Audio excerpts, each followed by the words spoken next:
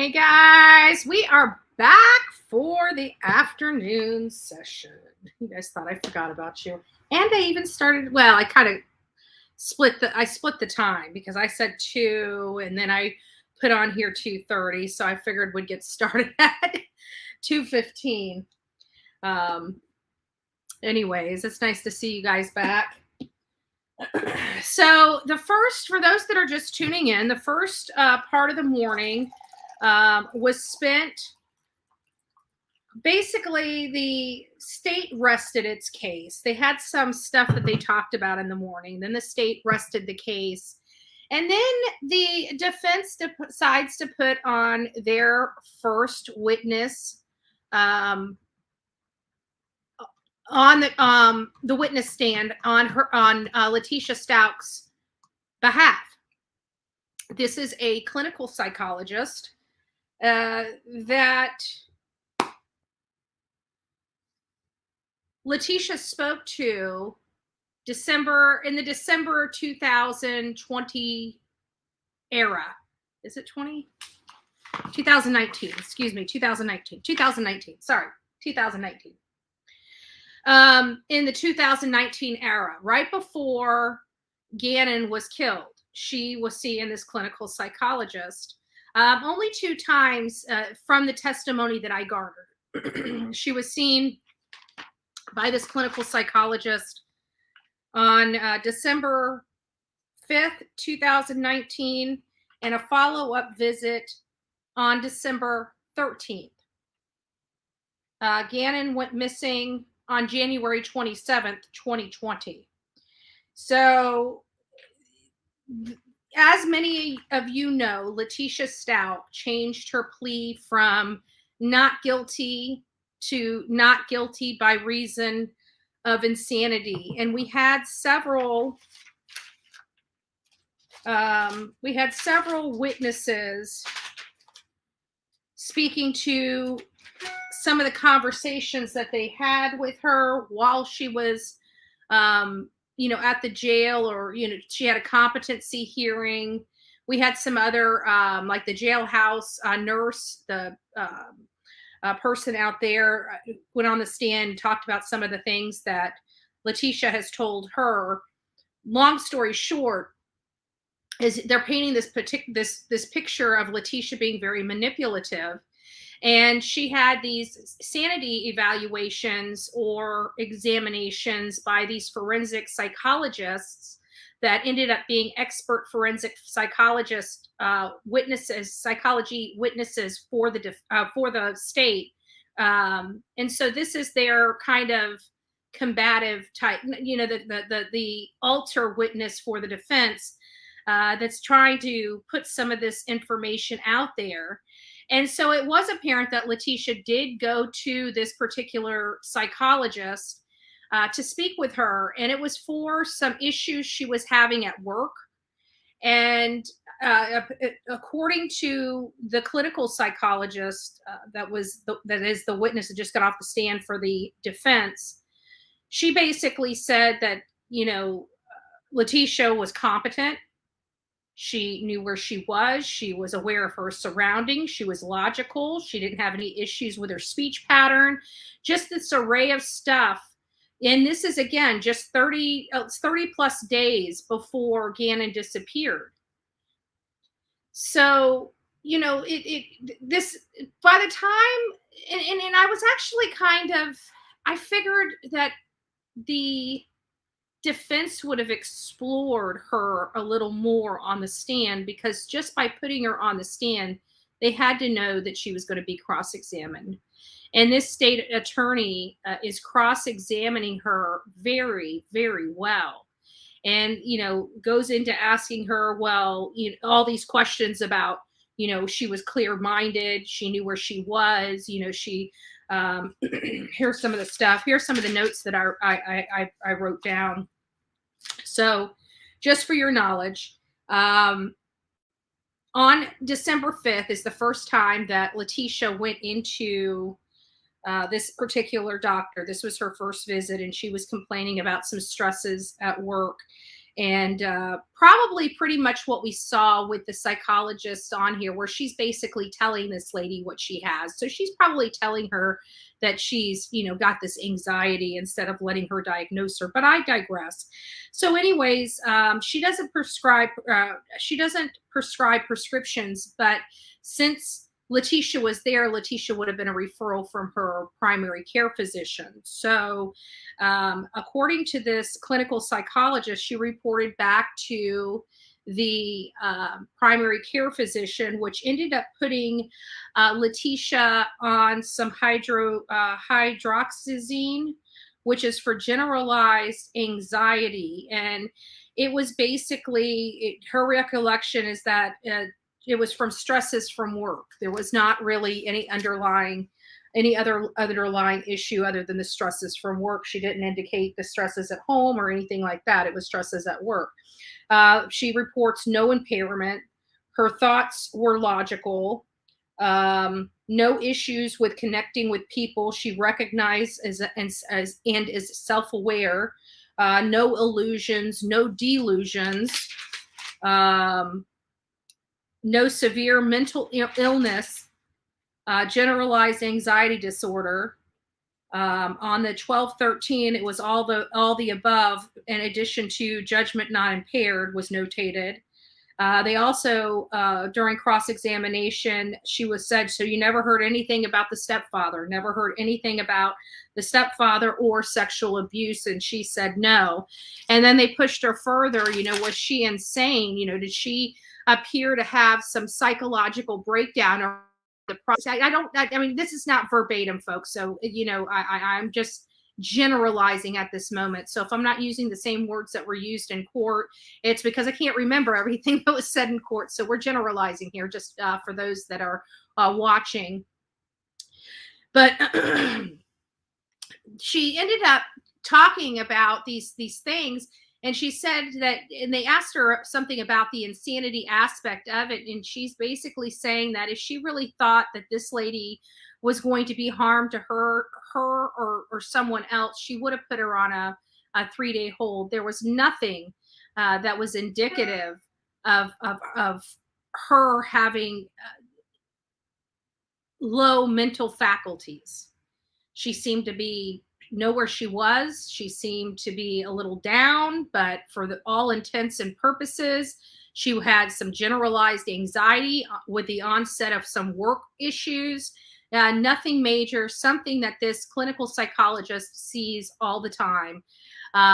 So nothing of alarm, but she did notate some very well in her notes. And that's what the prosecutors were able to really latch onto. And by the end of this, she was basically a great witness for the state by saying, no, I didn't see any of those, no inclinations of, any kind of impairment. And other than the generalized anxiety, there was nothing notable. So, that was pretty much what was left. So that's why I say this. Let me get over here. I need to sorry guys. Let me make sure I need to.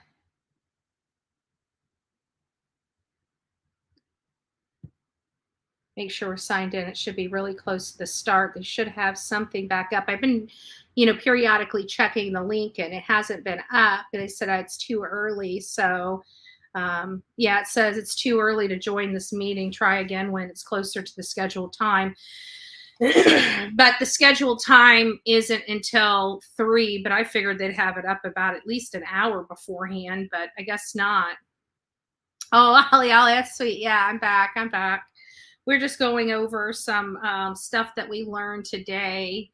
And to the best of my knowledge, Letitia hasn't responded back yet as to whether she's going to be on the stand or not. Has she? I think he's going to be asking her after lunch today. Did I miss it this morning, or is he planning on talking to her later today? Hey, Leonard Love, it's nice to see you in here. So who thinks her narcissist will take the stand? Apparently, we have a 50-50 split in here, Leonard Love. We have like a 50-50 split in here. It was like 53-47, but you know, if more people were in here, it'd probably been almost a dead 50-50. It actually, for the better part of the poll, it really was hitting 50-50 for the better part of that poll time. So we've got people in here, you know, some think that she's not going to do it. Some think that she is.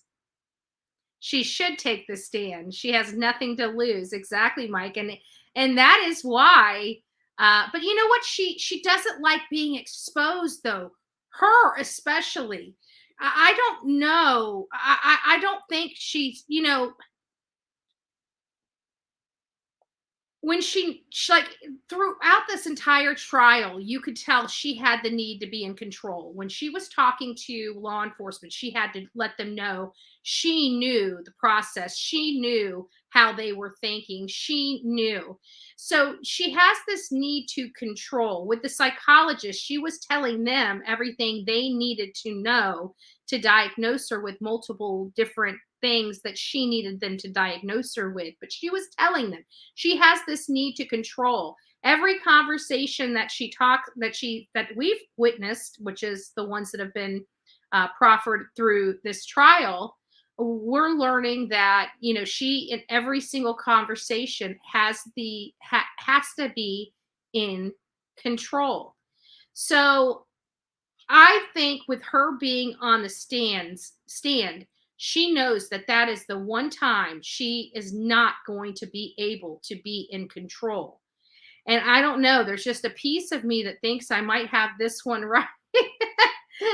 If she gets on the stand, because I really don't think she's gonna get on the stand, and I could be wrong. I could be wrong, and then we'll be laughing at me, right? Because this is the one. This is where the batting average needs to come up. Is whether these suspects are going to take the stand or not, right? So I am going to vote that I don't think she's taking the stand. Now, if you guys remember, I had the same thought for Alec Murdaugh. Again, another narcissist and an attorney. And she's got a legal, like a legal, at least she tells everybody she understands the law and has this legal type of background. But you know, either way, I'm going to say she doesn't take the stand in her trial. I don't think it's going to help her. I think she knows she's toast. I don't think I mean, even her behavior in court, you know, even with Alec Murdaugh, he had a studious demeanor throughout the entire court hearing. He was alert. He was participating. She has been checked out most of this hearing. She has kind of given up for most of this hearing. She has hid her face. It always seemed like anytime anybody was talking about her behavior or her actions after something happened to Gannon, or the constant playing of the audios and stuff like that, she used her hair almost like a protector from her and that jury. So she's very shameful of a lot of stuff that came out in this trial that she didn't think at the time she was doing they would have. She probably thought that they might have some of this stuff, but I don't think she knew to the magnitude of how much stuff they had that was damaging against her. And a lot of her own damage was her own words.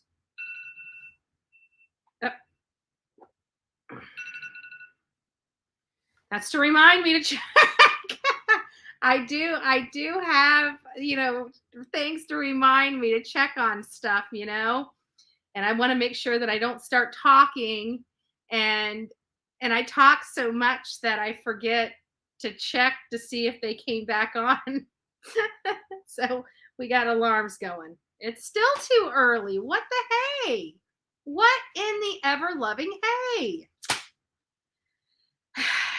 All right. We have to be patient. We have to be patient. That was the only other alarm that I had. So, well, except at 3. 3 was the start time of this. So you guys are going to have to remind me to check back on this website in just a few minutes. And I forgot where I was what I was just saying before the alarm interrupted me. Oh yeah, the hair.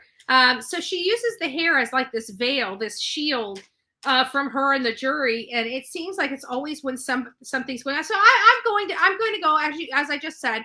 I'm going to go with she's not going to take the stand, and she's not going to take the stand because even though she's a narcissist, she's one that doesn't like being exposed. She's the one that likes to do stuff when people don't know it's her doing it. That's the kind of person she is. She does the sneaky stuff, behind people's backs. So being up on that stand, I think she's going to be too exposed. I think she knows and will feel entirely too exposed up there.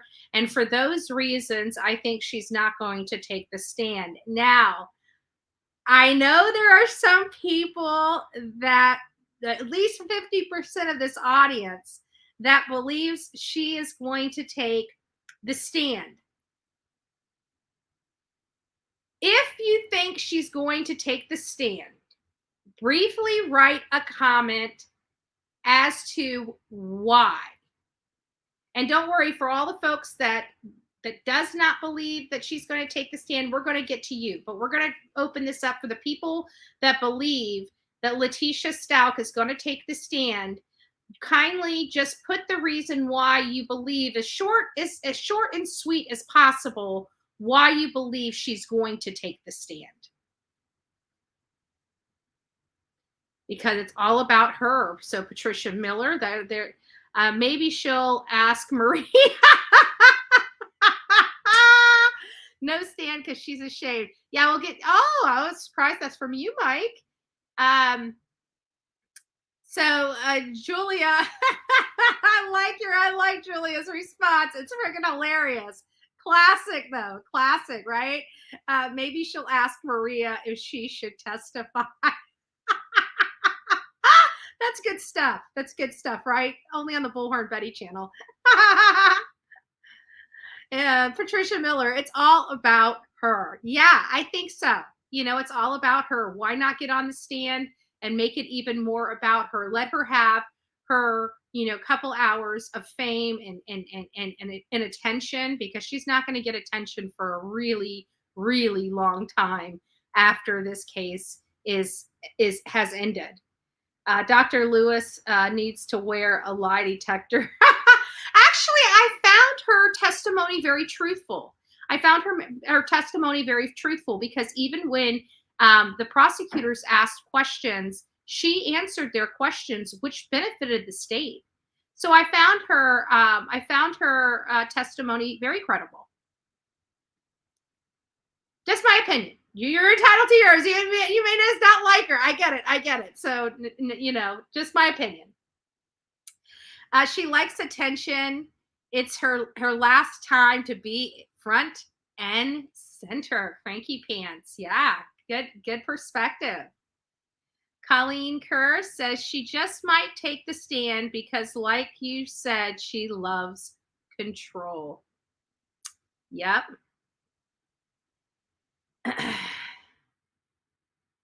She's a narcissist. Ann B says she's a narcissist. Green-eyed PI. There you go. To get the last word in. To get the last word in. Yeah. Love it. Because she's a narcissist and does no wrong. Two narcissists, not two. We got what you meant. I know I do that too. I'll misspell something or say no, N-O, when it's K-N-O-W. But by the time it's posted, it's like, they'll figure it out. You can't be on the Bullhorn Betty chat or in the Bullhorn Betty chat without misspelling. It is a requirement here on this channel. I need her to get angry. That would be, if she had a total meltdown on the stand, that would be epic. We want the truth. You can't handle the truth. Good old Jack Nicholson, right? Good old Jack Nicholson. Mama Bear 10 says yes because she likes to tell stories. So true. So true. Miss CML, what does she have to lose? Yeah. What does she have to lose? She'll take the stand because she's that arrogant. Good perspective. Good perspective, AJ. Because she is going to take the stand because she likes the attention. Yep. Her own voice. All right. So we got some good perspectives, guys. Those were some really great answers. I know that many other people in here were already posting. And if you posted even in the opposite direction, you're going to want to repost now because I am curious about the audience that believes that doesn't believe she's taking the stand, that don't believe she's going to take the stand. Short and sweet answers. But why do you believe she's not going to take the stand? I'm very interested in your comments. I wish I could read more. While we're waiting for the ones that don't believe she's going to take the stands to start commenting, I'm going to peruse through the other ones to see. Yeah, Uncle Mike says, I think she has nothing to, yep. A lot of people, I think that's kind of the sentiments. Well, not the sentiments. We had some great funny responses. Be Kind says she'll get the attention, not just in her way of attention. Julie T said her last chance to convince the world and her alter ego. Yeah. Control and narcissism. I didn't think AM would, but he did. So I'm not sure. Pat, me and you are there. I 100% there. I am the same way. I just knew that you know what made me say that is because I come from a legal background and I would never, if I was in his position for the type of crime that he was there for, you're either the prosecution, if you didn't do it, the prosecution's not going to be able to, in the majority, okay? I'm not saying there's outliers and there's not some innocent person that goes to jail. I don't want to have that conversation. That's not what I'm at. But, you know, in the sense that he's an attorney, if I was in the same position as he was, I would let my attorneys argue my case, especially if I'm not innocent. I don't think, unless I really, really felt like it wasn't going in my favor, but you find that it's really not a hard, if you didn't do it, nowadays, it's kind of hard for people not to know, even being home alone. It's like you're being watched from all your electronics, what you're doing, who you're watching. I mean, even our TVs, like I don't have normal cable. Everything is streamed through my internet service provider. So it's like, you know, and my internet service provider is literally recording everything. If I die tomorrow, they'll know I've had 2 lives that I was sitting in front of, you know. But even if I wasn't a YouTuber, if I was a couch potato and sat home and just binge watched Reba or something, right? Then they would see that because my internet service provider would be like, man, this lazy, you know, heifer was watching Reba for 9 hours back to back. How could somebody watch Reba that much? Right. Okay. All right, let's see. Come on. You guys got to be ready now. It's 20 minutes to the time we're supposed to start. Somebody's got to be in this courtroom. Okay, let me keep reading. Well, that's refreshing. If she doesn't, it's because she knows everyone wants her to, and she's being spiteful, or what she thinks is spiteful. May, not bad. That is a good perspective. So she stopped, you know, she's even punishing the jury. Like, you're not even going to get to hear me tell you my side of the story. You know, you're not going to get those answers from me. He doesn't deserve it. Al doesn't love me anymore. He wouldn't come back to me. So we're not telling you anything more than what you think you know. Spiteful. I love it. I love it. Yes, I can see that. She will take the stand so she can flirt with her ex. Oh, Lady 7 Up. I think if she takes the stand and winks at him, he'd be liable to come up over over those attorneys and smack her. That man, Al Stout, I don't know how he did it. He had such restraint through all those hours. And you guys remember, those are just what we are allowed to hear. If those are the messages that we're allowed to hear, think about all the recordings or all the conversations, especially in the beginning, that weren't recorded, that we didn't get to hear. More lies, more torture to a man that loved her. Like Al loved her. You know, I mean, they had their problems. She was obviously a problem. He was very unhappy when he came home. We know he was having affairs on her. We know she was having affairs on him. I know those things aren't coming up in trial, but we know that they happened. And we know that even Al got remarried very quick after divorcing Letitia. So it's, yeah, yeah, we'll leave it at that. But yes, I do think spite, I can see her doing that. I can definitely see her doing it. She'll take the stand so she can, oh yeah, we read that. No stand. She cannot hold one person's attention, which she thrives, in my opinion. So I am Team Summer. Thank you for that. Leonard Love says, I look forward to seeing the doubters. Just think her narcissism will take control. So even if she doesn't want to, she's going to be like, I got to do it. I got to do it. So and then I guess this will be the next thing. Oh, let me see if it's ready for me if I can join now. No, it's still too early. What the hey? Okay. Oh, we'll try it in a few more minutes. Maybe they're going to get it right to the wire at 1 o'clock. Maybe they forgot they were coming back at 1 when they usually come back at 1:30, right? Hilarious. Hilarious.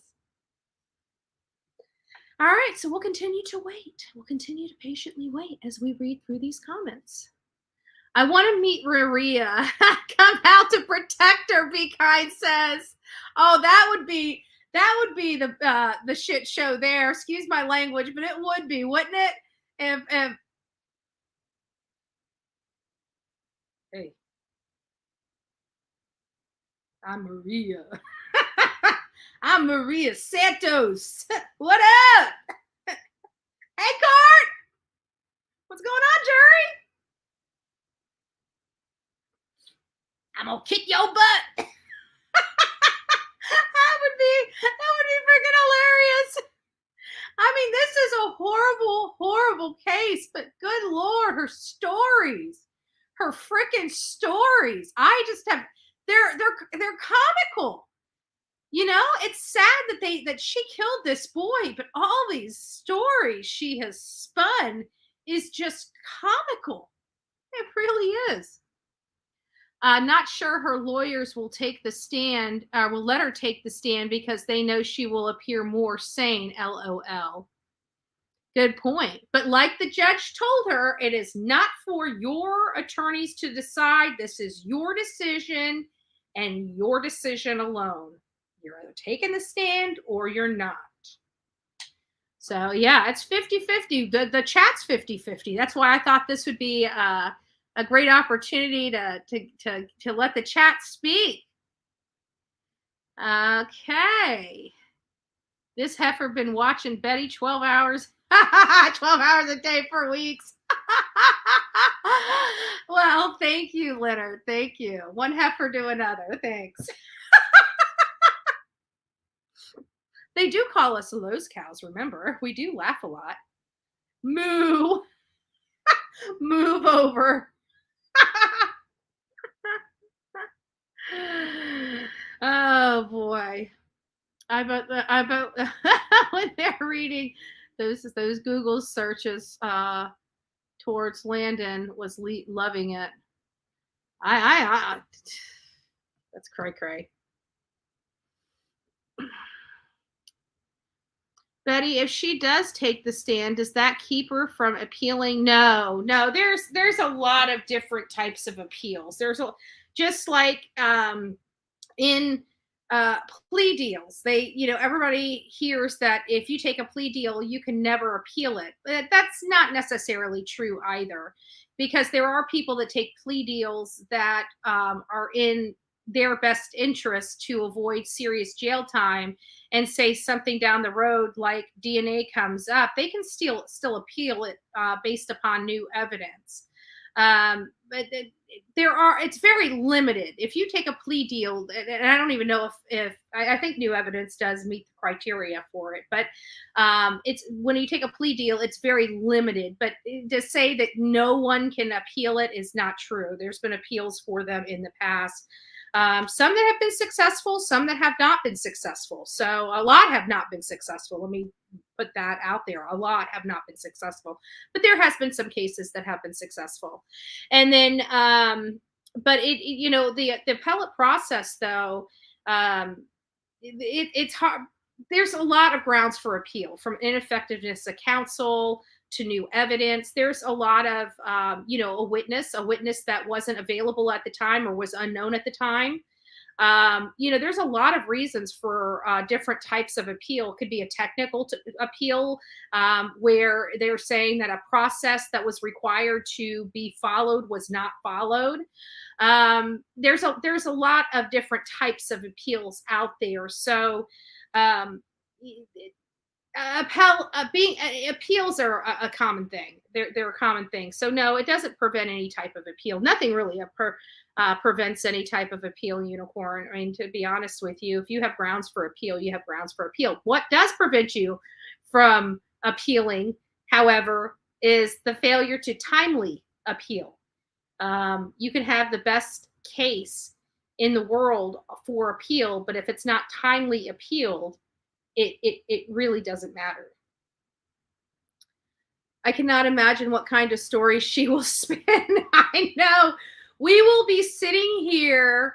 It'll be worse than a merry-go-round on steroids, a sped up merry-go-round where we're all just hanging on for dear life, waiting for our heads to quit spinning because of all the circles she's talking.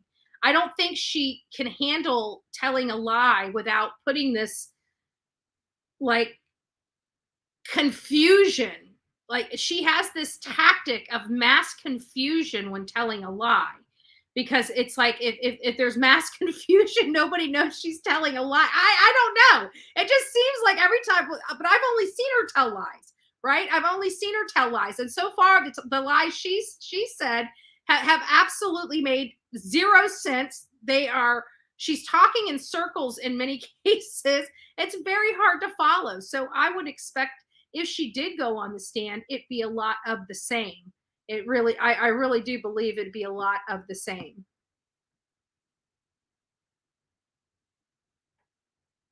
Poor jury will be tortured with her voice. I'm muting it. I'm muting this sucker, man. All right, it's 10 minutes before the start of this hearing. Okay, we're good now. All right, I'm in.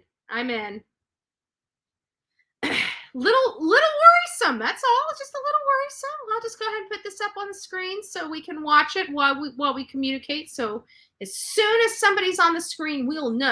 We'll know lickety split. Maria is supposed to speak Spanish.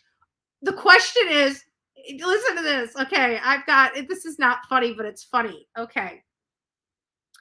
So if she starts answering the question in Spanish, but the question is presented to her in English, does that acknowledge that Maria talks and speaks English? How could she respond to a question she doesn't understand? That's my point.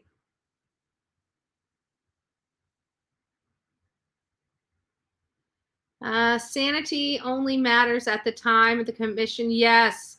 Leaf lover Liz, that is correct. Sanity is only deemed. And that's the beauty of this, is that I think the ending witness that the state put on really wrapped it up, because it's hard to say that you were insane at the time of the crime if you started immediately being deceptive, hiding, covering, cleaning, all these things. Because if you think about it, even if Maria was the one that took over Letitia's body, and she thought Gannon was somehow, which I don't even know, I never want to say something's not true, but I really don't believe this whole, unless her sister comes on and corroborates it, or there's other corroborating testimony that her stepfather abused her, and she has these sexual abuse allegations. Until somebody corroborates it, I don't trust it. I don't believe that happened to her or is true, just because she lies about everything. If it did, I would hope that she had gotten help for it before it got to this point. However, if it truly was Maria that did this other personality in her body that did this, when she came to and saw Gannon, she would not have believed that she had done that. And her immediate reaction, as a parent's reaction would be to immediately start rendering aid and calling law enforcement.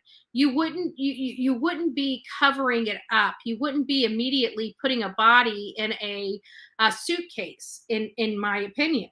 And you're absolutely right that it is talking about at the time the commission of the crime took place. And I think they proved, at least beyond a reasonable doubt in Bullhorn Betty's mind, that she knew what she was doing. And for whatever reason, whether it was spite, whether it was revenge, whether it was jealousy, she took this boy out.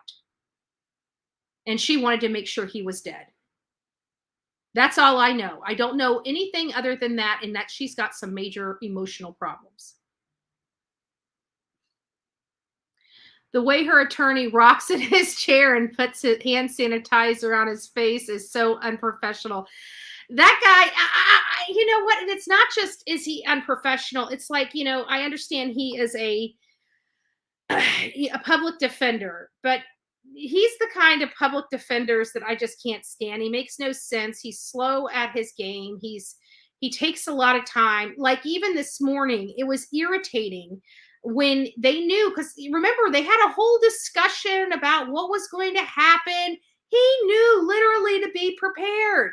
He knew to be prepared. He knew as soon as the jury came in, the state was going to arrest and he was going to call his first witness. He should have already knew the name of his first witness. And he's sitting there having to turn around and ask the other attorney, like, who are we calling again? It's like, oh my goodness. Like there's bad, like I can see an appeal, a Letitia appeal coming, and it'll be on ineffectiveness of counsel. I guarantee it. Because this was the most, I would say semi-unprofessional. Like that guy over to the end, he almost seems like he's a good attorney. He seems very studious. He's very professional. He's like, you can tell the difference between Curly Q and suit, right? The more polished attorney on the defense table. But you got this goofball. I mean, he's a goofball. Let's be honest with you. I keep wondering how many times it take this man to pass the bar. Like he's a goofball. He's distracted. He's slow to the draw. I would be terrified having him as my defense attorney in a capital crime. I'm sorry. I would be. He seems and he hasn't impressed me at all. I mean, there's not one thing that this man has impressed me about. And his lack of being able to hold his cool when he's trying to gun for something. He's trying to get that witness to say the answer, and he can't do it. Sometimes it just happens. But badgering the witness or getting ruffled or hot under the collar. We're coming back, guys. We're coming back. Was just unprofessional. I agree. Guys, I want to tell you, thank you so much for participating. Court will call 20 CR 1358. People versus Letitia Stout record should reflect the jury is not present in the courtroom. Is there anything we need to take up outside the presence of the jury at this point in time? Prosecution? Yeah, take that back. Sorry. I go down the line. We need Dr. Lewis before the jury comes in. So Yeah. Okay. Do we have Dr. Lewis She is somewhere? supposedly in transit. Oh, Oh, Dr. she's not Lewis here yet. hasn't gone She's out not. on trial Okay. yet. I thought Well, the other we doctor won't be wasn't starting Dr. without Lewis. her, I'm so so, sorry. all right. I'm so sorry. Aside from that, Does anybody have anything from the defense? No, sir. Okay. Do we know what transit means? If may approach. Okay. Uh-oh. Might as well turn the camera back on. Because they're going to be approaching. We don't know what's going on here. Sounds like a witness. Sounds like a witness issue. It sounds like this might be their last witness. This is terrible. This is terrible. I don't even know what to say. Like, this is terrible. Like, this woman's pure evil, but I almost feel bad with her representation. I really do. I feel confident that like Brian Koberger is going to get a good representation from Ancy Taylor. And I want him to, because as we, as I educate my audience, we want them to have the best of the best, because it's one less appeal that we have later down the road that could make this case start all over again. And that's the reality of it. She could have a brand new trial because of ineffectiveness of counsel. She sure can. And that's one more chance of her getting off from this despicable act. And now that she's had, round one, round two will be easier, right? At least that's what's implied. So, I almost feel bad because I want her to have good counsel, and I'm not really impressed. I have to be honest with you, at all. I'm not impressed. I almost feel bad for her. Miss Sam L, thank you so much for the super sticker. I didn't see it. I apologize, Love Bug. Let me go up here. Here we go. Thank you. God bless you. It's nice to see you here on the Bullhorn Betty channel. Thank you.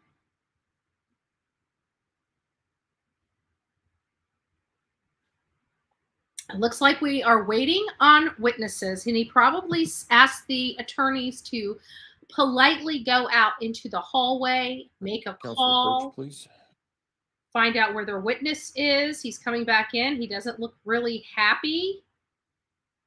Did his witness stiff him? Or are they out further than he had anticipated? This should be interesting. Letitia looks a little nervous.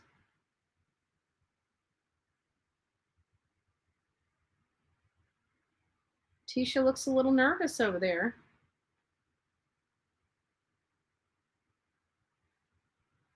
We got good video coming in today, which is nice. Oh, let me blow this up for you. You probably would like to see her more than me. Sorry, guys. There you go. Boom. Boom shakalaka. Yeah, lawyer said witness is in transit, but he went out to make a call. Remember, I told you, it sounded like the judge sent him out to make the call, and I saw him walk back in, and he didn't look happy. And I'm looking at Letitia's face, and she's got her fingers up by her mouth. She looks a little nervous from my purview. I can tell you, I don't know what they did, but I don't know if it's good on your end or not, but the camera is coming in ultra clear on my end today.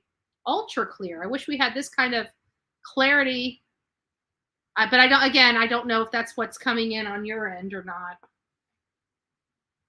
But it's like I can see her lips and her eyes. She's not blurry. It is, yeah, so clear. Okay. Awesome. I love it. Let's hope. Keep our fingers crossed. About 10 minutes or so. All rise.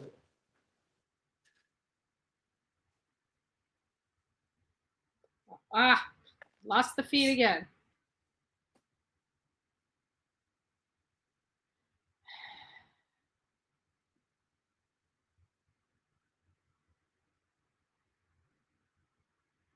All the cameras are off.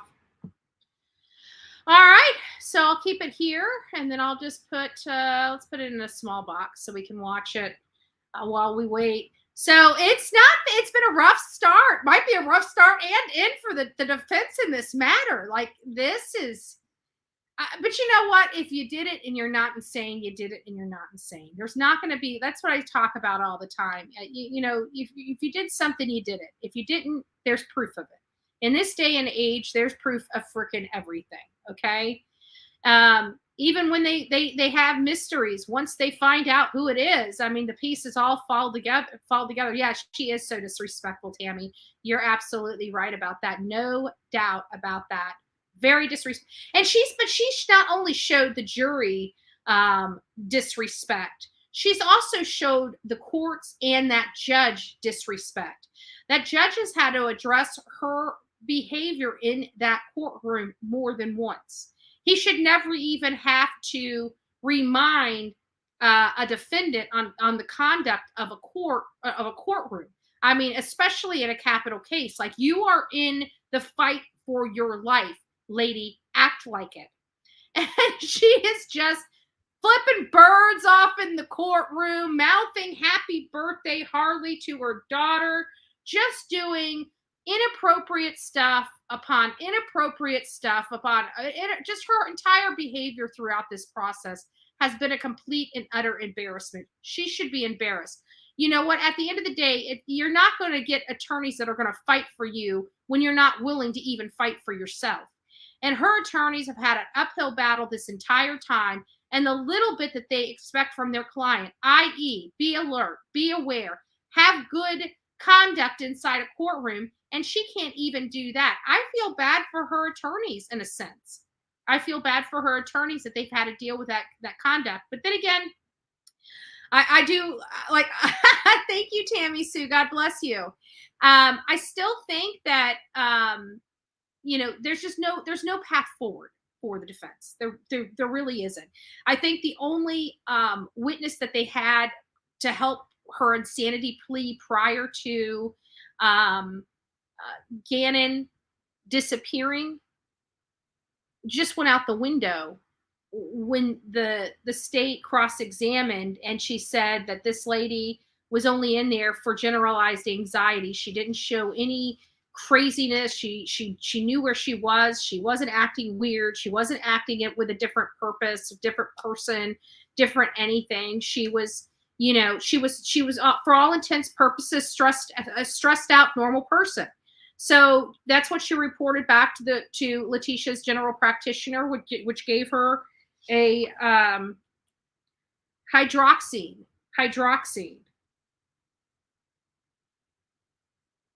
is what was prescribed to her, and everybody kept saying it was hydrocodone or hydrocodone or whatever that was in Gannon's system. I'm not sure if that was it, or if it was this hydroxine, because I remember hearing that name before today. But either way, that particular witness for the defense, it talks about how she had no impairments. She was not.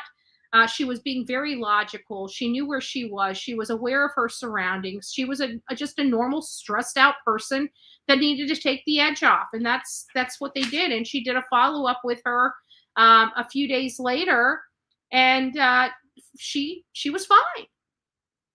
She was upbeat and happy. She had already made a decision. She decided to leave the school. She was going to start looking for a new job. Boom, boom, boom. She's fine. And then comes December 15th, and she reaches out to the doctor and says, they're not letting me out of my contract unless I have a note from the doctor. So the doctor wrote her a note about this generalized anxiety. She never made mention of being abused. She never made mention of seeing delusions, seeing visions. She never made mention that she was severely abused by her step-parent. She never talked about these things. She never talked to her about having these other personalities that she was aware of, like she did in her competency and sanity review and evaluation. So it's very odd that this is going on just a little bit a month before she is now known to have killed Gannon Stout. So this is the best witness that they could talk about her mental capacity before Gannon was killed by Letitia. And she ended up being a great witness for the state, especially in identifying that she had no emotional issues, that there was no problems for her. So I just think I think but I do think the witness, I think the doctor that was on the stand, I don't know why I thought it was Dr. Lewis, probably because somebody said Dr. Lewis. I'm thinking, oh, maybe that was her name, but it sounds like they're waiting for Dr. Lewis right now, so that wouldn't have been Dr. Lewis. I digress. However, what I can say is that last witness for me, even though it was a defense witness, seemed to be very truthful, and take their job very seriously. What shocked me is she said that, they were, the state asked her if she was would she have like Baker acted? That's what we call here in Florida. I don't know if it's called that around the country, but our act is called Baker's Act.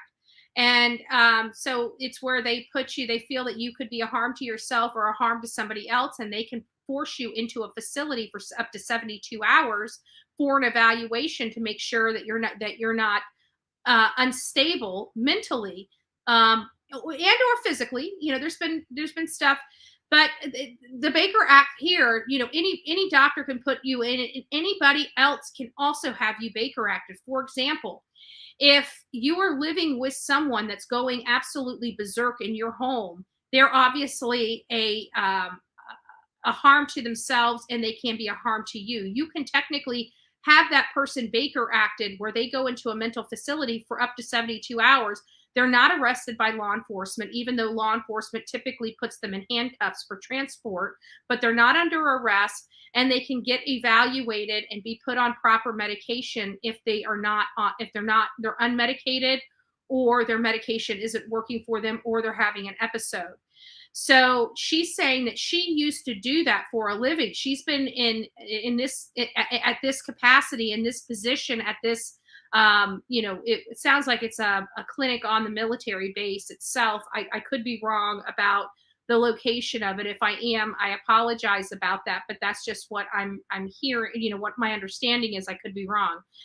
And so she's been in this position for 10 years. And she sees, she referenced about 2 Baker Acts or these special, where they go in and put them on a medical hold for 72 hours. This medical hold for 72 hours, she says she does, at least once or twice every single year. So even though it's not common, it does happen. However, her previous employment was more in line with this type of work. So she actually had to put many people on this medical hold because she feared that they would be a harm to themselves or others. And so she was able to actually testify that Letitia was of sound mind, basically, of sound mind.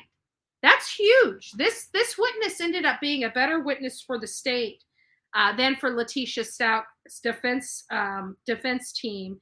And you could kind of see their face kind of go to poo-poo after the state cross-examined this witness. And it, again, I don't like laughing at stuff like this, but it is comical in a way. But I'm doing it because it's like Nana Boo Boo to her, like I'm laughing at her.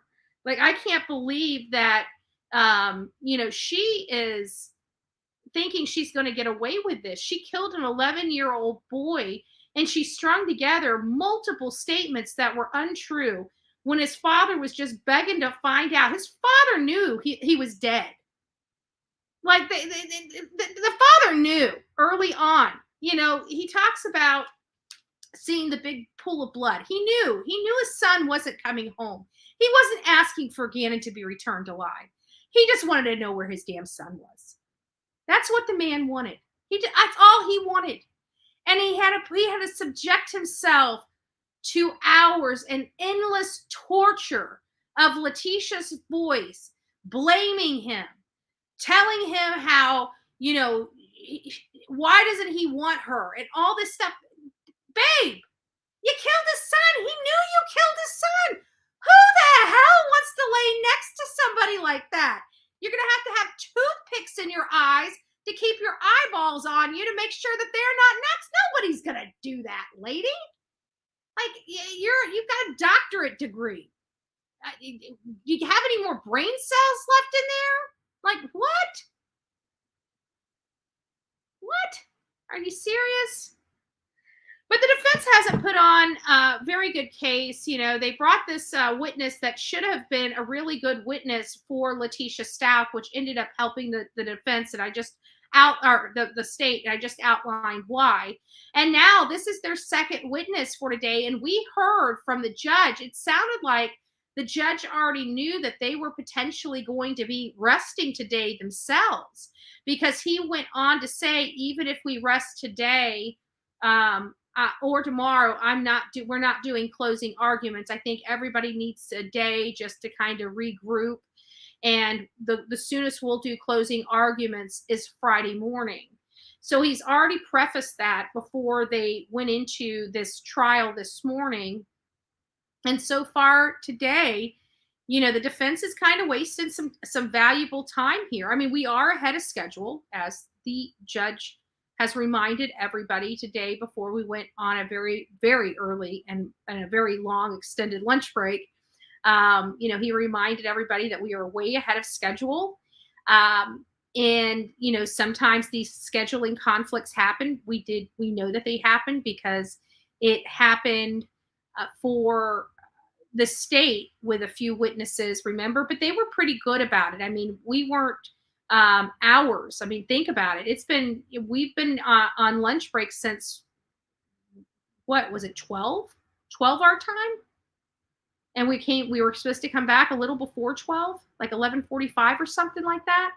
And we were supposed to be back here at 3. So you would think that unless this person was flying in, but they still should have known, because we knew 2 days ago that they would be, you know, pretty much ending, and today would be the day that the defense started their defense of Letitia Stout. She doesn't stand a chance to win. Guilty. I agree with you, Uncle Mike, 100%. Hands down. Absolutely. Okay. We're back. All right. Court will call 20 CR 1358, People versus Letitia Stout. Record should reflect the jury is not present in the courtroom. Our next witness, as I understand it, is Dr. Dorothy Lewis. Are you Dr. Lewis? All right. Your Honor, if I may, she's requesting to stay. That's fine. She has concerns about the step. Yeah, no, that's fine. Where exactly should I was trying to figure that part out, actually. Maybe right next to the witness stand? Josh. Yeah. Let's get you sworn in. Okay. Yeah. Couple of things. Okay. Listen to Mr. Sproul. I've had this conversation before. Don't move furniture in my home around. All these electronics, everybody's using them for all kinds of different things. If you run them over a wire and it gets disconnected, nobody's going to be using your electronics. So that's why we have it the way that we have it set up. That's why you need to ask before you start moving things around. Wouldn't be right if I went into your office and started moving stuff around either. So let's not do that. Dr. Lewis, if you would raise your right hand. Do you swear or affirm the testimony about to give in this matter will be the truth, the whole truth, and nothing but the truth? Okay. We have had, just a minute, we've had some conversations and a couple of things. I understand that you had a meeting with Ms. Stout and Mr. Tellini on Sunday. Okay. You can't really mention anything about that or anything that you learned from that. I see that you're puzzled by that. In Colorado, the rules governing trials and my orders are that all expert reports are to be provided to opposing counsel no later than 35 days prior to the time of trial. I know that may be a surprise too, because your report was not provided 35 days prior to trial. I am allowing you to testify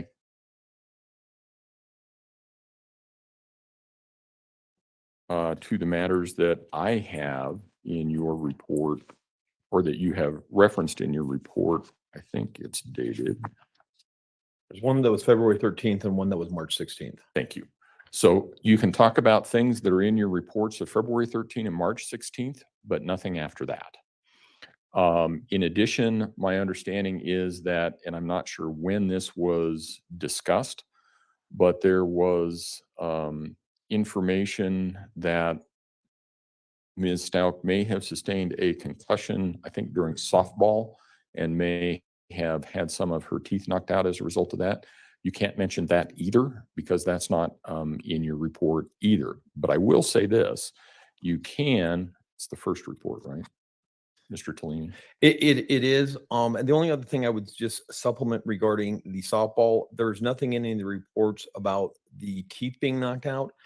There was in the reports, specifically CMHIP, documented that Ms. Stout said that she had concussions playing softball, and then in her Let me okay, finish the advisement to the witness before we go down another avenue. So you do have in your February 12 letter, you do have a report that she was severely injured when a shelf fell on her head and knocked her unconscious. You can talk about that. That's all okay. And that she was taken to an emergency room, required a CAT scan, had a discharge with a diagnosis of brain damage. You can talk about those, but you can't talk about the softball incident. So with that, you can give Mr. Cook some direction as to where you would like to be. She has a clarifying question, I believe. Okay, sure. I believe you honored that the incident wasn't mentioned, but that it is only the problems having to do with her teeth that can't be mentioned. Is that correct, that the incident itself had been? No, what you can't mention a softball incident. You can mention general head injury. The reason for this is Colorado has very, and I know that you testify in different states, and the rules vary from state to state, and I understand that. In Colorado, there are specific rules about disclosure of reports, and I've issued orders in this case, as I do in all, about expert opinions shall be disclosed and the basis for those and the breadth of those. And typically that means that if it's not in your report, you don't get to talk about it. And I've looked through the report. There's not a mention of a softball incident in your report. There is a mention of the shelf falling on the head. Mr. Tellini in a minute is going to tell me that you should be able to talk about the softball incident because it's mentioned in a CMHIP report.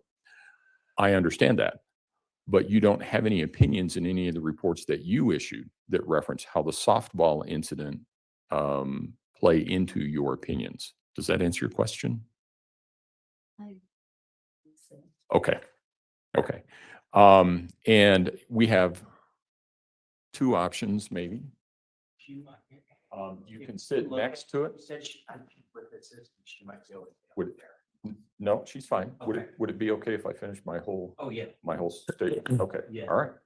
We have two options. We can sit you next to the witness box, and we can put that microphone closer to you so that you're not having to hold a microphone. Mhm. The other option is that we have a microphone, and I don't know, I guess, and you would have to hold it in your hand when you're talking.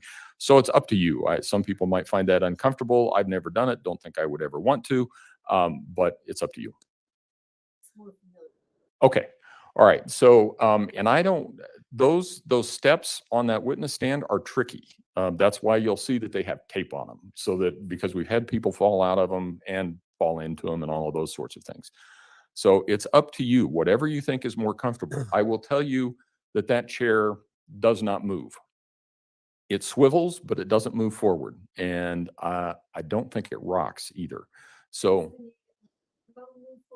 it does. Yeah. So it moves forward a little bit. So it's up to you how you think you would be more comfortable. So just tell Mr. Cook what you want to do.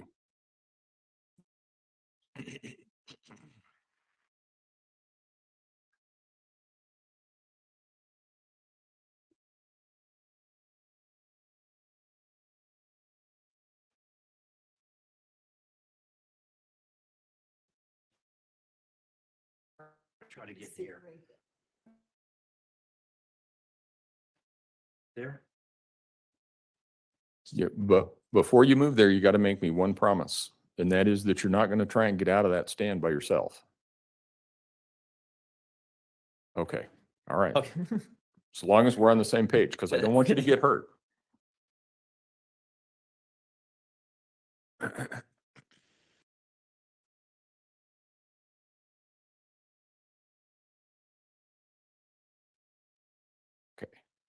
And then, That works. does that work? Okay. Mhm. All right, let's go ahead and bring the jury in then.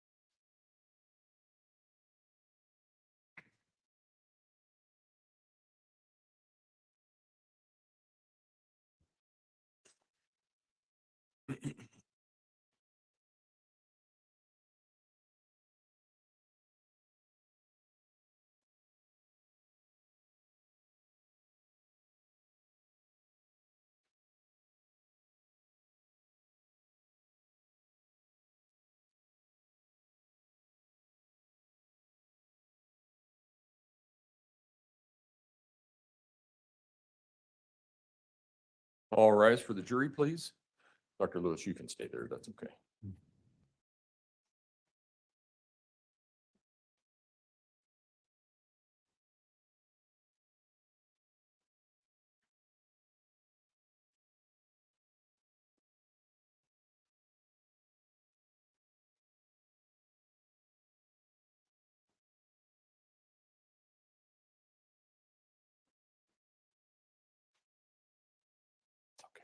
Thank you. You may all be seated.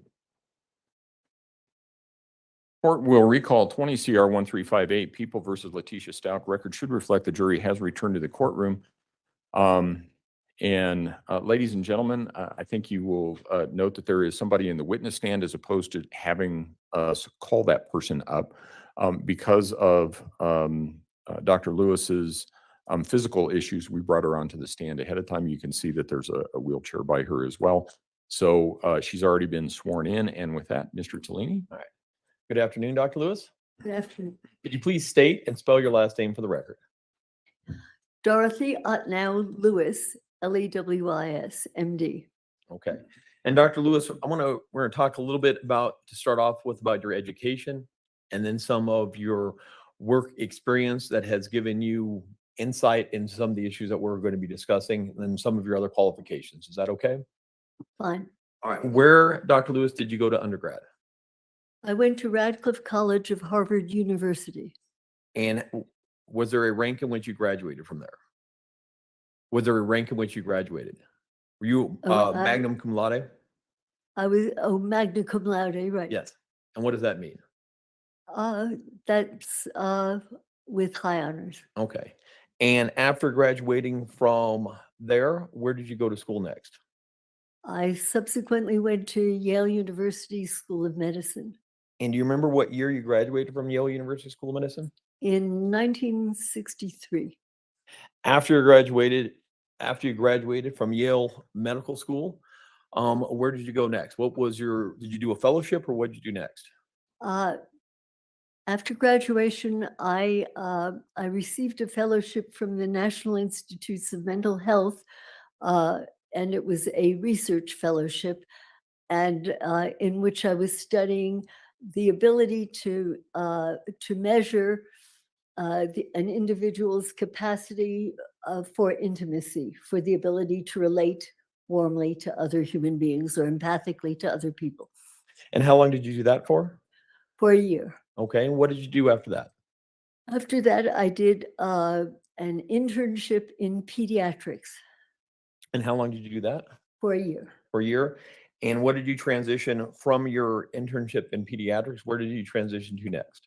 I then did my adult psychiatry training at the Yale University School of Medicine in the Department of Psychiatry. Okay, so then you went back to Yale to specialize in psychiatry, correct? Correct. And how long were you at Yale Medical School the second time?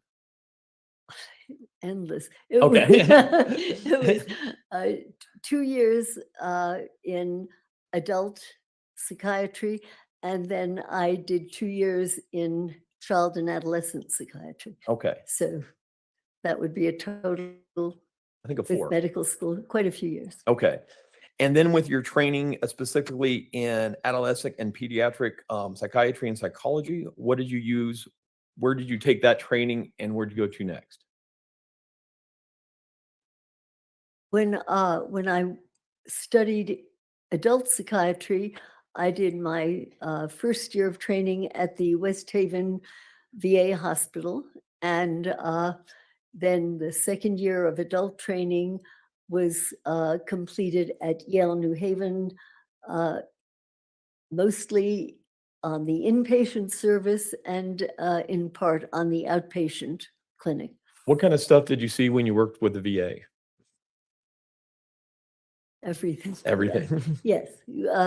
It was primarily men, and it was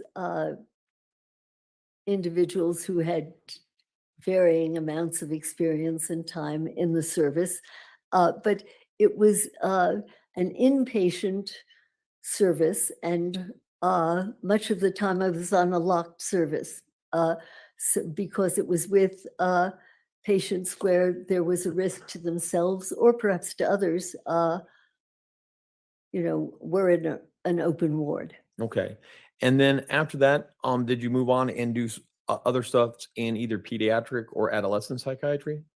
Yes. After the adult training, I spent 2 years at the Yale University Child Study Center, and this was actually most of the training there was outpatient training in diagnosis and treatment of children and adolescents. And at some point in time, did your training in pediatric and adolescent psychiatry come to kind of intersect to some degree with the court system? Yes, Could you explain that for us? yes. During my training in child psychiatry, I became interested in the juvenile court in New Haven. And so I began by just spending 1 day a week at the juvenile court, just sitting, listening in, and being available if there were any way I could be useful. And at that time, it became clear that the court was handling some extremely emotionally, psychiatrically, sometimes medically, neurologically disturbed children and their families. And what is more, they really had no services to offer these people. So what I did is I collaborated with the head of probation and also with the chief judge at the court, and we applied for a grant to create a clinic at the juvenile court in New Haven. And to the best of my knowledge, I think it was the first court clinic, period, psychiatric clinic in Connecticut that had ever been. I could be wrong, but I'm pretty sure that it was. And to the best of my knowledge, I worked there for quite a few years, and it has continued to be funded, and it continues to exist. Exist even today? I think so. Okay. Were there a time then when you kind of moved from working with adolescents to an older population with psychiatry? Yes, I'm trying to think of Okay. any exact of when that occurred. Well, do you remember being invited to join either the facilities of Columbia University or New York University or NYU? Well, there was another year in between there. Oh, well, what happened in that other year then? I'm sorry. While at the juvenile court clinic, the purpose of the clinic was one service, and to the court and to the families there, and also research if any research issues came up to study them. And so I worked with a neurologist, a social worker, learning disabilities people, what have you.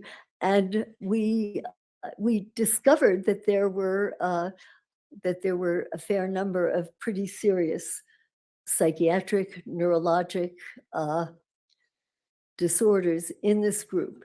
And what we did is we did some studies to try to measure, were there any differences between, let's say, ordinary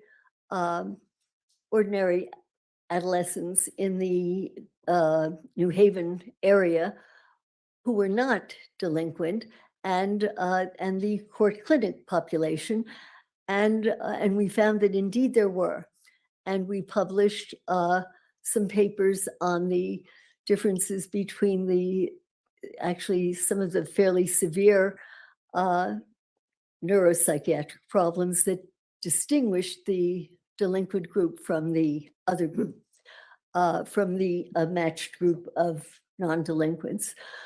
And somehow our work became better known. And then And I was- while we're going back and talking about that work, were those in What? what are called, back to those articles being published, were those published in peer-reviewed journals? yes, I Oh. believe so. And what is a peer-reviewed journal?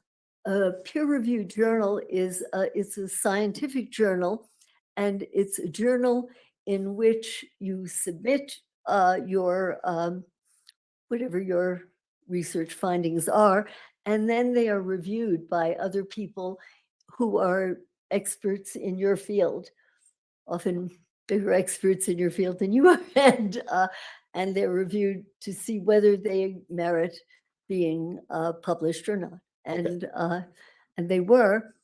And subsequent to that, I think I'd forgotten to mention, I received a call from someone at the state, somebody in, I think, in corrections, and they had some funds in order to study juveniles at a correctional institution in Connecticut that had been created for seriously aggressive delinquents. It was a kind of new concept. And they asked whether I could put together a group similar to the group whom I had put together for the court clinic, and whether we could study the juveniles at Oh, the yes.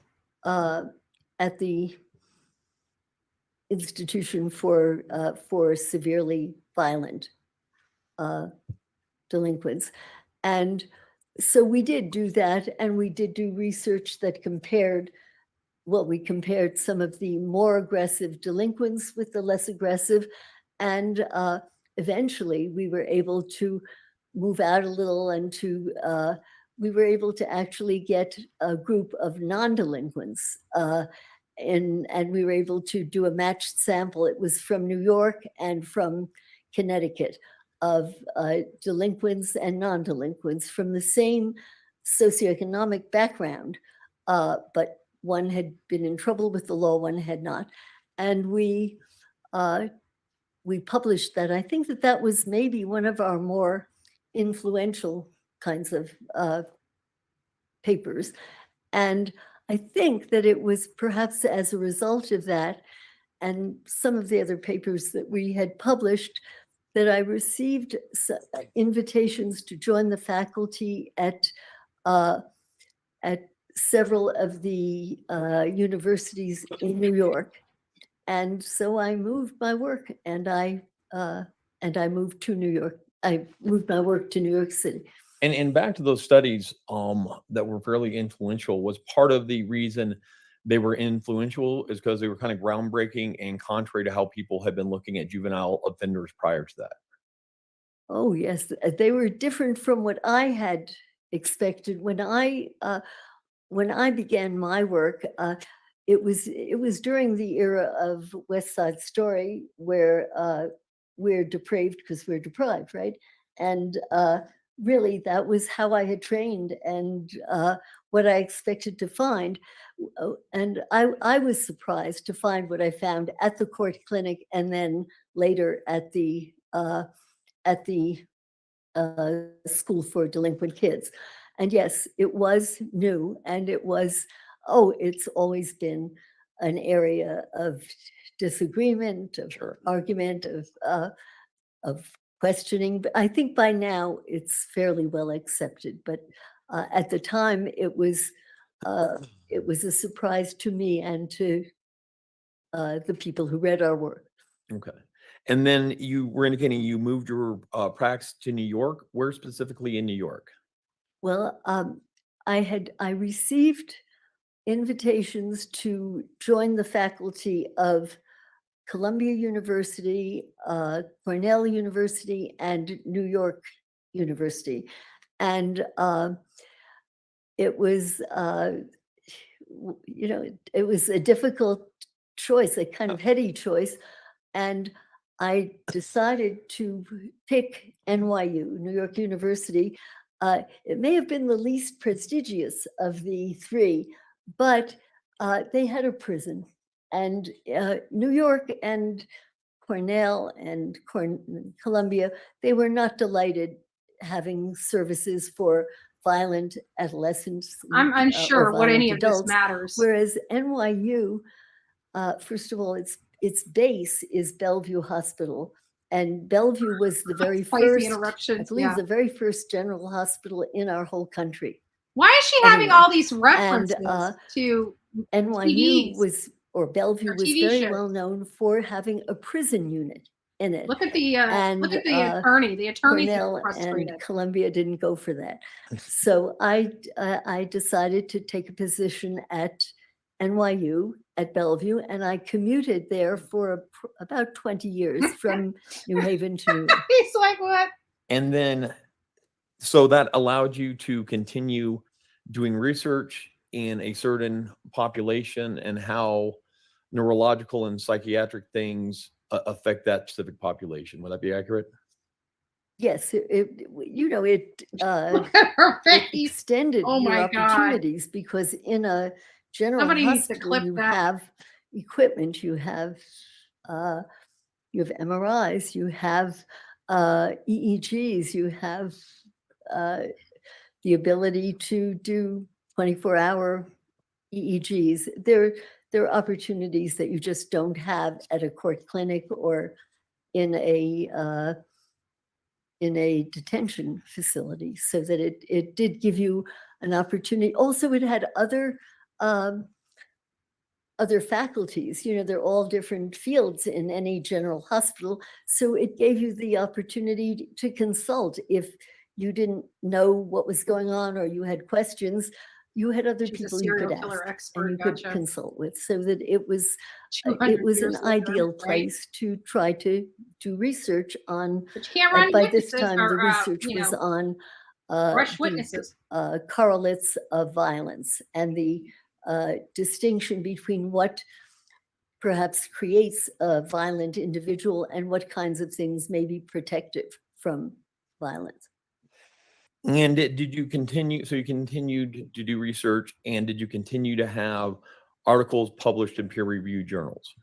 Yes. If you were just going to guess off of the top of your head, how many articles in peer-reviewed journals have you had published that specifically go to kind of this type of thing you're talking about, criminal acts in neurology and psychiatry? Well, almost all of them are in that field.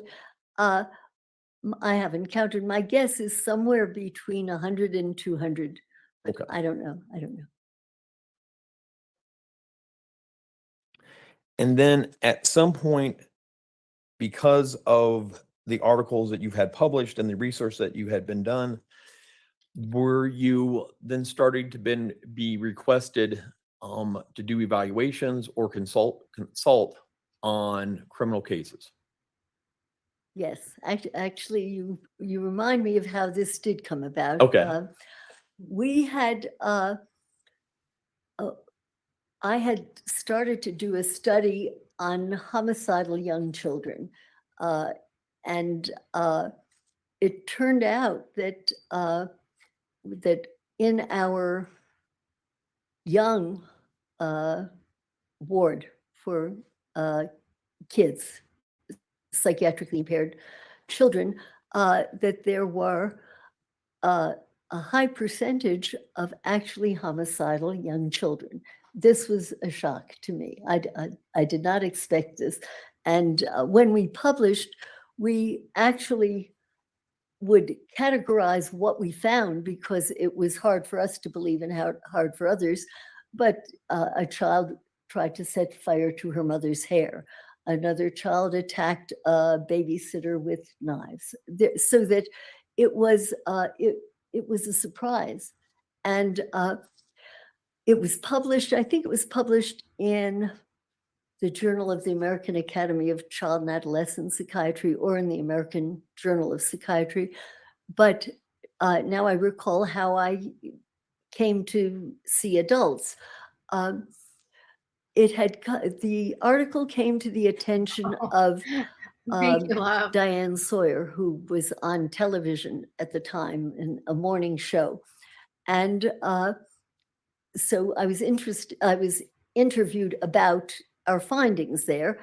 And we had found that the homicidal young children at Bellevue differed from the non-homicidal but mentally disturbed children at Bellevue in several ways.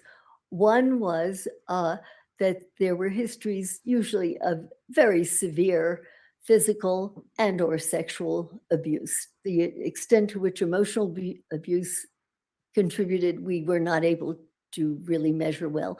But a combination of that, a history of severe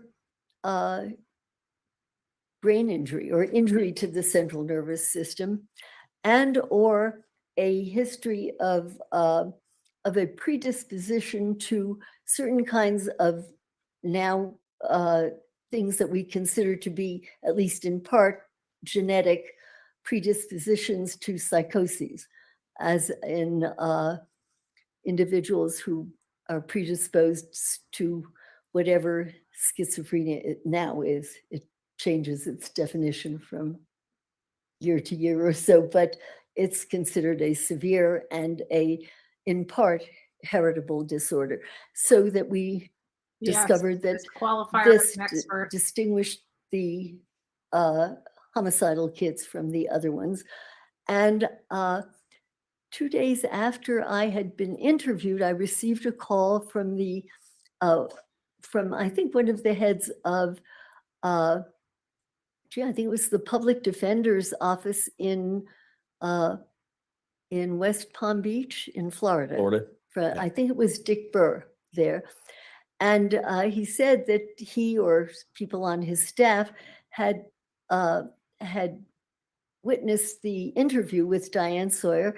And he said, I think I have a case in my group that sounds so much like the children you described. Would you be willing, he happens to be on death row, would you be willing to come down to Florida and examine this person? And I said, sure. Frenchie, And we're all so I waiting did this go for the down. same thing. And We're waiting for her to I take a breath. did as careful She seems like an a really nice assessment as I lady, a could. real At the sweet time, I lady. did not have all of the She's already assistants, like lost the the neurologist I'll I tell you worked that. with, the psychologist, what have you. But by God, the gentleman that I saw resembled these kids, and that was that. And a few months Oh my later, gosh. I received another call. I believe it was from Dick Burr, and he said, "I think we have another inmate."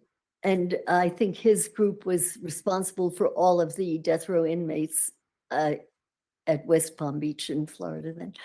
And would you come down and see this person?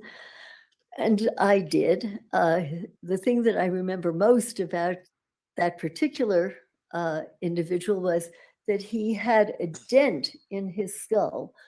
We tend to do neurologic as well as psychiatric assessments as far as we can. And he had a dent, and it turned out that his father had run over his head with a cart and a horse. And you don't get much better data than that Yeah. in terms of documenting injury. And we did find that, yes, there were similarities again. And so again, we pulled together a few $1,000s, and then I was able to recruit a neurologist, Dr. Jonathan Pincus, and a learning disability specialist, Barbara Bard, who taught at one of the colleges in Connecticut, and a psychologist. I do not remember at the moment who it was. And what we did is Dick Burr had us evaluate all of the death row inmates that were in his group or his assignment, with one exception. And the one exception was there was one inmate there who had been diagnosed as having a severe psychotic disorder. And we didn't want to see anyone who had already been evaluated, and we didn't want to skew in the direction of pathology or not pathology. So that subject was eliminated. But other than that, we evaluated all of the Death row inmates, the death row inmates in his group, and we published that study, and I think that was published need in the that American Jeopardy- Journal of Psychiatry. The Jeopardy And I music. think that that's what kind of Do, gave do, my do, work do, a do, sort of do, kick in do, that do, direction, do, do, because do, it was do, unexpected do, do, and do. fascinating, new insight into some of the things that go along with homicidally aggressive behavior. And since that time, could you estimate how many criminal cases you've been asked to do evaluations on? Oh dear. I don't know. I'm not certain, I would have to guess somewhere between 1 and 200 or more adults on death row by and large, but I'm not sure. It could be more. And a significant portion of those cases that you were brought in to do the evaluations on were death penalty cases, correct? Yes. Okay. And during the course of this work, did it start to become apparent to you that there were many cases of, it was called multiple personality disorder at the time, but now it's called dissociative identity disorder? Many cases of individuals on death row who had the disorder who had not been diagnosed properly. No. Okay.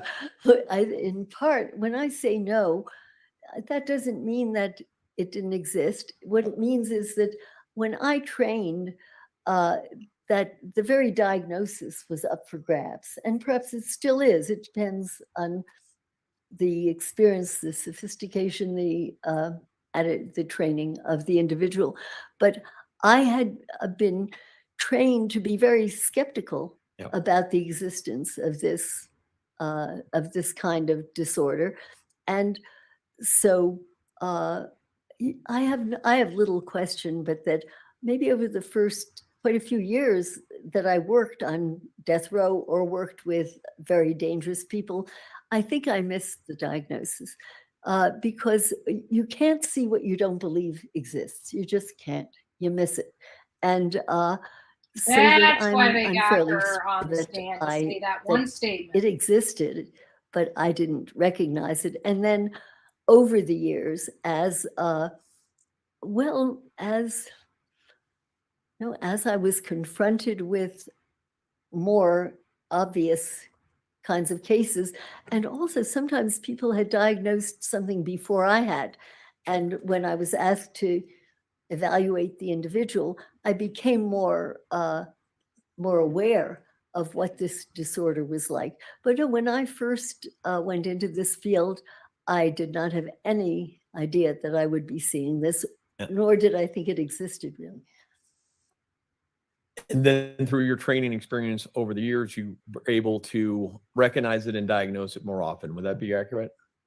Yes, and what I tended to do, because I was aware of my own skepticism, we do not often videotape our interviews. It's not usually possible. It's a very complicated thing in a prison.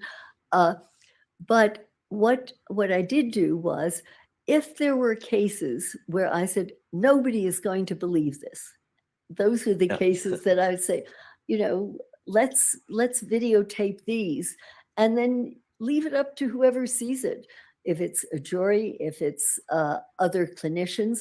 But so it was at that point that we started to at least videotape some of our more problematic cases. And then you could start to document more of the objective signs, symptoms, behaviors that led to that diagnosis. And have you published peer-reviewed journals on either multiple personality disorder or dissociative identity disorder, as is now known? Yes. Do you know how many?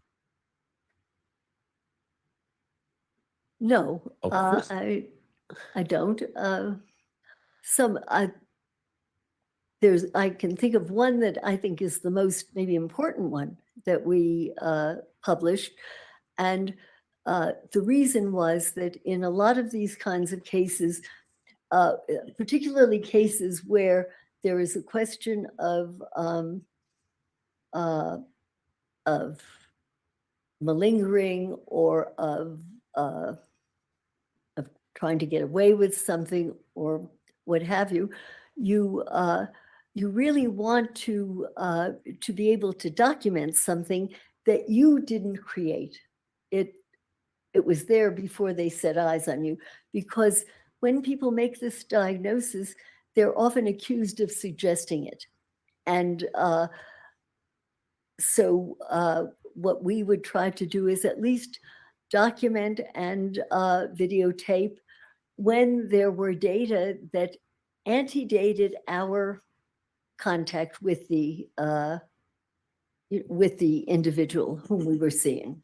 And that's how we would get objective evidence that something existed. And you also ended up writing a book based primarily on your dealing with death row inmates who suffer from, at that point, I think I said multiple personality disorder or dissociative identity disorder. Yes. What was the name of that book? Guilty by Reason of Insanity. And then you've also been the focus of a Wow. documentary that was on HBO. Yes. So you told me a little bit about that. Sure. You better wet your whistle, lady. Here comes the mountain of bull crap. Our work became better known. Better known in certain circles, I guess. And a producer named Alex Gibney became aware of my work and just contacted me to try to get consultation on a mini series that he was going to be creating with Laura Dern, with the actress. And she was going to play a woman psychiatrist who saw death row inmates. And somehow he got my name and interviewed me. And I brought with me some of the tapes that we had made of some of the more interesting cases that we had had. And after, 2 or 3 sessions working together, he said, Dorothy, I don't want to do the mini series. I want to do a documentary on you. And it was a staggering occurrence. And of course, I said, fine. Yeah.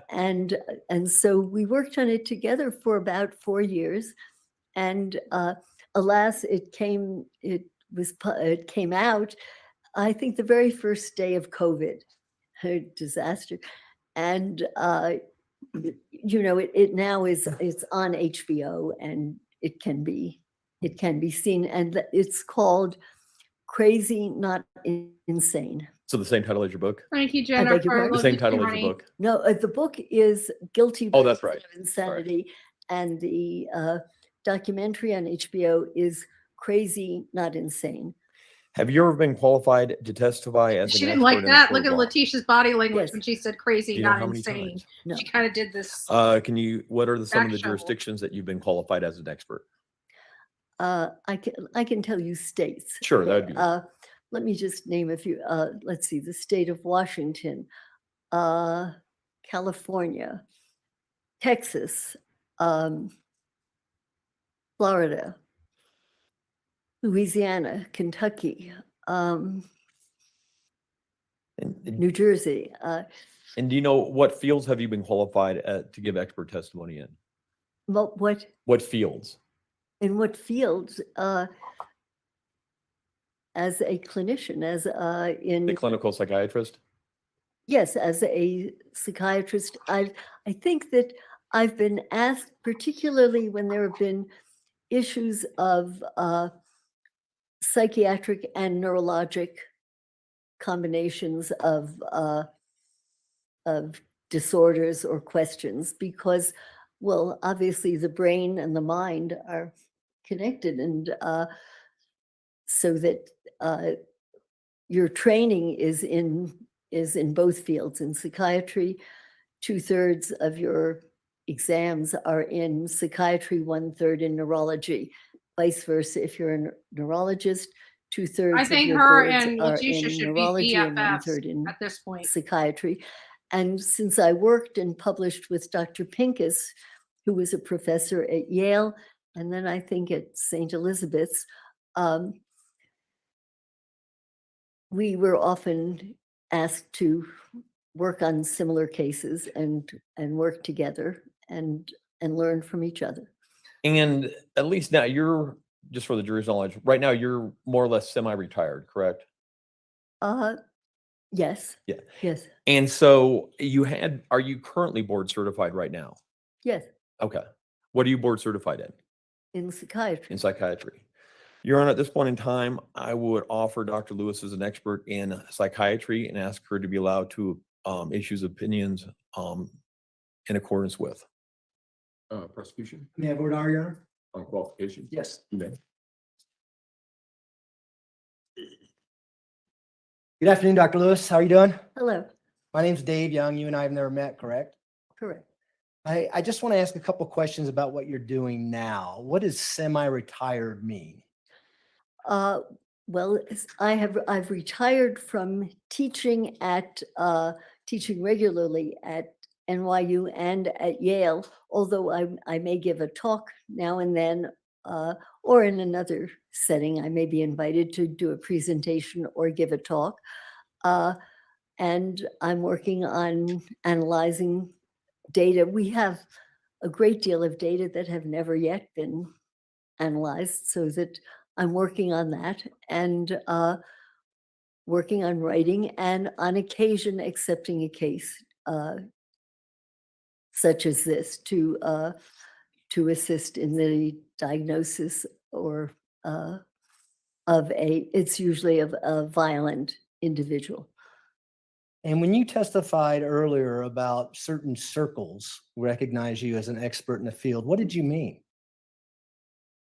I don't recall using the term certain circles. Could you remind me of?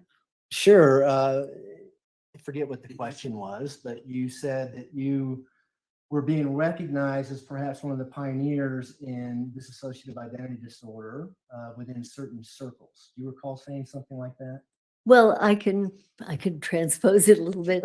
I have done the chapters in the past, I guess over the past maybe 15 years now, in the the major psychiatry textbook, the comprehensive textbook of psychiatry, initially by Friedman and Kaplan, and then Kaplan and Sadok, Sadok and Sadok. And I have, for example, I've published in the last two editions, I did the chapter on antisocial behavior, criminality, and violence. And I also have written, but I think it's the 11th edition, has not yet been published, but I have in press the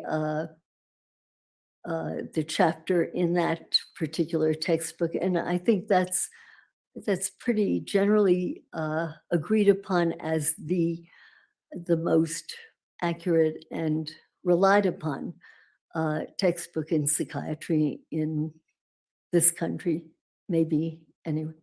So, and the circles you're talking about is the field of psychiatry, is that right? Yes, Okay. Now, are you licensed to practice medicine in the state of Colorado? no, Are you licensed to practice psychiatry in the state of Colorado? no, Are you licensed to conduct forensic examinations on defendants charged with criminal cases in the state of Colorado? I believe I'm recognized as an expert and permitted to do that, but I don't have a license in Colorado. I've tried to maintain, for the most part, maintain licenses where there is reciprocity. And all these states where I have mentioned, I'm not licensed in each of them, but usually on the basis of places where I've for years, I continued having a California license, a New York license, and a Connecticut license because they tended to be reciprocally recognized in other states. And hence, I could testify there, but I do not hold a license in each of these states. And indeed, I'm now just retaining my New York license because it's fairly expensive to have a license in each state. And if should I need to, I can, I can reapply, and there is reciprocity usually. So we're clear the answer to my question was no? Well, the answer is I don't have a license here, no, but I've been permitted to testify in cases in states in which I do not maintain a license, because it would mean 50 licenses. But it would also mean that you would be regulated, right, by those state agencies that regulate psychiatrists who are licensed to practice in those states. There are only, to the best of my knowledge, the reason that I, from very early on, the reason that I took out a California license And was Doctor, be- I want to. well, just in please order answer to be my question. recognized. Can you Well, just answer my yeah, question about yes. Colorado? Okay, yes, there's nobody that can regulate you in Colorado because you're not licensed, correct? I don't think that's correct. I think that I believe that your medical boards or your boards in psychiatry could certainly license me for the purpose of, say, testifying in a case, to be recognized as an expert, but I would not have to pay, say, $500 a year to 50 states in order to maintain a license there. But there is reciprocity in almost every state. In California, you have to have your license within 2 years, or it's very hard to be recognized there. Therefore, I've tried to maintain licenses in places where if I did not get them early enough, there would be a risk of not being recognized there. Did you contact anyone in Colorado to see if you had reciprocity in the state of Colorado? No, I did not. It was my understanding that that there were only, I could be mistaken, but that there are only two states, Florida and California, where it is really very important that you actually have a license and pay for it every year in order to maintain your license there. But otherwise, there's everywhere I've been, there has been reciprocity. I didn't even question it here. I assumed that this had been ascertained. Am I mistaken? Is it different here? Well, I'm asking you. I don't think so. I believe that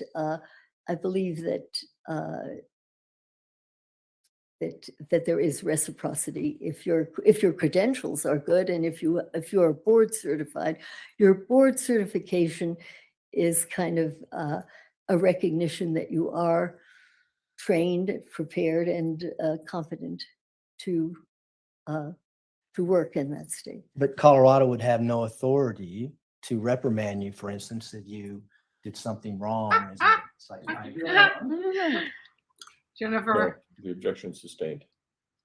Move to a new area. When's the last time you've been qualified as an expert in the field of forensic psychiatry? I am not a forensic psychiatrist.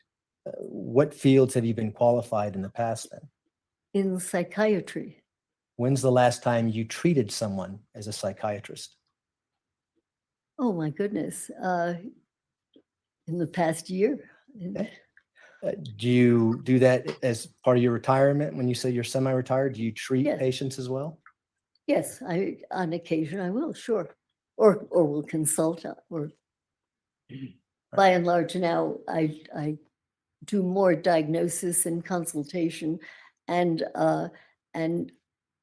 less ongoing treatment. Those are my questions, Jack. Thanks. The witness will be, or I'm sorry, Mr. Tellini, you wanted to proffer this witness as an expert in the field of psychiatry? Yes, sir. The witness will be so qualified. Go ahead. Dr. Okay. Lewis, let's he's just qualified as a clear witness. that up. You need a license to practice medicine in a state if you are treating an individual, correct? So if you were providing medical care and trying to help somebody with their problem, as opposed to just seeing what their problems were, that's when you need the medical license. Well, I'm not sure it's restricted to that. I'm not positive that you would define it that way because of reciprocity. And you know what one might be able to do is get a time limited period in which you could treat a patient. I've never been in a position where that's been an issue or where that's in question, but again, the reciprocity recognizes that you're competent to work in these states in your field. And just to be clear, I didn't contact you hoping that you would treat Ms. Stout. I contacted you to see if you would evaluate her. Yes, Okay. And you've not provided any type of medical treatment other than the evaluation to Ms. Stout. right. Okay. When I contacted you regarding this case to see if you would assist, what type of information then did you seek out or were given before you came out here to perform the evaluation of Ms. Stout? I would have to look at. And if it's Thank okay you, with the district Jennifer. attorney, make sure you refresh your recollection. Sure.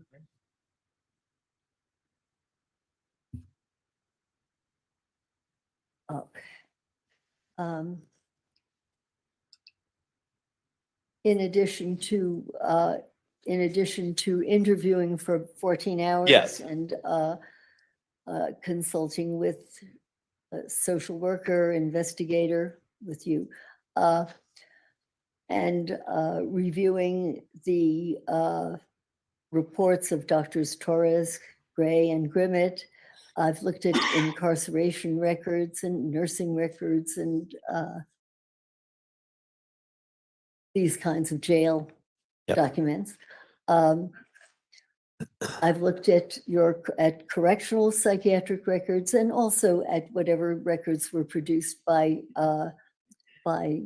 clinicians who were working with the prosecution. And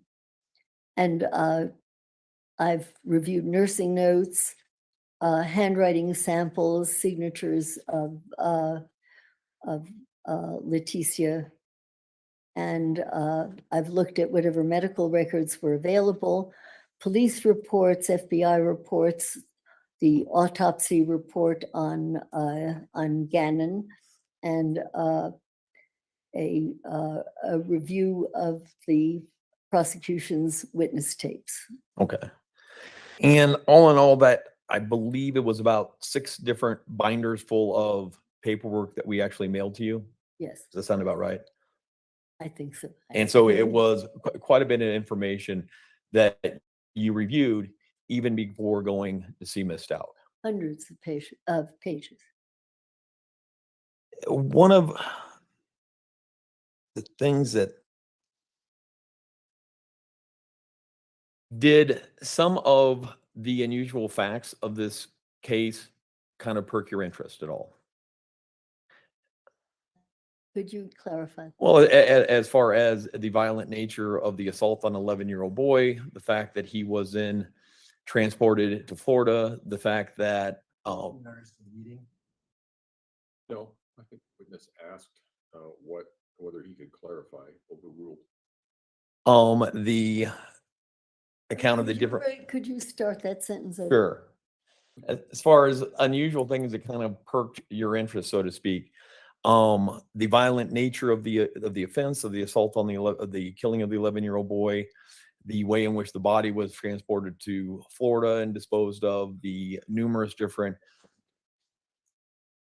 stories that Ms. Stout had given trying to explain the disappearance. I wouldn't characterize it as piqued my interest. When I get a case, I study what is in front of me, and there are many different details in a case that are far more interesting than whether somebody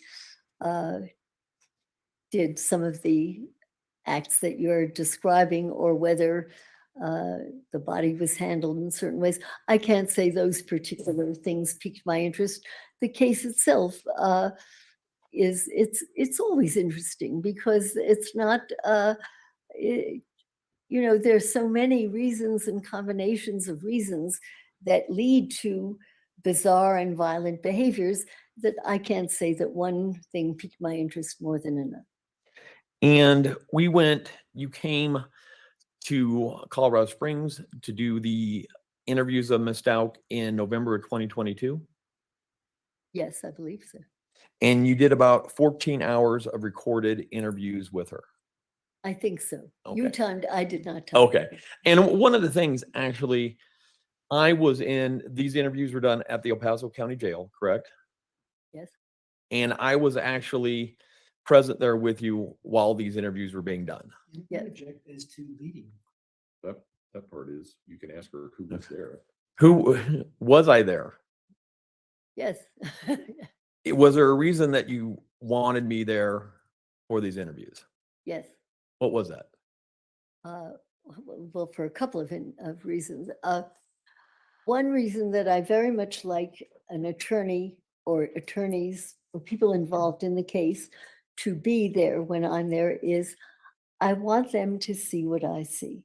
I don't want it to be my description of what happened, because my way of seeing it may differ from your way of seeing it.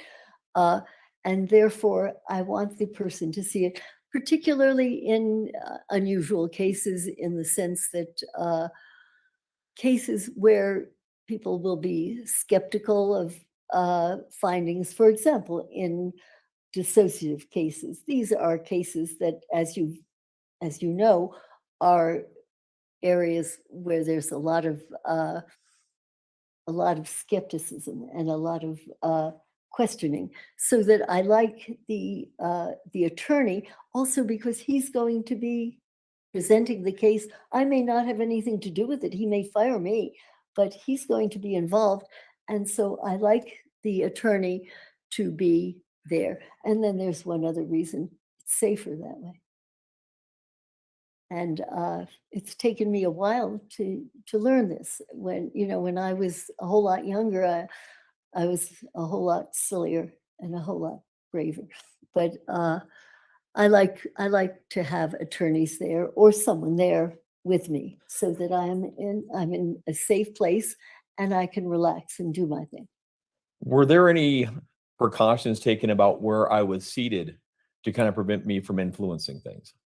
Well, I can tell you what I do all the time. Yes. Okay. Okay. And I assume I did this with you. And again, I didn't always do this. Okay. It came by hard knowledge. I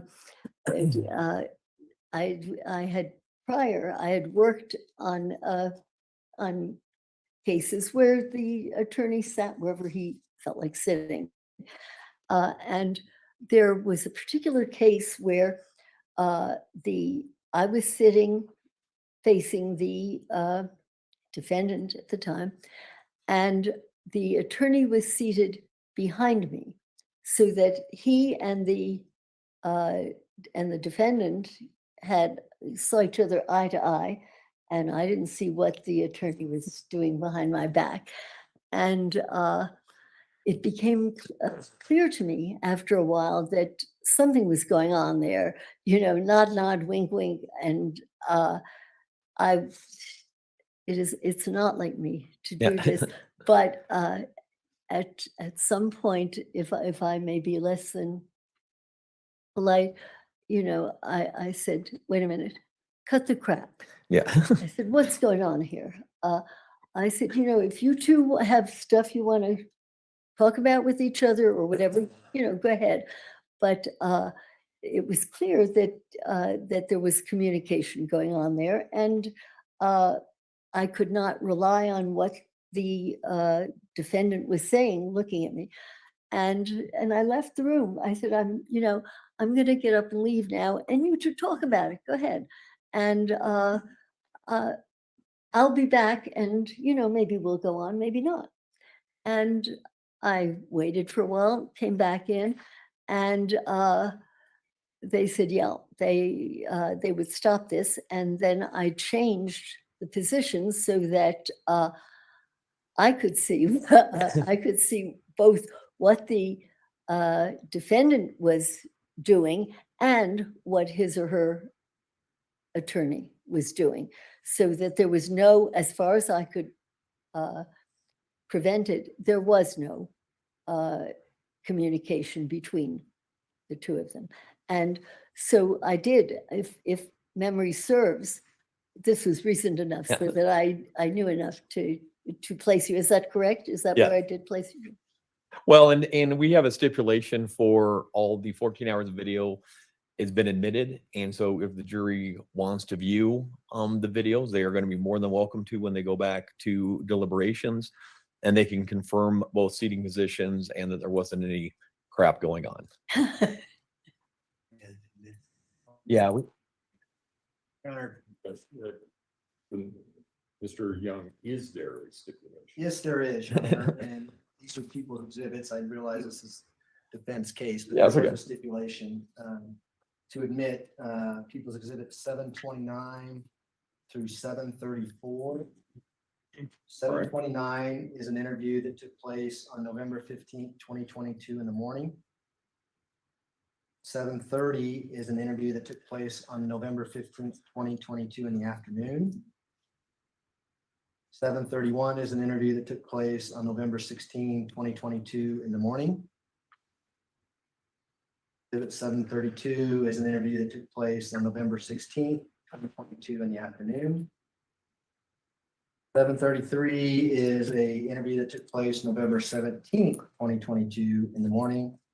And finally, 734 is an interview that took place on November 17, 2022 in the afternoon.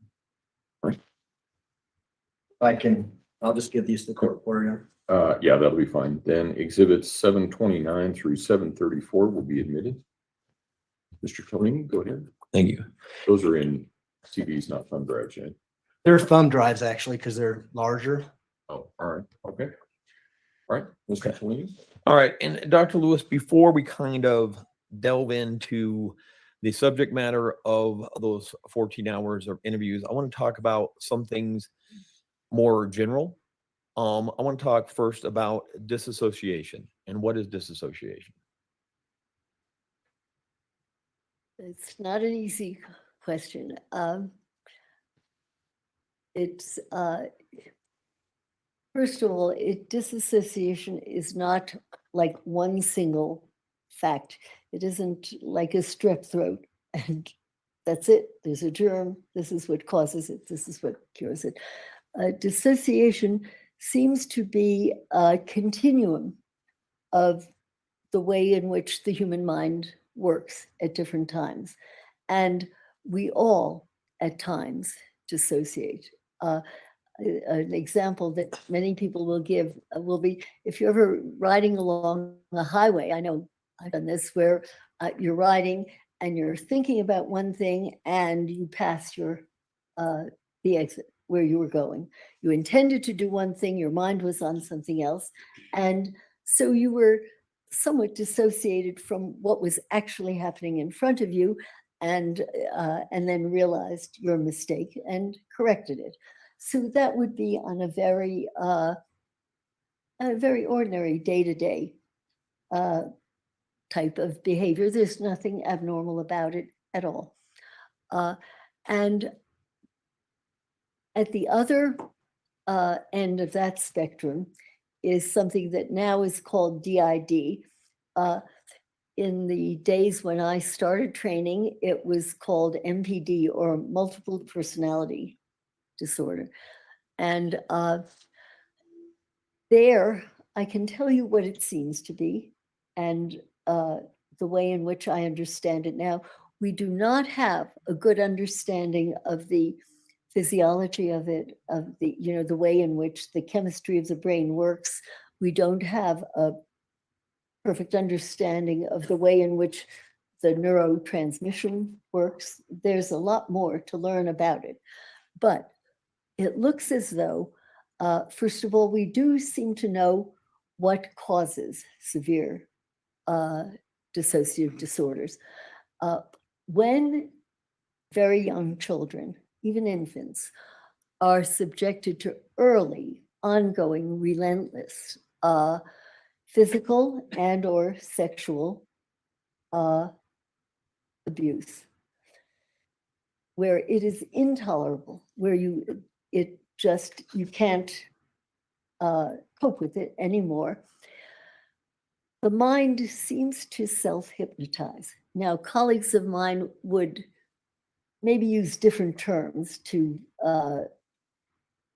mean the same thing, that where you kind of self-hypnotize, and it is as if this were not happening to you, it's as if it's happening to someone else. Examples of this, some of you may have had these because these experiences occur occasionally at random, but sometimes an individual will picture looking down on himself, let's say from a ceiling. It's as if the person or the mind gets away and they are looking down at the person to whom some kind of unpleasant episode is occurring. That is a kind of dissociation where you have psychologically, I can't tell you how, physiologically or in terms of neuroanatomy, we don't know that yet. But it does seem to be a biological, a physiological phenomenon that occurs. And so for a while, it's as if this is happening to someone else. Now, in the very serious kinds of cases that I've seen, it's very common for the individual who seems to have kind of split off from himself and not be there. It's very common for that other aspect of the person to take on the characteristics of the abuser. And it's this may be why it's so astonishing and why it takes so long for people to accept that this does happen, but it does happen. It is extremely common for an alter, if you wish to call the other entity that seems to split off psychologically, Not really. There's only one body there, but psychologically split off. And that is very often the abuser. And this is why, well, when I do teach about, about treatment, Yeah. If you know this, and if you're sophisticated about this, you never speak ill of the abuser. Now, you may know from the data that have been acquired and the histories from different people, you may know for sure that yes, indeed, this person was abused by another, let's say by a parent, by a father or something like that. You never badmouth the abuser. You just don't do it. And the reason is that the mind operates in a puzzling fashion, so that if you, in fact, in the first case where I ever recognized this, if you don't realize it, and if you badmouth the person, you say, oh, he's terrible, and someday we're going to get rid of him. This is a very naive way of trying to treat. You don't do that, because remember, there is another entity, there's another process going on simultaneously. And that other process is saying, you don't need me? Oh, sure you need me. I'm going to kill her. I'm not, and by God, I've had cases where the split has occurred and the alter has said, jump out of the car. Go ahead, jump out of the car. And where a child has tried to jump out of the car and has been saved. So you don't play favorites. In fact, you find yourself saying, if you are trying to communicate with both entities at one time, you may even say, you know, I know, let's say Sam, I know, Sam, that you've had a tough life, and things haven't been good for you either. And you know, we'd like to know more about that later on. But meanwhile, please do not encourage Susie to jump out of the car. And so that, well, one of my kids teases me and she says, Mom, you're the only one who does group therapy with one patient. But think of it that way, that all aspects of this individual often are aware. Not always. Sometimes it's too painful and the split is different, and the alternate entity is not aware of what's going on, but sometimes they are. And so in the interest of safety, you don't badmouth. And we understand, I'm sure you had your reasons for whatever you did to so-and-so, and we'll talk about that another time. And this is the best I can do to really explain to you how this happens. I believe that in the decades to come, that probably more of this will be understood, that as we get better equipment and better ways, by the way, we have tried to look at different EEGs of different personas, and to see, can you really see a different electroencephalogram going when a person is in an altered state from another state? My group has not been successful that way. There have been disagreements among them, and but there are others who believe that they have been able to distinguish these differences. I'm not convinced yet, so that I can only tell you what we see, what we observe, and it's a very powerful phenomenon. Even though we may not know exactly how it works biologically, it can cause disastrous effects. And in kind of your experience in diagnosing and treating people with DID, do the alters generally have some awareness of each other? Or does that vary? It varies. That's such a good question. It does vary. Which is, well, why, also sometimes there are alters that have little groups that are aware of each other, and there can be another that is not aware of, one group is not aware of the other, or the other person is not aware, or entity is not aware of the others. So that I can't generalize, but I have seen both. I've certainly seen where it's not uncommon for, excuse me, in cases of homicide, where one aspect of the individual will not be aware that the other has committed a heinous kind of act.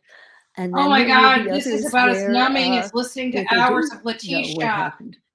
And Well, and part of the DID phenomena is in some degree protective measures to keep some memories kind of hidden from some of the other alters. Could you talk a little bit about that?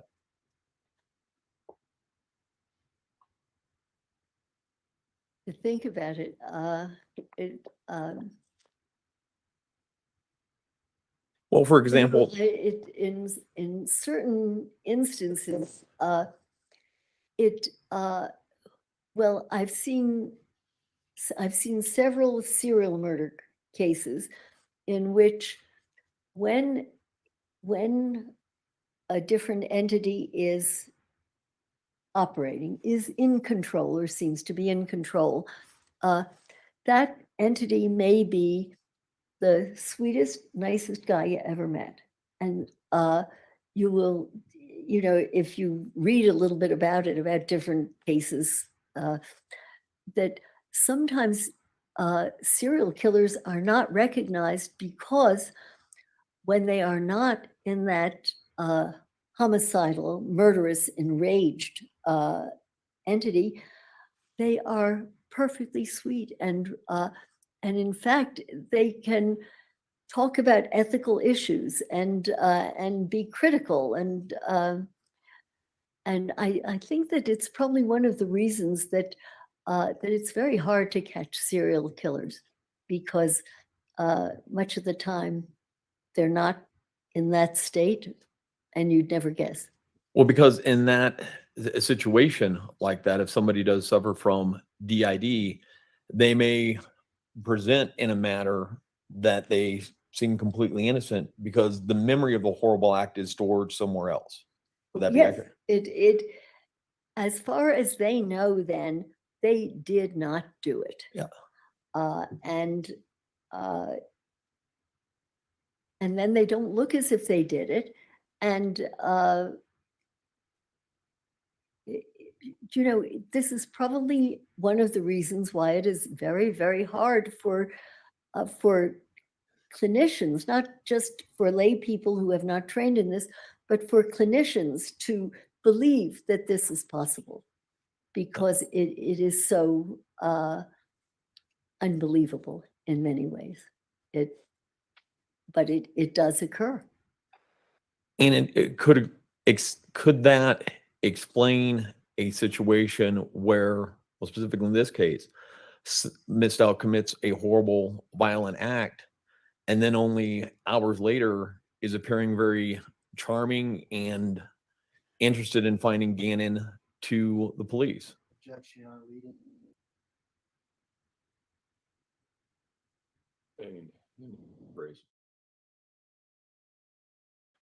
Well, let's go back. We'll back up and we'll circle back around to that, Dr. Lewis. Are there any conditions with dissociative identity disorder that can be comorbid? That can be comorbid. Comorbid, that can go along. You can have DID and other conditions. Oh, of course, surely. What would some of those be? Well, one of the commonest, maybe they're mistakes, maybe they both occur at the same time, but experts in this field have written about schizophrenia and DID, and they can occur. At least from what I've read, they can occur. I can't attest to this because at the moment I can't think of a particular case of mine where that exists. Certainly, we have seen we ran a clinic for dissociative identity disorder at Bellevue. After a while there, it became clear that that there were enough patients coming through where they needed a clinic like that. And there were, we saw a fair number of patients who suffered both from bipolar mood disorder and dissociative identity disorder. So those I've seen go together.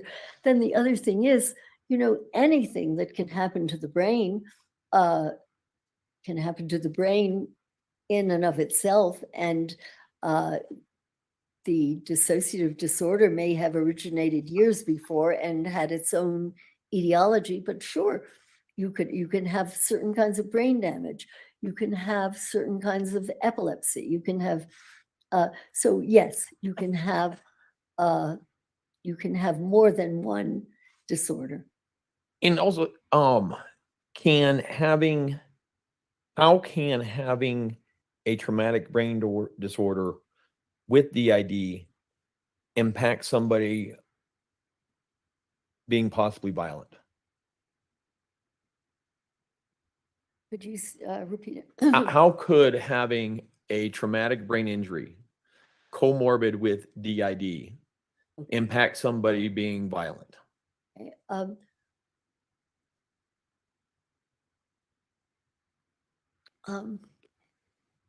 It's been well established over the years. This isn't new psychiatry or neurology, that different kinds of severe damage to the brain can be followed by impulsivity and a loss of control and often violent behaviors, and any number of injuries to the brain can cause violence. Separate from that, a child who has been abused and tortured and enraged and made to feel helpless and then made to dissociate can become violent, can misperceive what is happening, can blame an altered state and attack that altered state, or can misperceive another person as an enemy of some sort, so that they do seem to be somewhat different, because one seems to have a psychodynamic quality to it, but there's something about injuries to the brain that have been reported again and again in terms of subsequent lack of control, not just of violence, but of other impulses. Going both to the 14 hours of interviews that you did with Ms. Dowk and the collateral data that you had been provided, what were you made aware of about her upbringing, about growing up? I did not interview any of her relatives myself. I don't believe I did anyway. But do you remember getting some reports from Yes. the social worker, Kyle? I did. Okay. But I'm going by what I have gotten from other people's interviews. Okay. And several people seem to agree that, first of all, that she came from an extraordinarily violent household, including that of her mother, Deborah, Yeah. and her mother's tendency to latch on to males in her environment who were extremely abusive, and abusive to her, but also apparently abusive to Leticia as well. There was one man in the mother's life who apparently pushed Leticia into a shower and beat her naked in the shower. It was these kinds of grotesquely physically, and I would call that sexually as well as physically abusive. Also, there were several of her relatives who spoke about aunts, uncles, great aunts and uncles known as grandparents or whatever, who gave her enemas repeatedly. By the way, this is a question that not a whole lot of psychiatrists ask, but it's very important because it's one of the commoner ways that sodomy occurs in the torture of abused kids. Well, So in fact, she detailed it was actually an uncle, but it's actually her grandfather detailed to you being given enemas by him almost on a daily basis. Do you recall that? Do you recall her describing that to you, of a grandfather giving her enemas almost on a daily basis? I do. And I recall her saying this. And also I recall, I think I'm not mistaken, that she also gave enemas to Gannon. And she also perceived this as something he wanted her to do.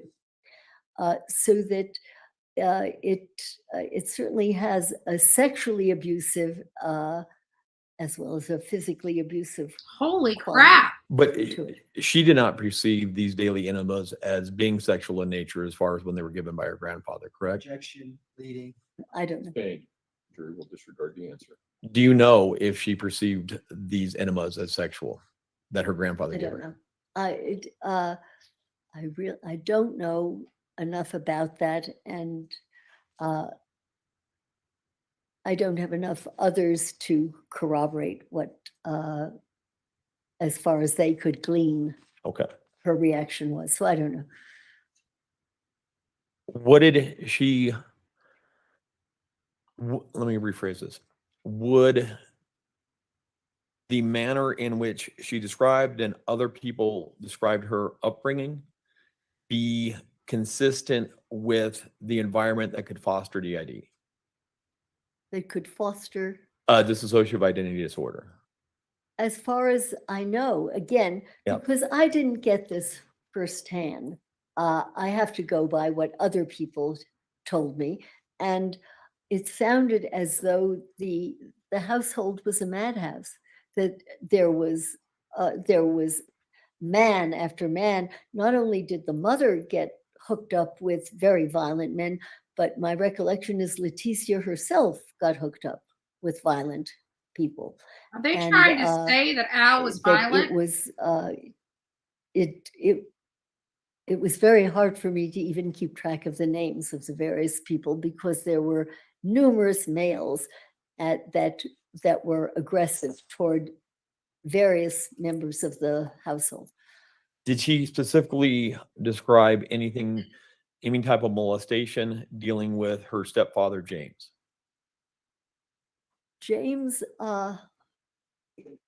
she, if memory serves, she could not refer to him as father or even as Look at her James. face. She She's almost referred to grinning. him always Talking about as Leticia. Jackass James. And it was as if that kind of made it She looked possible over for to the her to jury to even give their refer to him, but with great disgust. I believe that he was one of the people who was involved with sexually molesting her during several years of her childhood. And so that he was one of the people who sexually molested her, to the best of my knowledge. Do you recall that he molested her up until the time that she actually took off from home? according to my notes, she left the home at about age 15. But also I have in my notes that that she would run away into the woods and hide from this person, that she was terrified of him. And then at 15 that she actually left him. Did she describe to you events or coping mechanisms that she would employ that would be consistent with dissociative identity disorder? Coping mechanisms. I'm trying to understand better what. Well, I kinds mean, of did things she are- describe to you things that would be consistent, just in general, consistent with dissociative disorder?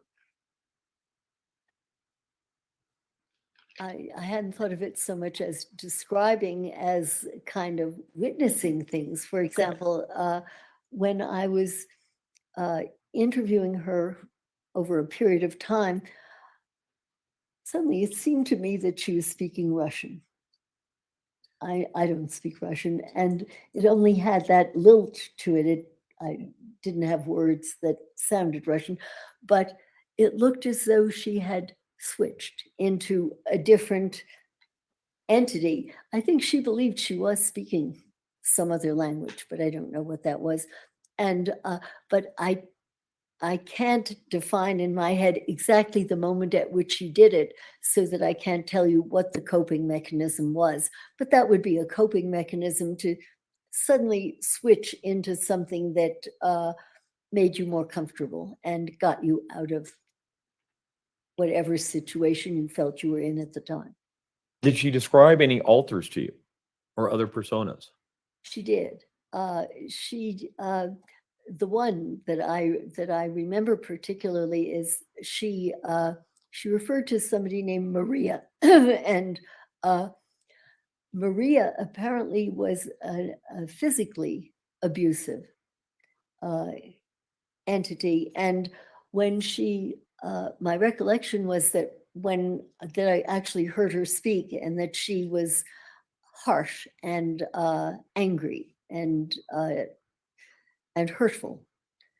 Yes, she did refer to, and in fact, it made me wonder whether, when I first saw that, I thought, have I just met the aspect of her personality that that killed Gannon?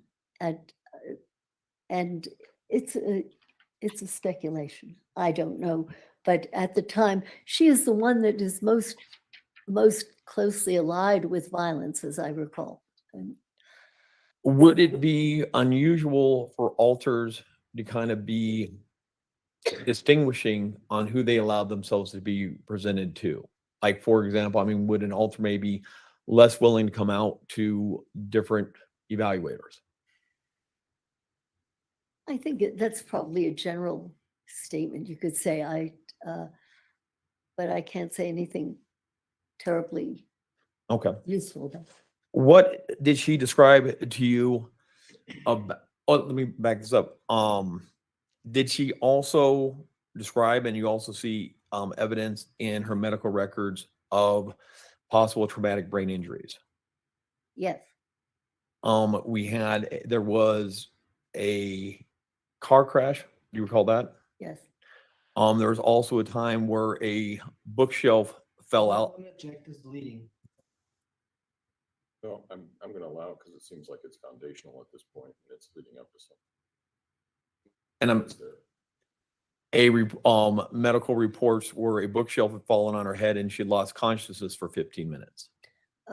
My recollection of that was, I don't recall the medical part of it so much as I believe that she was in her teacher mode. She is quite an amazing young woman in this way, in that she's not stupid. And there are times when she seems to be able to function as a teacher or whatever. And I believe that she was in a classroom, kids had left, and I think that a a bookshelf fell down on the back of her head. She fell down, and I believe she lost consciousness. And so it was a fairly severe injury to her head.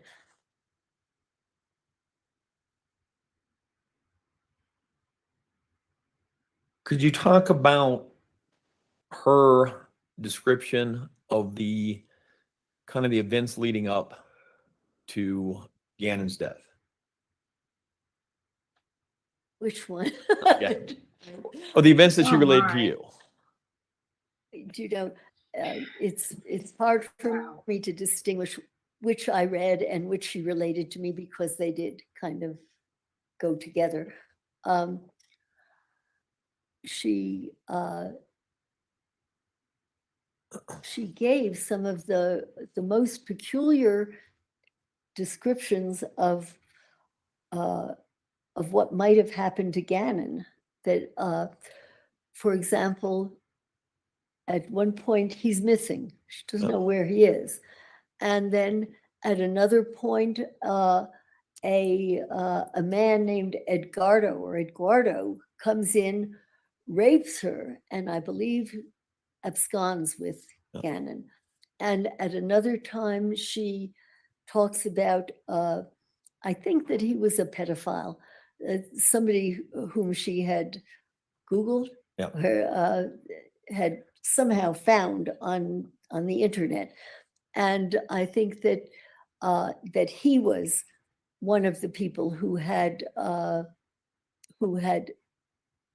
absconded with, or who had harmed Gannon.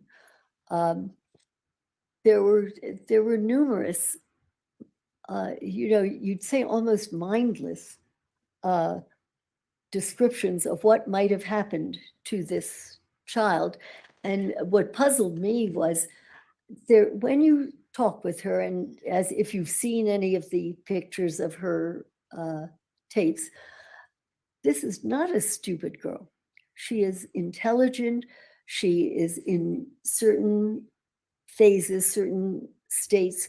She is able to reason, apparently logically, and to speak clearly and coherently. And yet she makes up the darndest stories that no ordinary person of below average intelligence would expect to be Look at her believed. face. So that, Letitia's like, screw you, excuse bitch. me, there is Excuse my language. there is a puzzle. Do you know, after I thought about all of it together, I thought, I don't think she knows what happened. I don't think she knows. And I think that, as asked at different times, this is what came into her head and this is what she produced. But I don't think she knows for sure what happened. Could that be confabulation? Confabulation is, confabulation is when you have no memory for what happened. It's commonest in alcoholism and things like that, Marissa, where I the brain agree. has She is been a sweet lady. She's damaged just in such a way not that helping. memory is impaired. And then many alcoholics will just ramble on and on about something, and will give a story, and they will fill in parts that they can't remember, and they maybe don't even know that they're filling it in. And so her saying this could be a form of confabulation. I don't know whether at the time that she says these things, she believes them, because to you or to me, they make no sense. They're silly. Did she, back to the events in questions and how she was describing it to you, what did she describe symptoms that could, or experiences or perceptions that could be similar to psychosis? Oh, I would say similar to that, by definition, would be categorized as psychotic. Could you talk a little about those? Sure. Well, one of the commonest psychotic symptoms that we're I want to all look at familiar with Letitia's from face for a while, books, guys. TV, would be, let's say, hearing voices, or let's say talking to people that are not there. And well, at least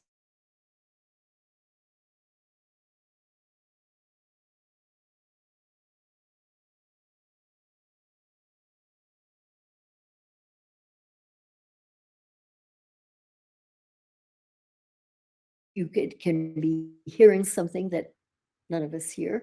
It can Sorry, be guys.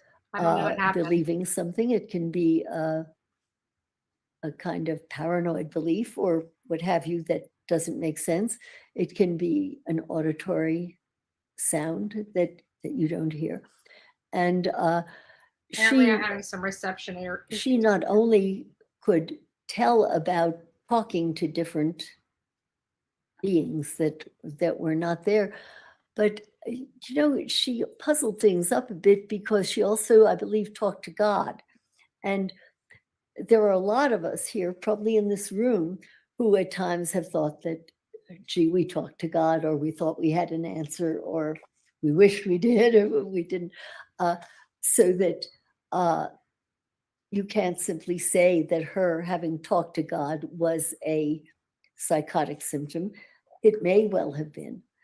What I found more convincing in terms of her psychotic symptoms were things that she didn't tell me about, but I read through I guess they were kind of nursing or guards notes from the correctional institution where she was. The jail. From jail. And there were several times that different caretakers of one sort or another looked in the room and found her talking to someone who was not there. And this was not as though, as far as I knew, she didn't know anyone was watching her, or she wasn't performing for the galleries, that she was talking with somebody, and there was nobody else there. And there were several episodes like this, and those are psychotic symptoms. In dissociation, you get this when it's very common for an individual to hear alternates talking with each other, or talking to him, or talking to her.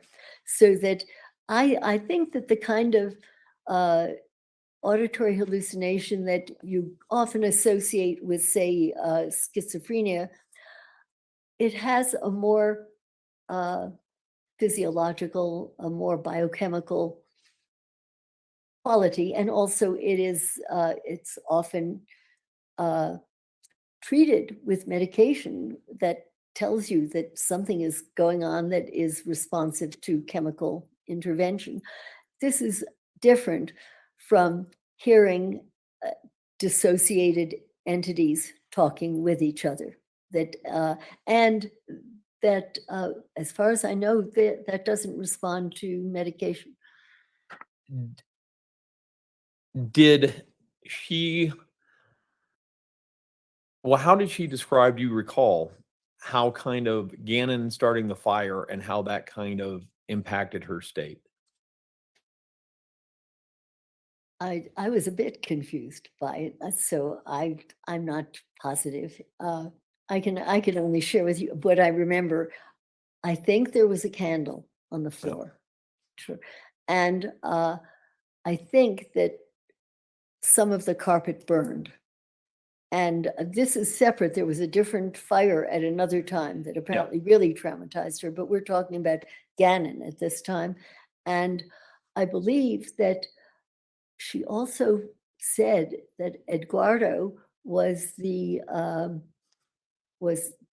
carpet fixer, perhaps even he helped put out the fire, I don't recall, and that then there was an attempt to cover up the fire that had occurred.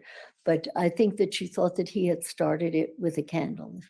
Do you recall her describing after the candle fire incident, it was at that time she started having visions of her stepdad, James, being alive and her seeing him. Being, Alive and her seeing her stepdad, James. I don't recall that it was that time particularly. There were times that she saw him. I think there was a time she was driving a car and she was on the highway and she saw some very large figure. But I can't recall that that was specifically the time she, Well, and that would have been the next Monday that her and Gannon were driving, and you recall her describing that she actually saw James on the side of the road at that point in time. Objection, Your Honor, leading. Sustain, rephrase. Do you recall anything about her, any visualizations or something that could be a visual hallucination Yes. that she recalled that occurred in the day or so after the fire? yes, I recall that I thought it was out the car window that Oh. they were driving, and I thought it was a large figure of some sort. There's also, she had a visual hallucination of some entity with a cape. These are hallucinations, and because she sees them, the rest of us do not see them. That has to be considered a psychotic symptom because it is beyond reality, or the reality that we know. Yeah, she did have episodic psychotic states. Was it at all of significance to you that the excuse when she called herself into work the early Monday morning, that it was the excuse she said was, my stepdad has been killed in a car crash? This I categorize in my own Yeah. brain as one of her least believable concoctions of what happened or what must have happened. To the best of my knowledge, this stepdad had died perhaps 8 years prior Yes. to that, and yet she was going to his funeral that day. Surely this is, first of all, it would be stupid if she were a stupid girl. She is not stupid. To give that as an explanation as why she can't do this or why she can go there. There is something about the way her mind is working then that is distorted and is not in touch with reality. I can't tell you whether this is part of a dissociative episode or another psychiatrist might want to call it a separate psychotic episode. I think you had some psychiatrists who diagnosed a borderline personality, and many psychiatrists who think about borderline states think about episodic psychoses. And certainly I couldn't argue with interpreting that as an episodic psychosis. Do you recall her switching to the persona and talking to you in the persona of Maria?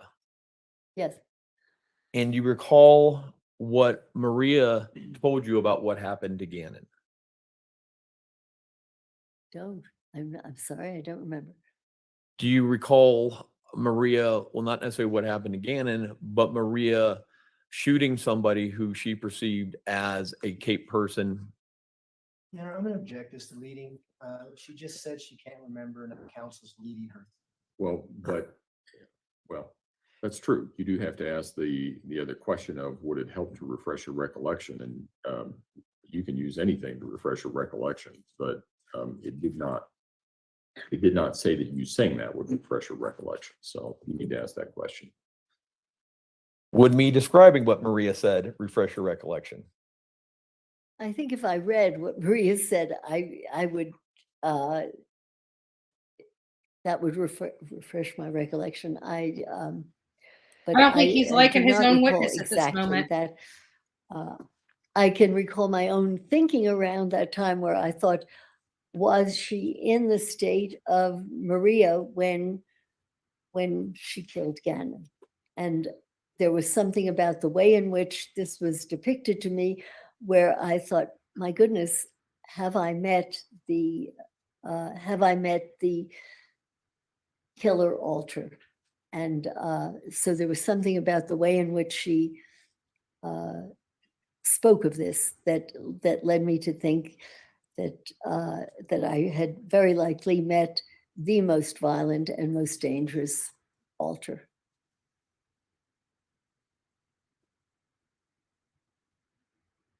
Just a second.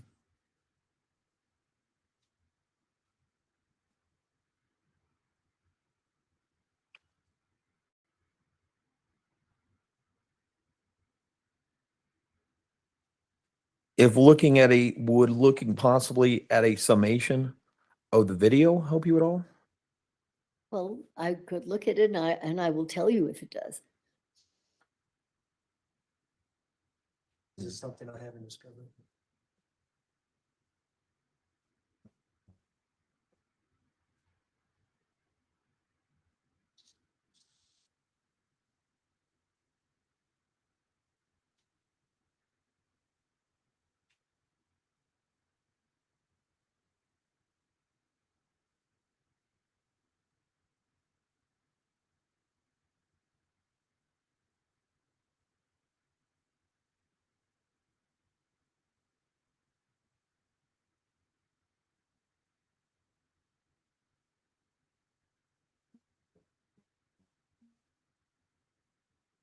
Can we take an afternoon break so I can look at this?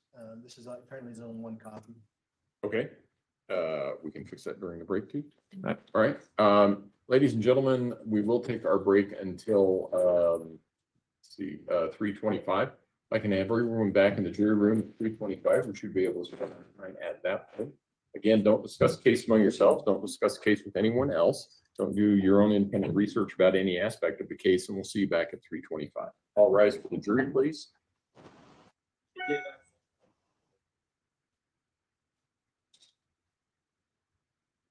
Just one page.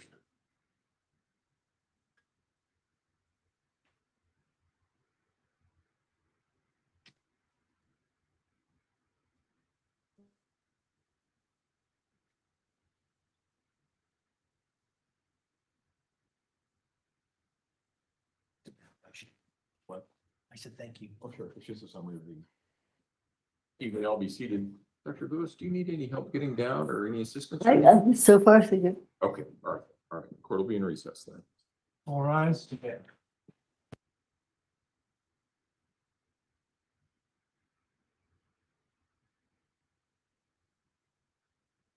All right, guys. All right. Might get me on the screen. There we go. While we wait for that to come back. So, I guess it would help if you guys could see my face. Hi there. I'm here. I'm here. So far,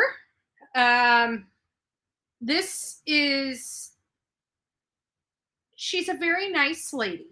I will say that about this. Dr. Lewis, she's a very nice lady, very accomplished lady.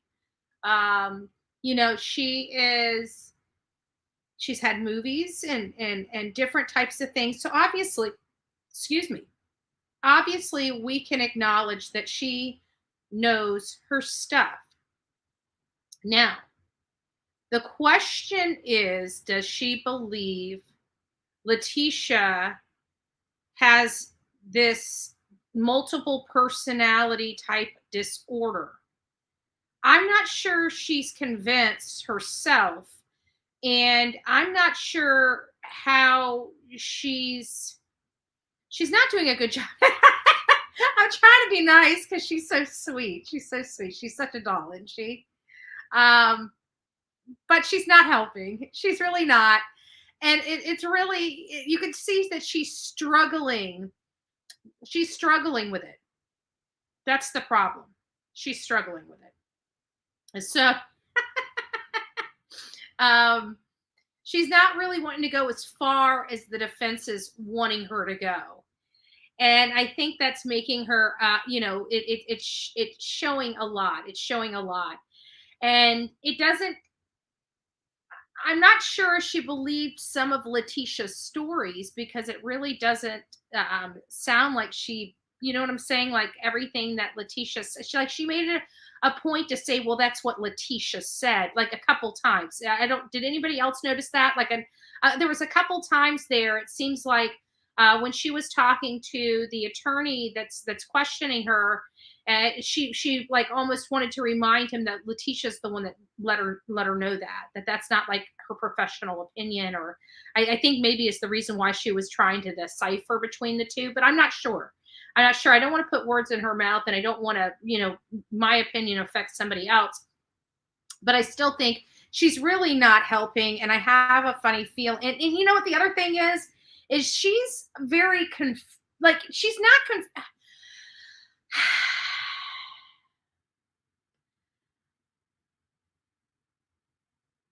like I understand why she's retiring.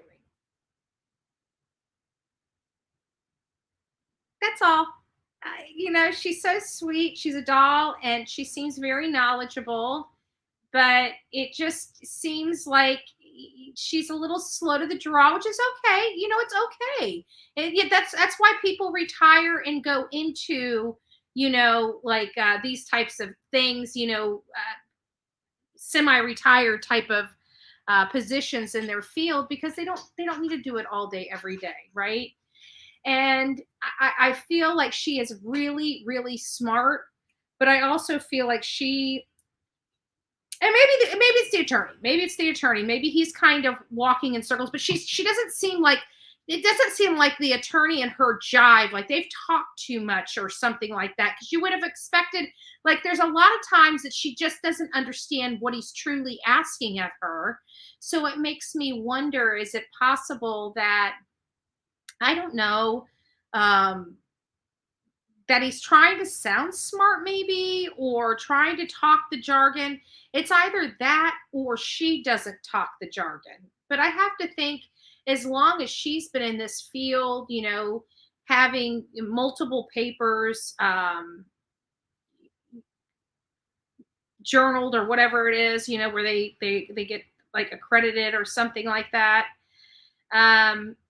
It seems like she's a very accomplished lady, but it seems like she's very confused about what the defense is truly asking of her. And that's a problem for me, because when you have a witness for the defense, you kind of really want to know what they really think. So you're not like caught with your pants down when they're on the stand. And I think they were caught off guard because they weren't asking the right questions of the first witness. And so when the state stood up and asked the witness questions, she ended up being a great witness for the state as opposed to the defense. That was their first witness. This is their second witness in this case. And it's a lot of the same stuff with this one. I'm sorry. It just seems like she's not really helping the defense too much. Even like she's even seemed a little combative with the defense attorney on a couple of points. Like she's like, no, nice lady. So I'm not saying anything about that, nice lady, but still combative. Hold on just a second.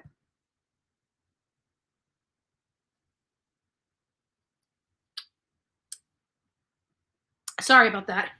You know how when you eat, you get like when you're talking, you'll feel something like, anyways, I had a piece of food in my mouth and I didn't want you to. I was trying to be nice. I was trying to be respectful. So we're getting close. I mean, we're getting, this is the afternoon break. After this, it's going to be over for the day. So we're going to be coming back. Does anybody remember what time they said we would be back? What was it? 3:30, right? That's usually the time that we come out. He's very structured. He likes to have his breaks around the same time every day. He's a very structured judge. I like this judge. Very fair. I have to be honest with you. He's very fair, and he does sound like Hey JB with WFLA. Okay, he does. But I really do. The judge I like the most, though, it was the judge in Alec Murdaugh's case. I loved that judge. That judge was really, really good. Nice, had a sense of humor. Just ultra fair, explained everything. But I like this judge too, especially with the whole asking the jury if they have any questions, and really trying to be a fair judge presiding over the case. Some of the stuff the state was able to get in, some of the stuff they weren't. And the same with the defense. Not like the defense really has a whole lot to go on, but I mean, still, I think the judge has been fair here. Do I think that Letitia did this crime and she did it intentionally? I do, and I think she knew. I think she weighed the pros and cons and still thought she'd be able to get away with this somehow. I truly believe. Unless it was spur of the moment. Some of this screams spur of the moment. Some of this screams like, but again, with all the 4 blunt force trauma injuries, the 18 stab wounds, the shot, at some point in that, she could have stopped and called for help. She could have gotten him medical attention. There was just a lot of things that she could have done. If she would have just stopped. So the premeditation, in my opinion, is there because of that, because of the multiple ways. At some point she had to change weapons. At some point she could have just stopped and rendered aid and chose not to. So there is that. But I do kind of feel like this was spur of the moment in the fact that I don't think this was pre-planned weeks, months, years in advance, even though she's did some research about how she didn't like her stepson. I don't believe that this was a planned thing. And the reason why I say that is because she ended up dumping this kid off in Florida. There's no way she planned this situation, that she planned this event and then chose, and then chose to, dump him in Florida. Like, nobody knew they were going to be in Florida. You know what I'm saying? Like, nobody knew. She didn't even know she was going to be in Florida. Remember, they went to Texas first. They went to Texas first, and immediately she didn't like it in Texas and left immediately. And then they made their way over to Orlando, Florida. So, these were actions of somebody that didn't have a plan. So that's why I say I feel like a portion of this was spontaneous, but at some point there is, in my mind, premeditation because of the multiple ways in which she abused him before he died.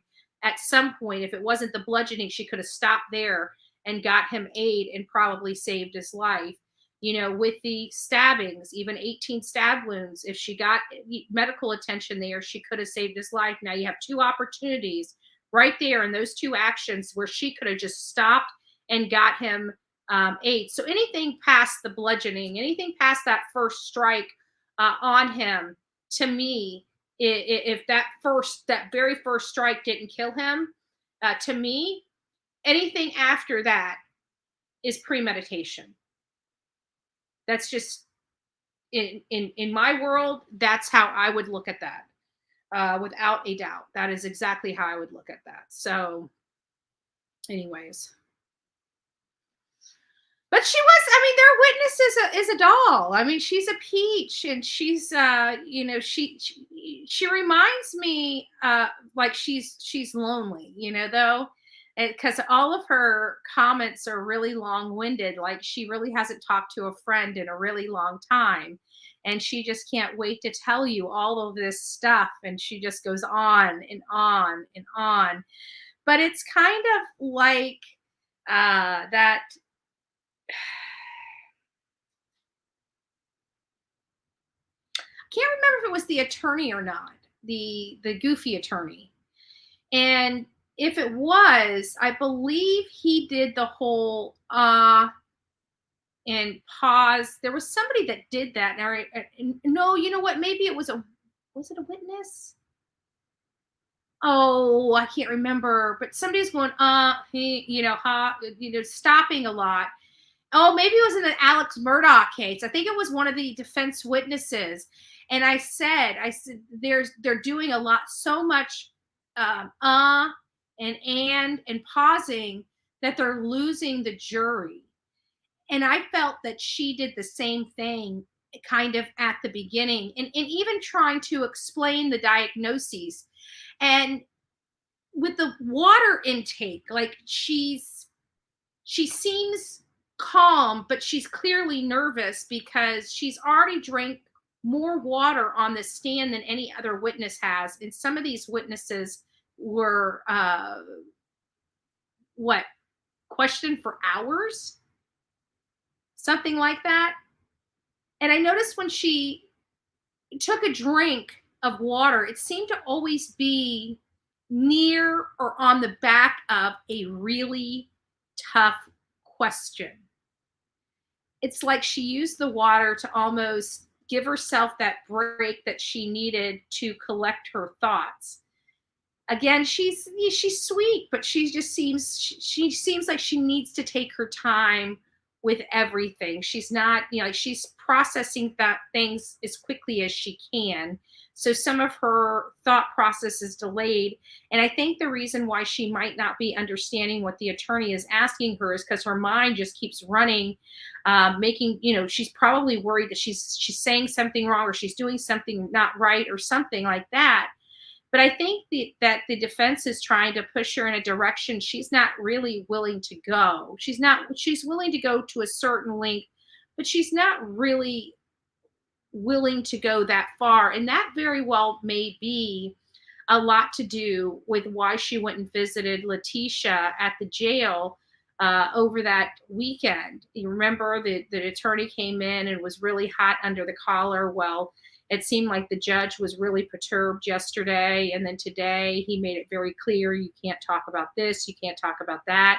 He brought her in and made sure she understood exactly what she's allowed and what she's not allowed to say. So it's because in relation to this most recent visit. But I have to think that might be why she went there. Maybe she was just trying to preview her and just get a consensus, because I think she might be, any expert witness is going to be used for their testimony. And if the client that they're working for happens to be guilty, you can expect that your testimony is going to be used to manipulate and pervert some type of information. So you really do your best to evaluate. And in a situation like this, like I always tell you guys, a lot of this mental stuff is theory in nature.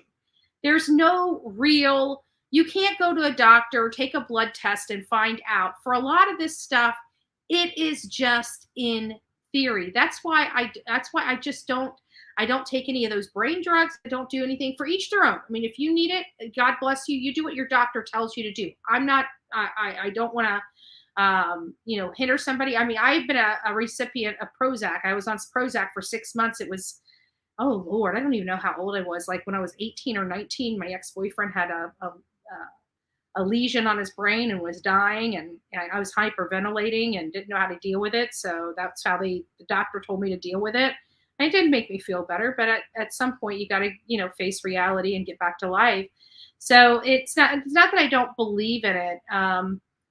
It's just that it's not something for me. It's just not, I don't mind opening up to counselors and things of that nature, but I'm just not really into pharmaceuticals in any shape or form, unless I'm having surgery and I absolutely need it or I'm sick and I need an antibiotic. But I don't do the brain stuff. I don't do it because, again, if you could go to a doctor and take a test and they can say, hey, this is what you've got, then I would change my mind about it. But they don't. You can go to one psychologist over here with the same exact symptoms as you go to another psychologist over here, and you might get 2 separate diagnoses depending on the doctor. That to me is terrifying. If I have cancer and I go to one doctor and he tests me, and I go to another doctor and he tests me, guess what? Those tests are going to show cancer. So that's why I just don't, that's just me. That I don't expect everybody, to be like me, and to each their own. Again, we're coming back. Can't remember every word. But again, Sure. Follow your doctor, Anything what your else? doctor tells you to do. Thing that I'm doing stupid that That was me grabbing the mic and trying to move it back before I move it back. Okay. That was, All right, court will call 20 CR 1358, People versus Letitia Stout. Record should reflect the jury is not present in the courtroom. Is there anything we need to take up outside the presence of the jury at this point in time? Mr. It's back at my, can't get it. okay. Anything we need to take up from the defense? That's right. Prosecution? No. Okay, let's go ahead and bring the jury in.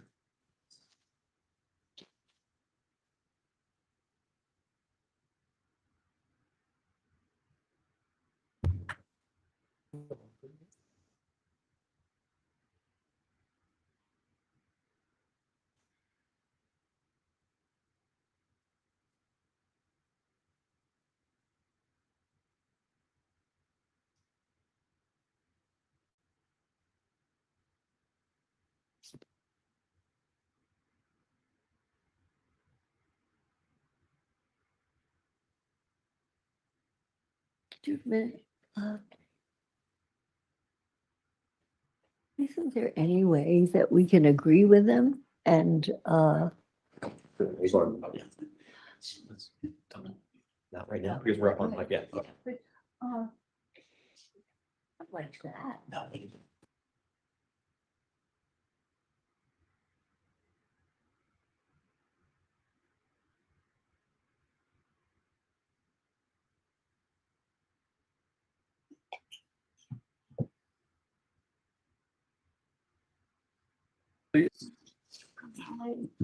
This thing is sticky.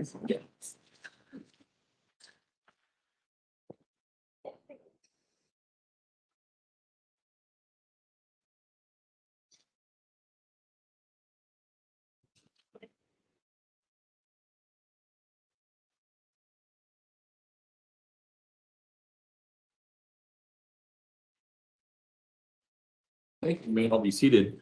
Court will recall 20 CR 1358, People versus Letitia Stout. Record should reflect the jury have the courtroom. When we took our break, we were in the midst of the testimony of Dr. Lewis. That's where we will resume. Mr. Cellini? Yes, Dr. Lewis, did that summary refresh your recollection at all towards what the persona Maria had related to you? Yes, someone. What did Maria relate to you? Oh, Lord, Maria.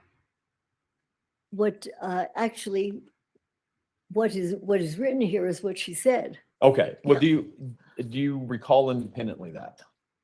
I beg your pardon. Do you have, did that refresh your recollection? What comes to me as I read this is that the reason that I can't cite chapter and verses, it is wildly psychotic. It is incoherent. It is, Non-responsive. well, Saying, if you can relate what Maria told you, I think was the question, that's what you need to do.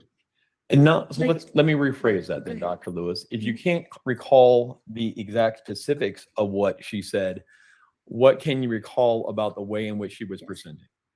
yes, I can't recall the exact specifics because it is disorganized and confused and difficult to remember.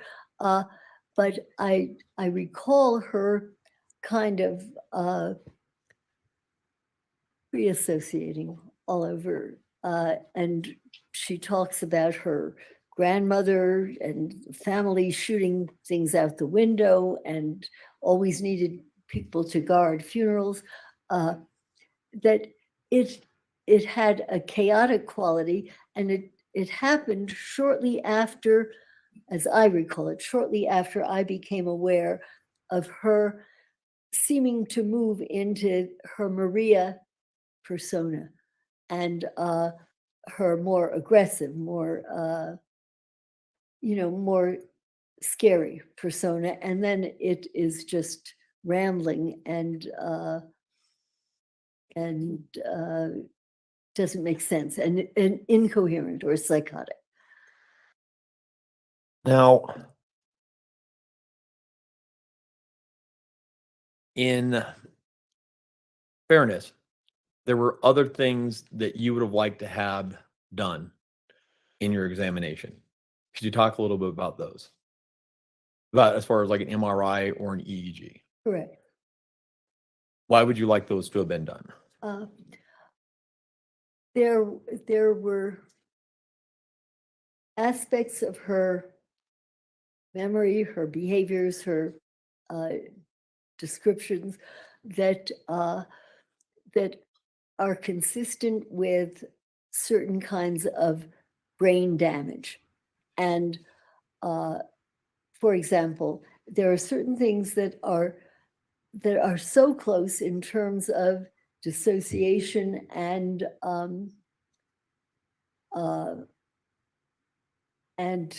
neurologic impairment, and let's say what are called psychomotor seizures, where prior to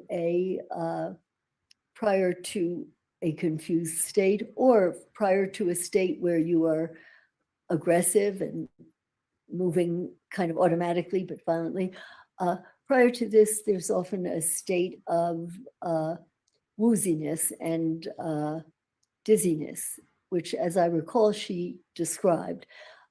And following these kinds of episodes, the individual, and this is with what are called complex partial seizures, but also it can be with dissociation, the person does not have any memory of what occurred. First, there is what is called an aura. Then things happen. Very often they can be aggressive things, they can be repetitive things. And subsequent to that, the person does not remember them or remembers them in a confused fashion. And the reason that I would like very much to have been able to investigate that is, if it were, let's say if we were able to get the electroencephalograms that I would like to have had done, if indeed you saw According- that at a certain point, what were normal electrical activity changed, and the rhythm Robin, what changed, she and things were off. what and, she said triggered were it not was the him way being we in a normally cave think. of some sort, supposedly. And then it ceased. If you could combine And it that, reminded because her that of would her have been stepfather. signs of abnormal brain activity. And then it would have been very possible, very likely, that during the time at which Maria or an entity of Letitia, whatever it be, that during this time when the child was being stabbed, that her brain was in an altered state, and that there is no way in hell that she could have stopped what she was doing. And the other thing is, she would not remember it. And a classic part of Well, she did Maria's remember it. She was situation is cleaning up she immediately doesn't after. remember what happened. I'm not even convinced she knows she did it. And she certainly can give a variety of what This you've lady called just like lost her credibility with confabulations, me. just kind of wild stories where her head just goes in different directions. I shouldn't say that. She I did think say that it- if you could she have wouldn't, she shouldn't remember. documented We this, know she does. there is treatment for it. Whereas we're in a lot more trouble when we're dealing only with a dissociative identity disorder. That's a very tough one to treat. It takes a certain amount of experience, talent, what have you, and investment for a long period of time. So that it matters if you find out that this is what's going on in the brain and you can target it with something to improve it, you're going to see a difference in her whole behavior. And it was frustrating to you that I was unable to line that up for us, correct? Sheer irrelevance.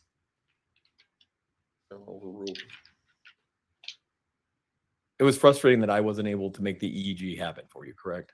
More than frustrating. And just so that the jury knows, you're not here out of the goodness of your heart. You're being paid for your time. Not yet, but I hope so. Okay.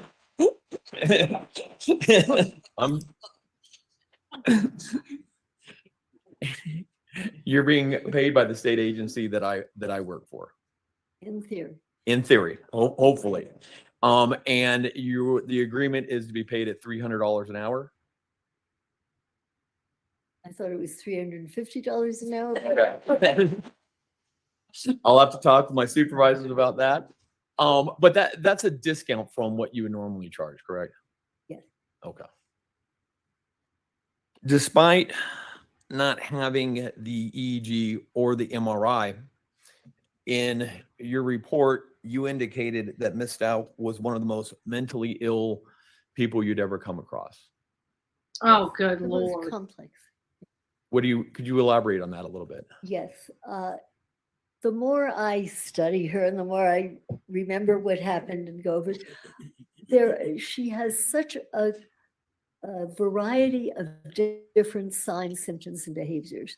She has many of the signs, symptoms, behaviors of a dissociative identity disorder. She also, if you follow the material, if as you recall, I could not remember it clearly. If you follow the parts that I couldn't remember, they're confused. They make no sense. They are psychotic. They're incomprehensible by an ordinary human being. And if they were to be read aloud to you, you would not make head or tail of them. So that I find this complicated.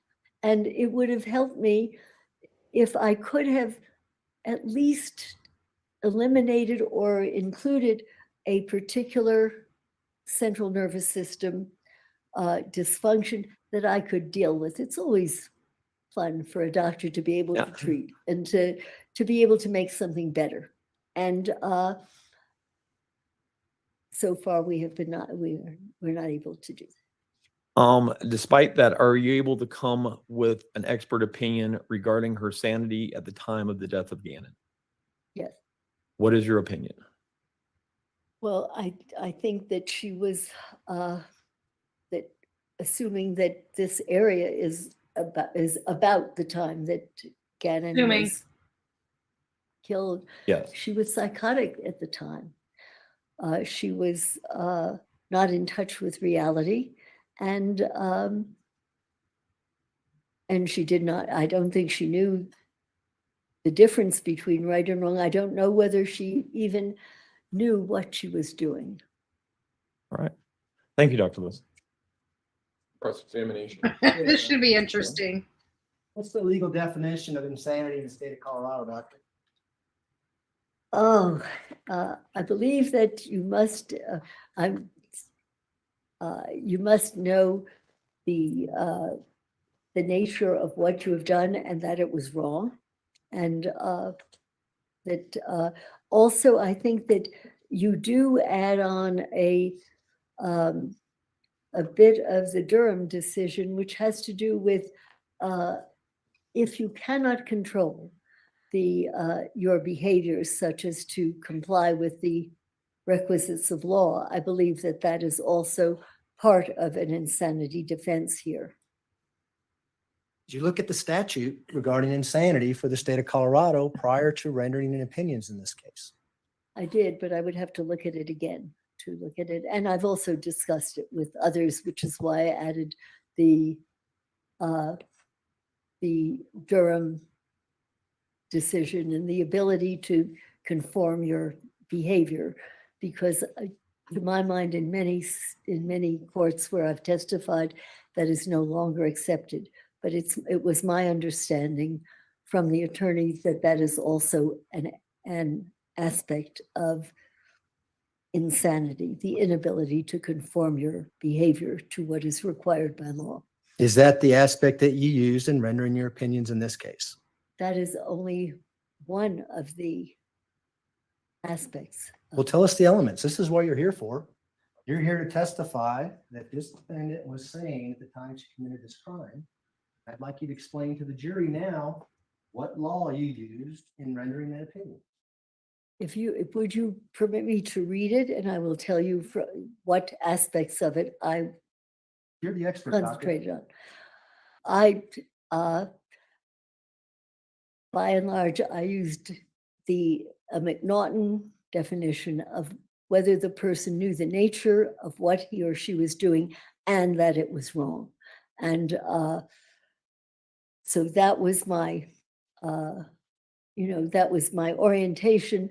And then I was pleased to learn from the attorneys that also the inability to conform one's behavior to the requirements of law was also part of the definition in Colorado. The accuracy of that, I don't know, but we have discussed it, and I've said that I was surprised. I was unaware that in the other states, that since the Reagan shooting, I had thought that most of that was not any longer recognized, but I was told by the attorneys that that was one of the other factors that played a role. As you sit here right now, do you know the legal definition of insanity in the state of Colorado? If you would show me show me as it is written out, I will tell you whether this is what I used.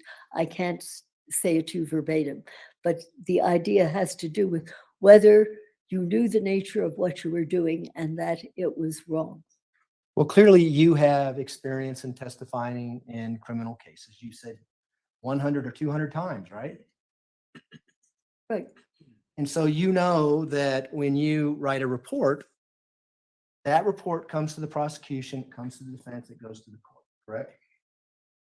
Yes, usually. And in your report, you want to put what the legal definition of insanity is in the state of Colorado, because that's what you're here for. That's what you're here to testify about, correct?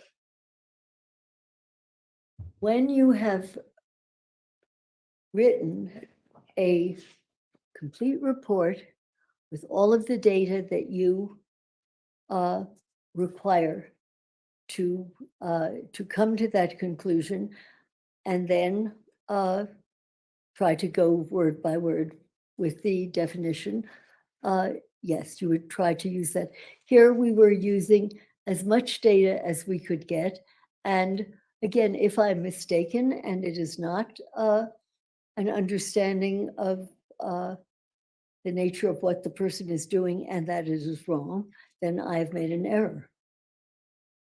Well, this is what you say about insanity in your report. You say, based upon the evidence that I reviewed, in my opinion, Ms. Stock was insane at the time of the homicide and the days following, period.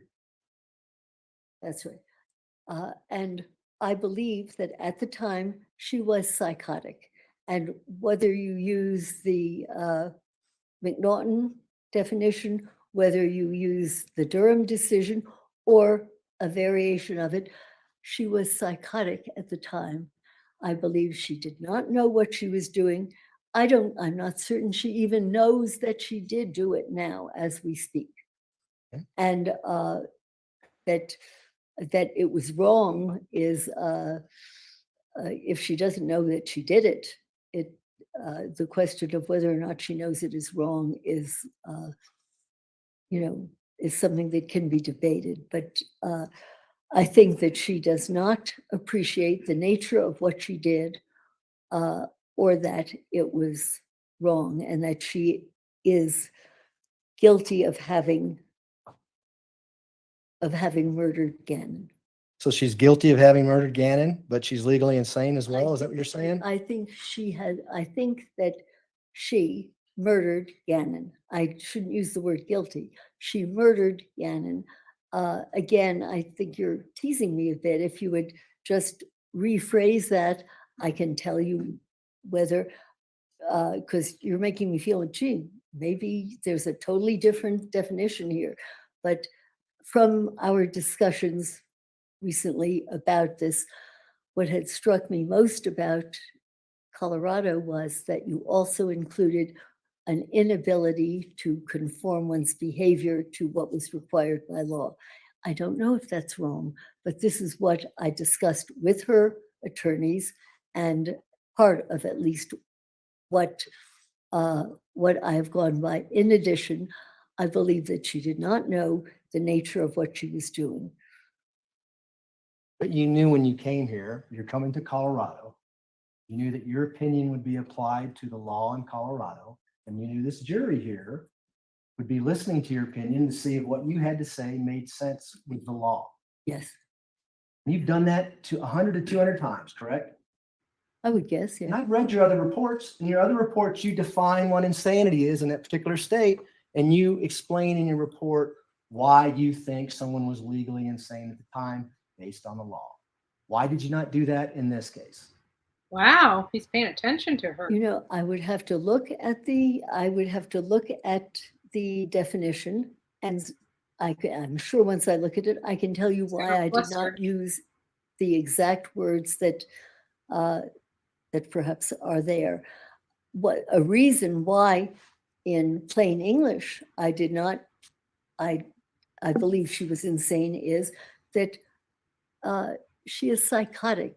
When someone is psychotic, they are out of contact with reality. They do not know the nature of what they are doing, whether it is right, wrong, or indifferent. And she is and was psychotic, and therefore she was insane. If you wish to give that a different flourish or something different about it, I very much doubt that what I'm saying to you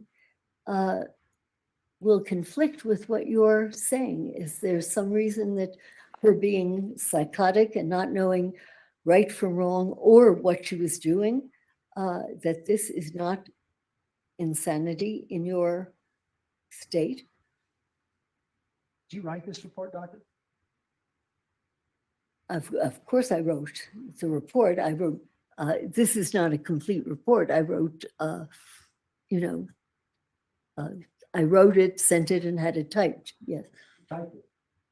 I cannot tell you who typed it. Who'd you send it to?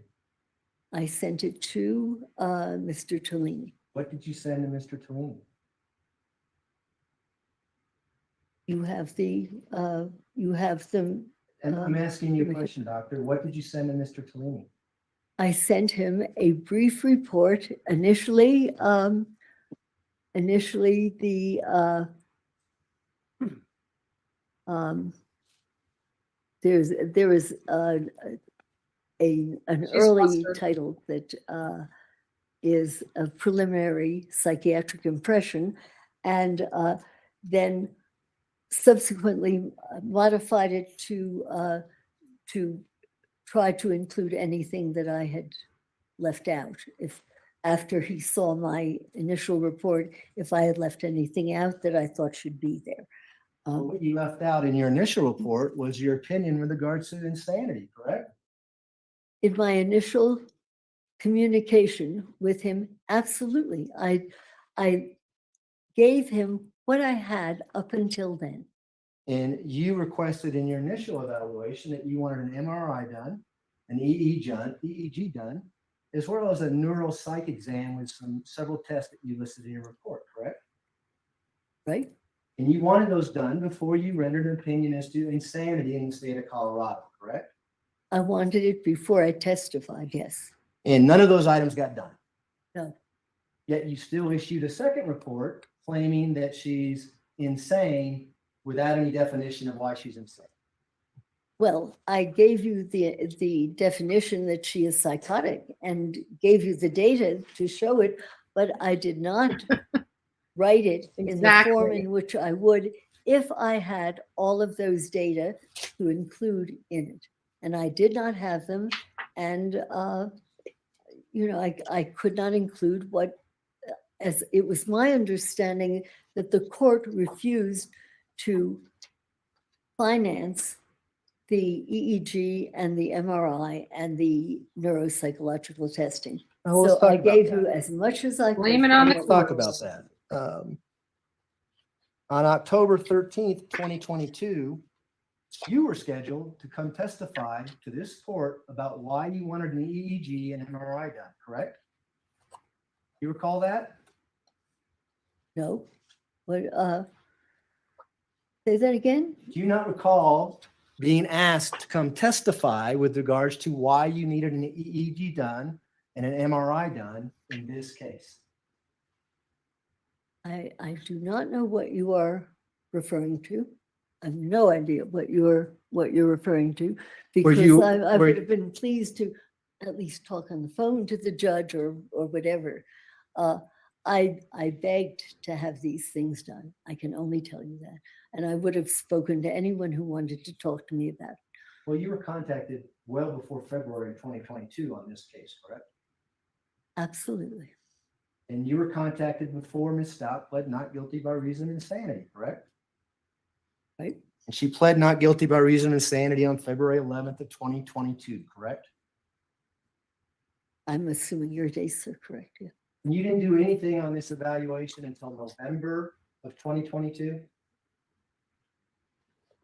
I worked as hard as I could to get these. In fact, I called the neurologist for free, Dr.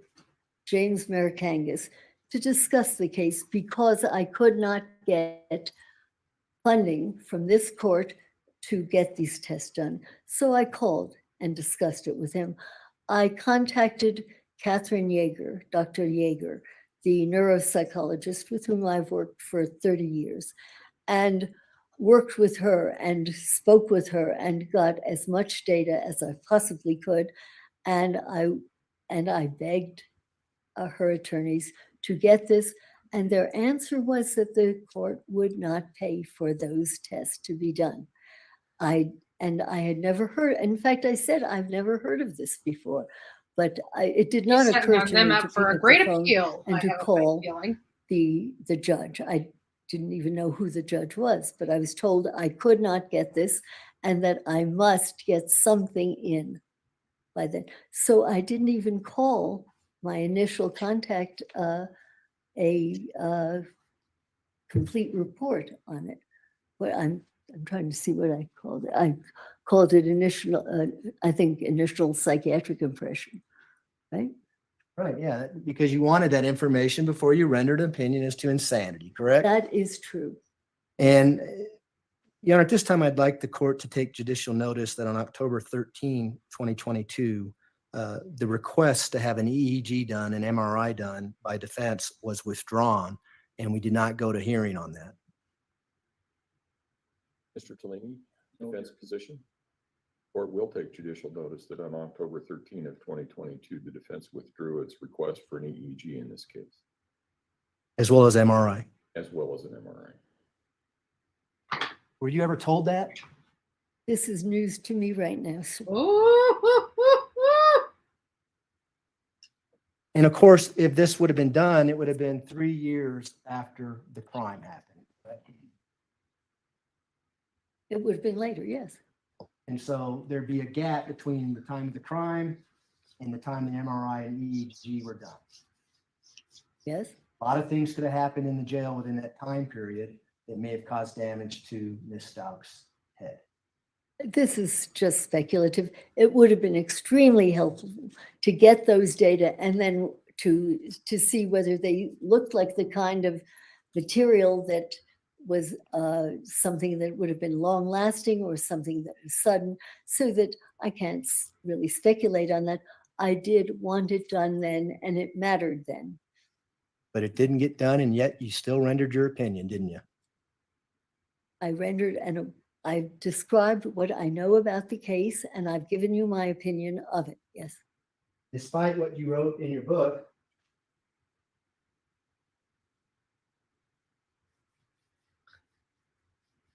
guilty by reason of insanity. You're familiar with your book, Thank right? you, love bug.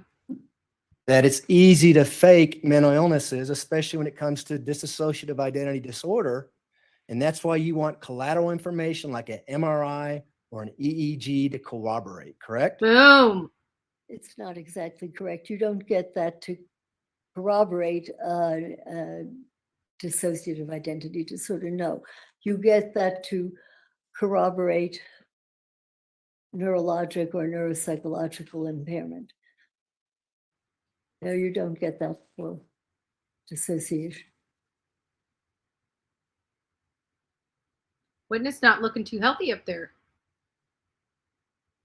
Page 108. You probably heard this a million times when you testified, I would imagine, right? I don't know. You'd have to. Okay. I don't Let me read it to you. Psychiatry, as every prosecutor who has ever cross-examined me has never hesitated to point out, is a soft discipline compared with the harder medical discipline of, say, neurology. You remember saying that? There it is. The difference between neurology and psychiatry is analogous in some ways to the difference between hard neurologic signs and soft neurologic signs. Sound familiar? Yes, go ahead. An MRI shows abnormal mass in the brain. The EEG shows localized spike and wave complexes. In other words, evidence of brain damage is clear. Remember saying that? Or I should have said of brain dysfunction. I said of brain damage. Yeah. You said evidence of Oh. brain damage is clear. Correct. Yeah. Should say of brain dysfunction. Okay. Oh, so now she should have rewrote the book. What did you mean by that? Is that why you wanted the MRI and the EEG? Of course I wanted that, but not in order to, you would not get a special, as I said to the jury, you would not get a special MRI or EEG based on a dissociative disorder. If, however, you do get this abnormal MRI or EEG, Look at her attorneys. you then start looking in another direction and you start thinking, not only may we have dissociation, but there is some kind of documented brain dysfunction. It's operating differently. And so you would like that because you would have, Mr. Tellini They would have even knew a she lot said brain easier damage because at the case beginning, if he were able they were talking to about her document brain that damage. a lot of her from the signs, symptoms, softball, and remember? behaviors are the result of abnormal electrical activity. She is kind And of or, as in a recent case that I did early, I think And last doctor, I'm going fall, to stop you I there. read- Let where me stop you there, I agree doctor, that. because I want to stick to my questions here, okay? The EEG or MRI could have showed nothing as well, right? No Right. brain damage. That's right. And that would also help you in forming your opinion as well, wouldn't it? Well, it certainly would not have confirmed a documented neurologic dysfunction. And so all you had to go on is really Ms. Stauch's self-reporting to you and the forensic interview that you conducted. Well, that's simple. I can't go along with that. That's all we had. But we did not have the additional neuropsychological and neurological data that I would very much have liked and I would still like.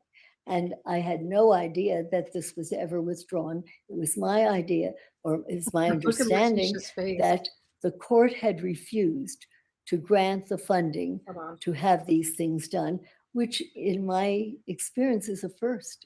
Well, now you know what happened though. So why do you keep saying, you know what happened? I The don't, court just took judicial notice that the defense withdrew their request. I know what you're telling me, but it would be presumptuous for me to say, I know now. You've put me in the middle of a debate that I can't enter into. $350 an hour.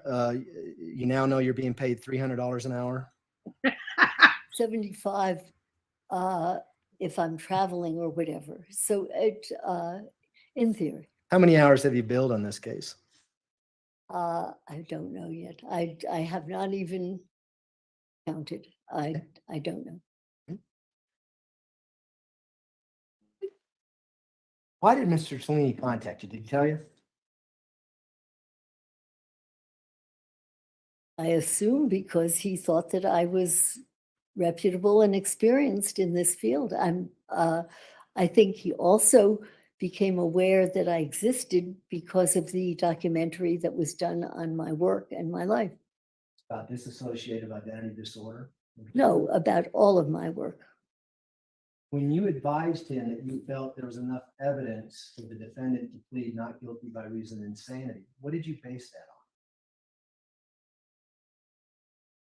on? I based that on, probably in my own head, I based it on the McNaughton rule, which would be that she did not know the nature of what she had done and or that it was wrong.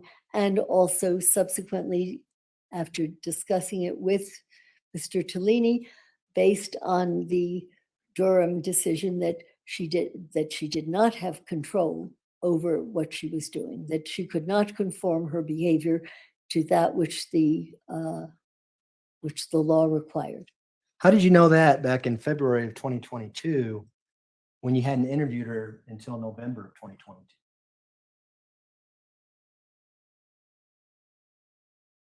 I'm sorry, I would have to look over what I had looked at and what I had, what I had reviewed up to the time, and I'm sorry, I can't give you the dates so that we can. Well, did you review anything prior to talking to Mr. Cellini for the first time about the defendant changing her plea to not guilty by reason of insanity? I'm not aware of his having changed a plea. No, I assumed, in fact, when he called me, that he thought that probably that there was an insanity defense here, and I did not think that he had one. He was pleading what, not guilty first, and then changed it to NGRO. I don't know. You don't remember? No, it isn't that I don't remember. It's that I assumed when he called me that he suspected that there was that she was suffering from a severe mental disorder that conformed to the criteria for insanity. And when that happens, you had done hundreds of forensic evaluations with a lot of people who are on death row, some serious big-time murderers. Is that fair? There's a difference between a death penalty case and a homicide case, correct? Yes. Death penalty people are the worst of the worst. Oh, it depends on what your state is like. No, it doesn't depend on the worst of the worst. It depends on what the law is in your state and the humanity of your state. It doesn't depend on the worst of the worst.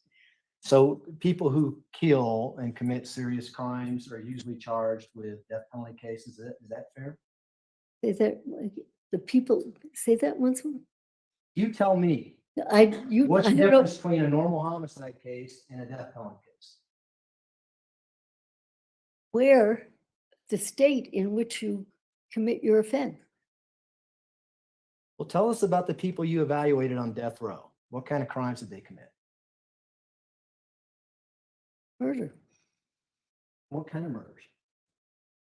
It varied from probably the most common thing. It would have been like a grocery store murder where somebody got kind of upset, hung up, and shot a clerk. They were a death sentence did not correspond to the grisliness of a murder. Well, in your opinion, a death sentence never responds to the grisliness of any murder, correct? No, I do. No. Are you for the death penalty? Objection, relevance, overruled. I beg your pardon? Are you pro death penalty? I really try not to take a position on it. I just kind of call the shots as I see them in terms of the, of the offense and what the person did. But I do not take a political stance. I don't think I ever have. And as a matter of fact, you've always been contacted by defense attorneys to do these evaluations, correct? Not always, but usually. Have you ever been contacted by a prosecutor to come in and say, testify as an expert? Yeah, when I worked at the court clinic, and I testified for the court. When I was the head of the court clinic, I was testifying for the for the state. And when I worked at Bellevue, when I was asked to evaluate, I was testifying by and large for the city if I testified. Back in the 60s and 70s? I, 1960, 1970s? oh no, 2003, I finally, after 20 years of commuting, I stopped commuting there. But no, it was up until 2003. Had you ever done an evaluation on someone on death row and said, you know what? No issues here. The death sentence should go forward.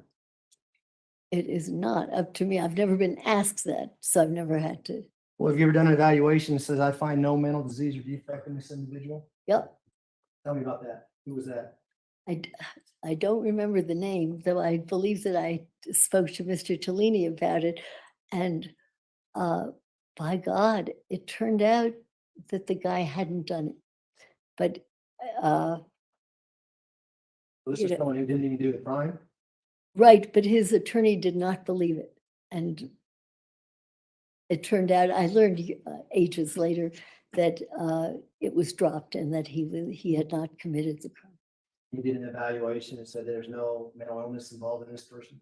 I did. And I should tell you that, may I expand on that a little bit? Sure, it'd be nice to know the name so we can confirm. I don't know the name.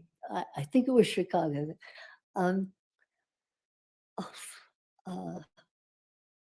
I was going to tell you about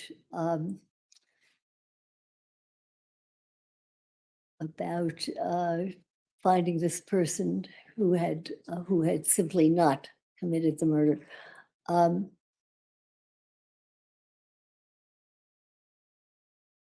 I'm sorry, I don't think I have anything to add to that, except Okay, that let's- did happen. We'll move on if you're okay with that. You all right? Right. Okay. You talk about the first time you experienced dissociative identity disorder in your book, Guilty by Reason of Insanity. Do you remember that? Oh, yeah.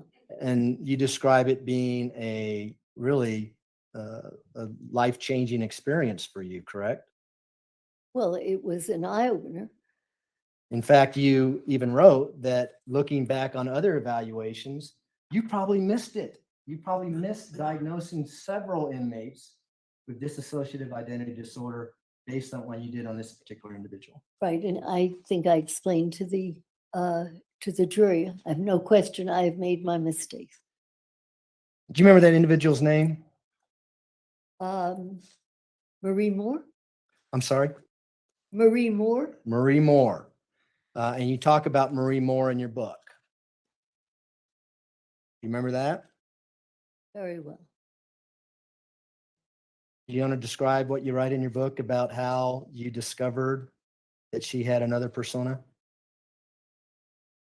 Is that, I can, why don't I ask you if this is consistent?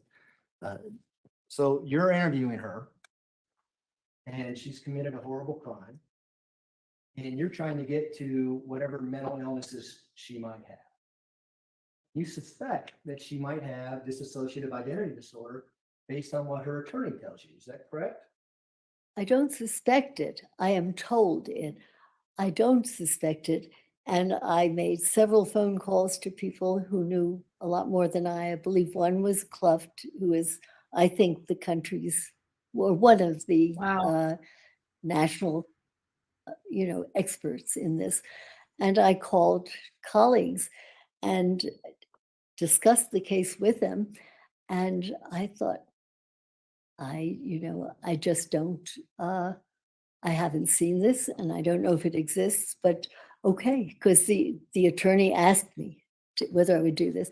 And I did. If you want me to explain what happened, Let Oh my goodness. how I between two of discovered, us, yeah, okay? I beg your pardon? Between the two of us, I think we'll get out what happened, but going into it, you had quite a bit of skepticism. Even though the attorney is telling you they got multi-personality disorders, because that's what it's called at that time.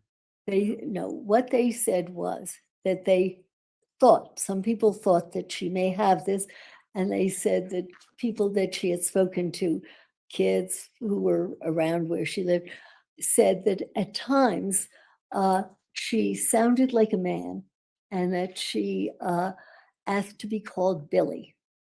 That was what they knew. And These lawyers that's what lied. they told me. And so they said, Dr. Lewis, while you're seeing her, check up on multiple personality disorder. And I thought, right. I thought I had never seen it and I didn't think I would. And so I did go to see her and I could find nothing that quite went along with what I understood.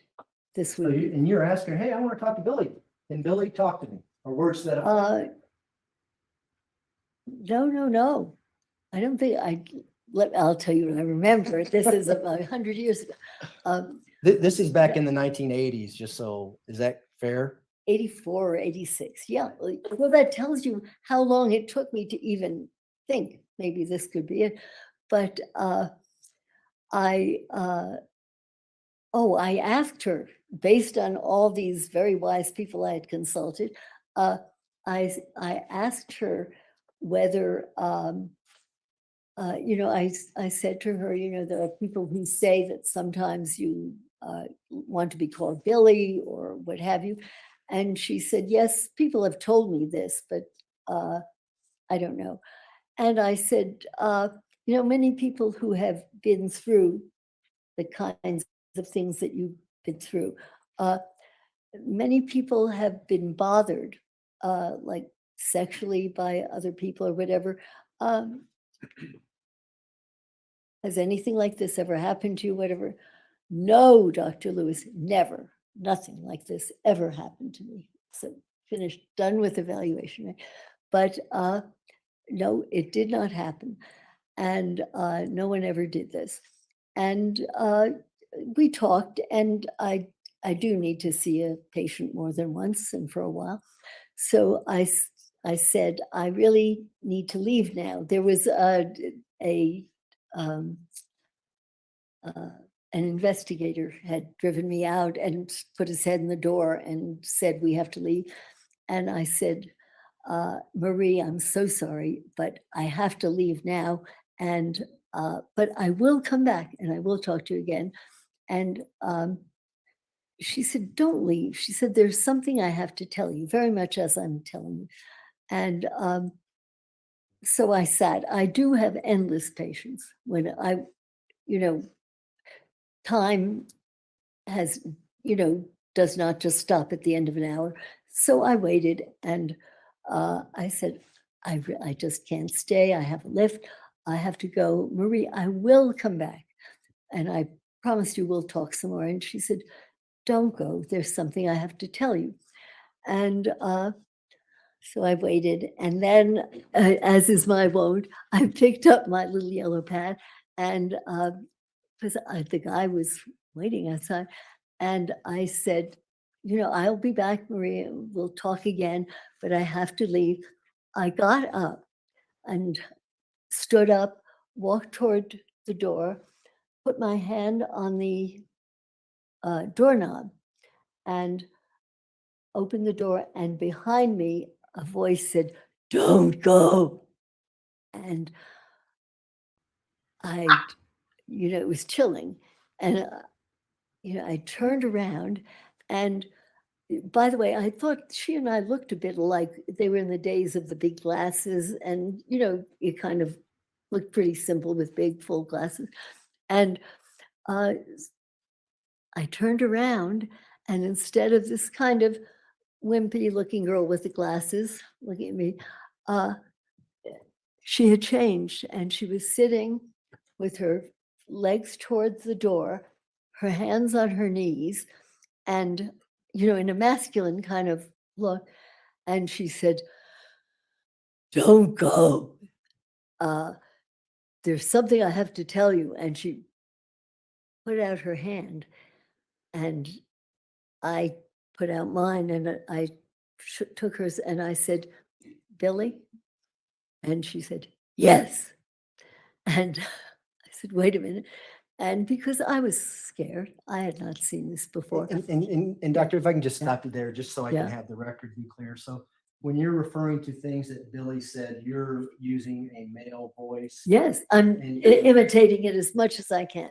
Okay, I Yeah. just want the record to reflect that. Go ahead, please continue. Yeah. I'm sometimes better at it than, but it was this harsh kind of thing. And I kept the door open and I don't remember the man's name. I said, Mr. So-and-so,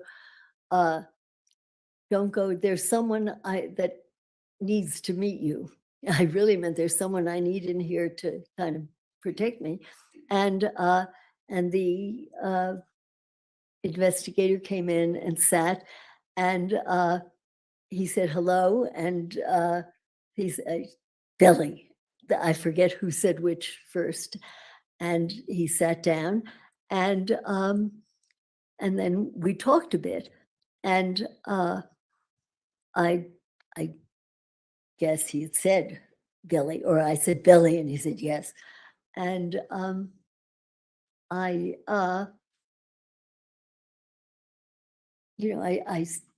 then asked some of the same questions that I had asked before. And I said to, if memory serves, I said, Billy, when I was talking with Marie, and she said that so-and-so had never bothered her sexually. I said, did anything ever happen to Marie or whatever? And so the only way I can talk about it is saying Billy. And Billy said, I said, did the father ever do anything? And she said, or he, sure he did.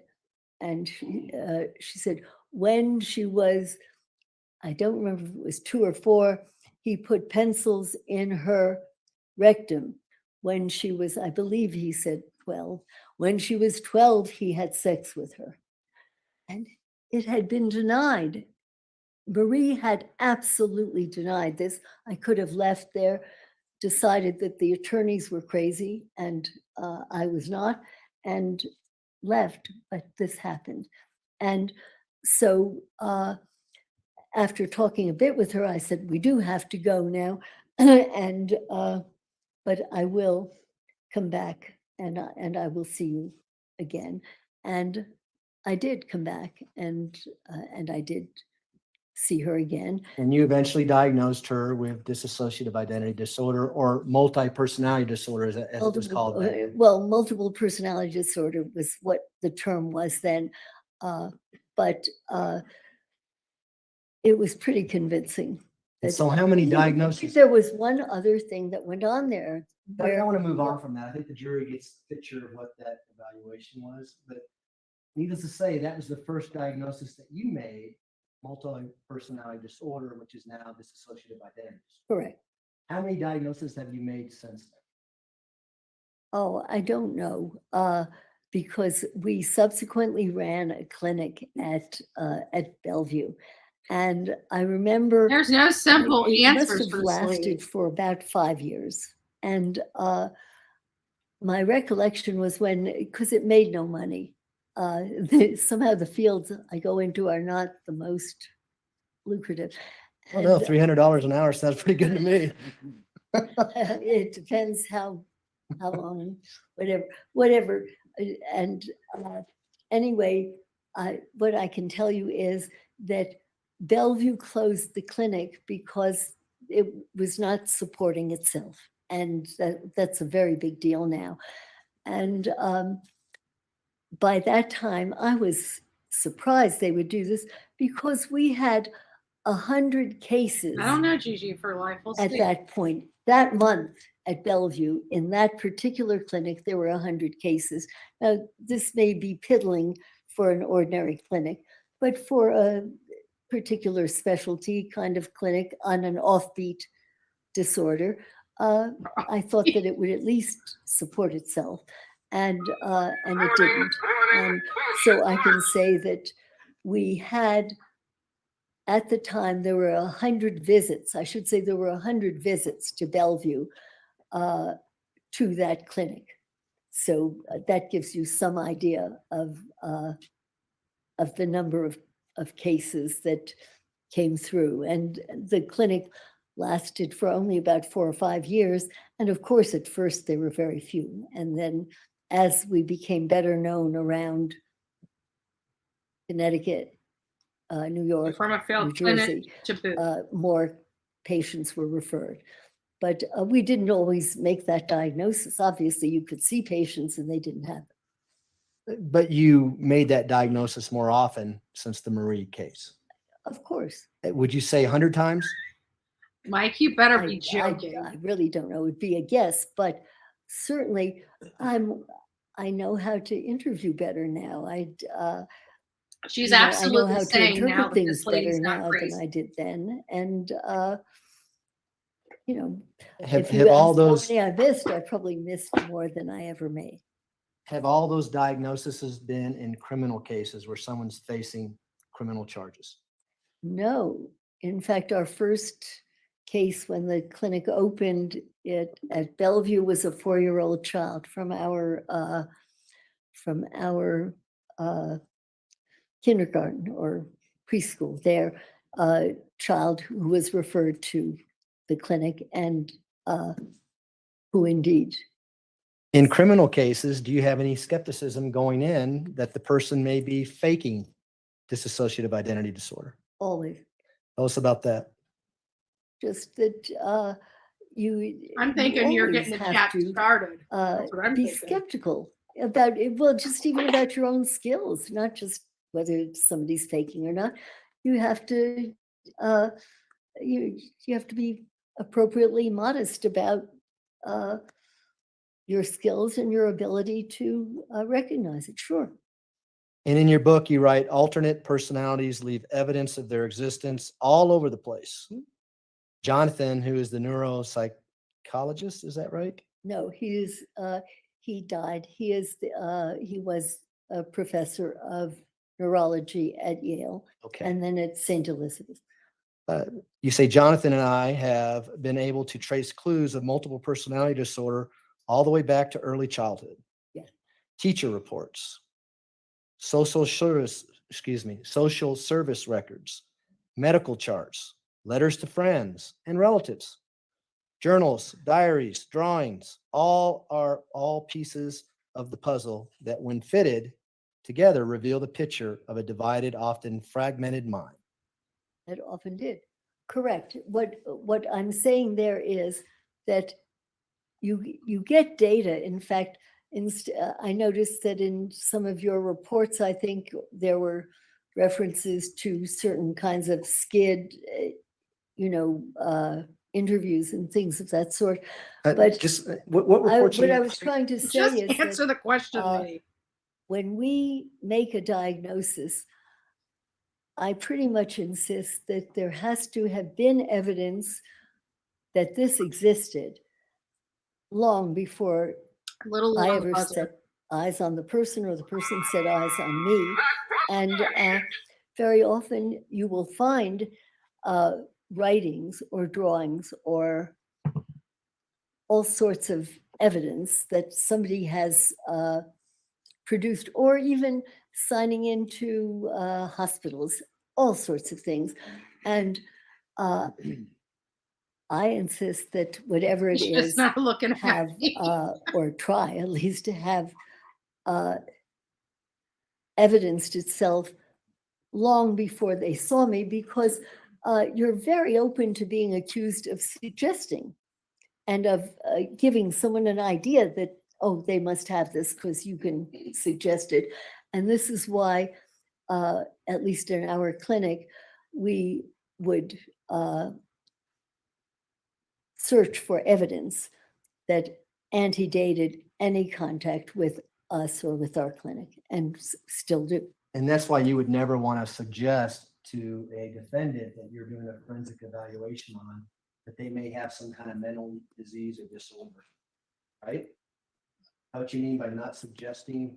No, by not, no, by just looking back, because you can usually look back and find evidence of, let's say, different names and different signatures. You can very often, you can find different artistic styles and different signatures at the bottom of them. So that you look Yes, back, being a so one in the that chat, nothing you two did being a no. influenced what you used to make your diagnosis. And it's how we try to at least be certain that we have not created anything that wasn't there. It seems to me then family members might be very relevant to interview with regards to not their loved one. If they would. Dissociative identity disorder, correct? Well, there's one fallacy there, which is very often the abuser has been a family member. And with Marie Moore, the father would not allow the mother to come in or be seen alone. They came in together, would say next to nothing. Well, And, I'm gonna talk about this case. okay? Well, but family members are not necessarily the best in the world.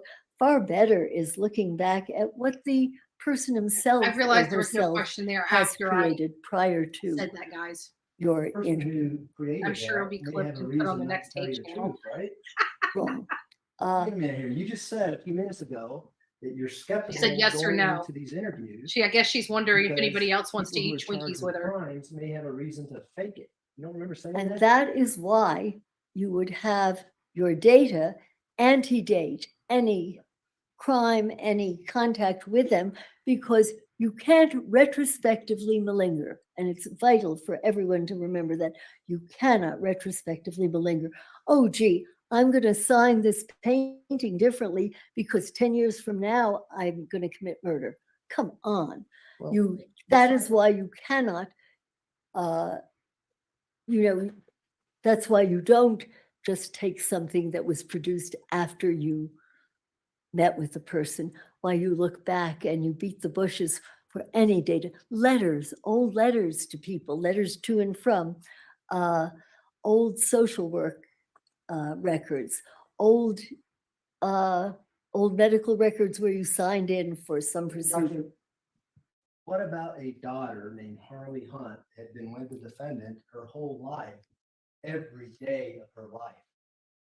Don't think it'd be relevant to talk to her, to see if she saw any signs of dissociative identity disorder? Oh, sure, it would be very helpful. So And what did Harley have to tell you when you talked to her? I asked the attorneys with whom I could speak, and I was not put in touch with any of these people. And so I did not use them unless if they had years before made some kinds of notations about the person, that would be kosher. You could probably look at that. But You say in your book that there was a case in Florida, you were subpoenaed or asked to come and give opinions on, and the wouldn't do what you asked them to do, an MRI, EG, logical testing, and you refused to testify. Remember that? I don't remember which case it was. No, this was written when, in 86? I don't. Well, why didn't you do that I don't here? recall that case. Why didn't you do that here? I tried. Why didn't you refuse to testify? Because you didn't have done what you wanted to have done. Perhaps guilt. I don't know why. But And speaking of that, I probably should have. you were to be here at 9 o'clock this morning. Why were you not here at 9 o'clock? I don't know. I was supposed to be here 2 weeks ago, and I was told that at the last minute that I was not to come until last Friday. I do not know. The timing is someone else's. And your report was due on February 13th of 2023 with regards to insanity. You know that too, don't you? You know there's discovery requirements for your report when you enter a criminal case of this nature, that you need to give us your report 35 days before trial, correct? No, this is new to me. However, I did the best that I could. I could not provide you with what you wanted until I got data. Right. And even when I did not get the data, I did the best that I could with what I was given. And you provided, or at least somebody typed up a report that was given to us 4 days before we started jury selection. Oh, come on now. That ain't even bullshit. That's Do you have a disregard with the rules here? What's going on here? I don't think I have a disregard for the rules. Do you have an unconscious bias with regards to dissociative identity disorder? An unconscious bias of what? What are you talking about? Based on your evaluation, Marie, and all the other diagnoses you made, you go into evaluations thinking, I'm going to look for dissociative identity disorder. No more than I'm going to look to see whether there is bipolar disorder, whether there is brain damage, whether there is. That's not on my end. No, no more. What does crazy, not insane mean? Crazy, not insane means that think that there are camera's going, individuals guys. who have very severe mental illness. Call it crazy, but they are not considered insane because they may not meet the criteria of that particular state or whatever it is, so that they may be crazy as a bedbug, but it does not fit an insanity defense, and the insanity varies, as you know, from state to state, so that you can be quite crazy in one place, but not insane. So you can commit a murder where there may not be any motive or any reason why that person committed the murder, but yet you could still be legally sane. Is that what you're saying? I don't think that's what I said, no. That's what I heard. And you commit a murder that may not have a motive to it and still be legally sane. For instance, a mother shakes a baby, pulls that baby. No reason other than the baby crying. Person still be legally sane. Can the person be sane? Yes. Depending on where this occurs, yeah. Is that what you mean by crazy, not insane? That is only one, that's only one small, There's millions. what? There's probably hundreds of crimes that fit that category. I think they're probably more crazy than insane disorders. How's that? Okay. Uh, Legal insanity is a pretty high. I can't do Oh. Twinkies. Depends Well, I talked to you about Colorado, but I'm not sure we can. now I'm going to have to go look up the exact rule. I take it McNaughton does not fly in Colorado? Well, let me ask you a question about these reports that you alluded to in one of your answers. You said, based on what your expert reports said. You remember saying that in one of your answers? No, I don't. Those attorneys are Well, looking what so stupid reports right are now. you referring to? I don't know what report you're referring to. Well, there's only one report with regards to insanity in this case, other than yours, correct? As far as I know, And that's the report by Dr. Gray and Dr. Torres. Correct? didn't you say one of my reports? Aren't they people that are from your side of the? This lady's. Well, that's what I'm asking you. Why do you think they're on our side? Because they work for the state. Okay, well, you work for the state. You're getting paid by the state. I don't know whom I'm getting paid by, but I assume that they're working on your side because you have asked them. Had you asked me to evaluate? Oh, if you ask me to Leticia, evaluate, I'm I going to probably evaluate would it have said differently. yes. I'd be glad to evaluate Leticia. Would it surprise you that the court is the one that actually asked the state hospital to do a neutral evaluation? What is a No, horrible? it would not. However, Yes. when you ask the state to do this, the state is the one that is Whatever Uh, little bit of the reputation people she there are had, she being just paid lost by it. the state. And it is usually with that slant, just as when a public defender gets a case, it is usually slanted in that direction. Are you basing that just because they found her legally sane at the time?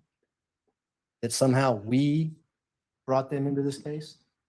No, I'm not basing it on anything. I don't know them. I don't. You're quite familiar and you've testified in other murder cases where the prosecution actually goes out and hires an expert. That person comes in and testifies on behalf of the prosecution, correct?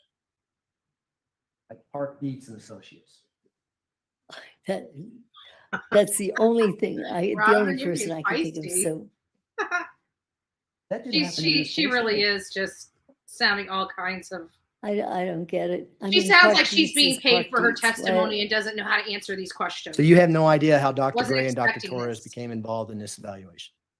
I'm assuming that they were requested by you or by the court to do this evaluation. You said that you read 100 pages of police reports?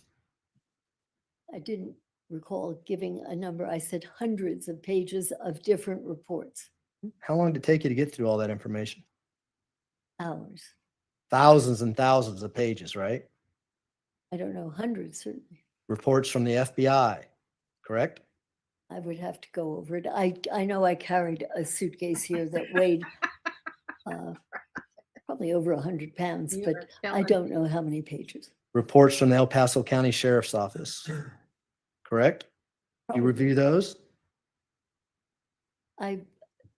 Dozens and dozens of Warning, warning, reports. bullshit alert. What about reports from Myrtle Beach, South Carolina? Did you review those? I would have to look over this again, because again, I looked at these a while back, but I did bring them with me. So if you wanted me to look over what I have with me, I can tell you. Well, tell me what you recall reviewing. I would have to look at them. I don't recall the name of each place and each organization. Mr. Tellini asked you questions about him being in an interview room while you're conducting the evaluation. You remember him asking you that? Yes, Do you remember giving 3 answers? 1, want them to see what I see. That was your first answer, correct? right, And you knew this was being videotaped, correct? right. Why couldn't they just watch the video? In my experience, it is helpful for me to have the person who is responsible for the case to see what I see. Another reason would be, I've said to them, try not to interrupt me if you can avoid it, but if there is something toward the end or something that you feel I need to know that I've just failed to ask about, please feel free to ask it or ask me, can you ask it? So that there are a number of reasons why I like the person to see what I see and also to enable me to see what he or she sees that I may have missed. Well, isn't it kind of awkward because the attorney there is the one deciding to pay you based on your work?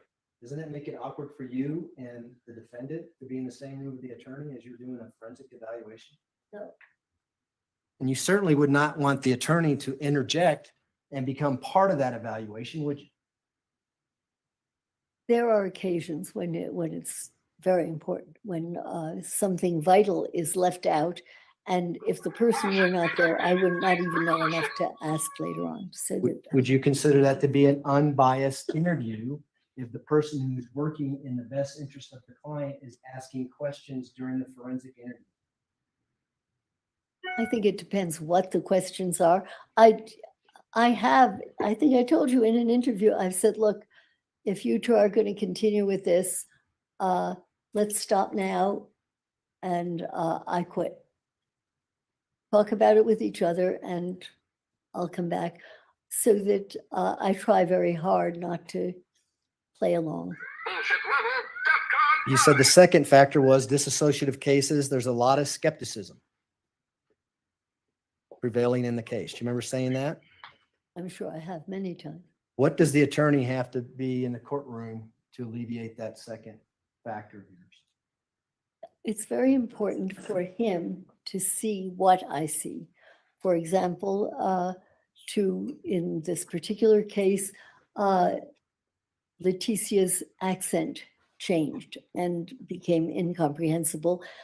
And it's important for me to have another person see what I see and then say, did you see what I see? Or something of that sort, so that it is helpful. You don't think that has an impact on the defendant? Having you tell the attorney, look at that, did you see that? Do I do that? Have you ever seen me do that? No, because I did not ever do that. Judge, I've asked the witness to allow him to. Warning, warning, bullshit alert. And then you'll get a chance to respond. You don't think that would have an impact on the defendant and her ability to act a certain way based on what you're saying, her attorney in the room at the time that she's saying things? Could you repeat what you said first about what I said and what he said and whether it would? We're going to see the video here in a minute. We're going to watch the video. Yeah. Oh Question is, my you think it would have word. an impact on the defendant's ability to act a certain way based on what you're telling her attorney in the same room? I do not believe that what I do or the way in which I do it on occasion, if I want the attorney to be there or someone else from the attorney's side, I feel that I am more likely to find out the truth than if I'm on my own and I have failed to pick up something. I will often say, wait until the end. If you can wait until the end. And then please raise any questions you have that I may have misunderstood or may have been wrong. But I do this in the interest of trying to learn as much as I can. You think the attorney might have an interest, in your opinion, in the outcome of that interview? Of course. Did you have any safety concerns when you're interviewing Ms. Stout on those 3 days? I think that just the very fact that I have somebody there tells you that I always have enough sense to try to keep myself safe and calm so I don't have to worry about my own safety. You interviewed her hours, in the morning, in the afternoon, 3 days in a row. By the time you got to the third day, do you feel a need to have an attorney in there with you for safety reasons? Yes. Why? Well, a case I had a while back, I actually was flying out to Florida for, Oh my goodness. I forget what part of the case it was late at night. There was a woman attorney with the patient, and by the time I arrived at the prison, the patient had attacked the woman. She had been alone in the room with this person whom she knew well. It's an eye-opener and it's a lesson, and it can happen. And now here this woman had known the defendant for a long time. No, I don't think that I'm that good that after a few hours with somebody, I am perfectly safe. The other thing is with dissociation, a person can switch on a dime. And if you look at the tapes, you'll see that a person, just as they can switch an accent, and it just happens and you barely notice and then you see it, a person can switch on a dime in terms of how they perceive you.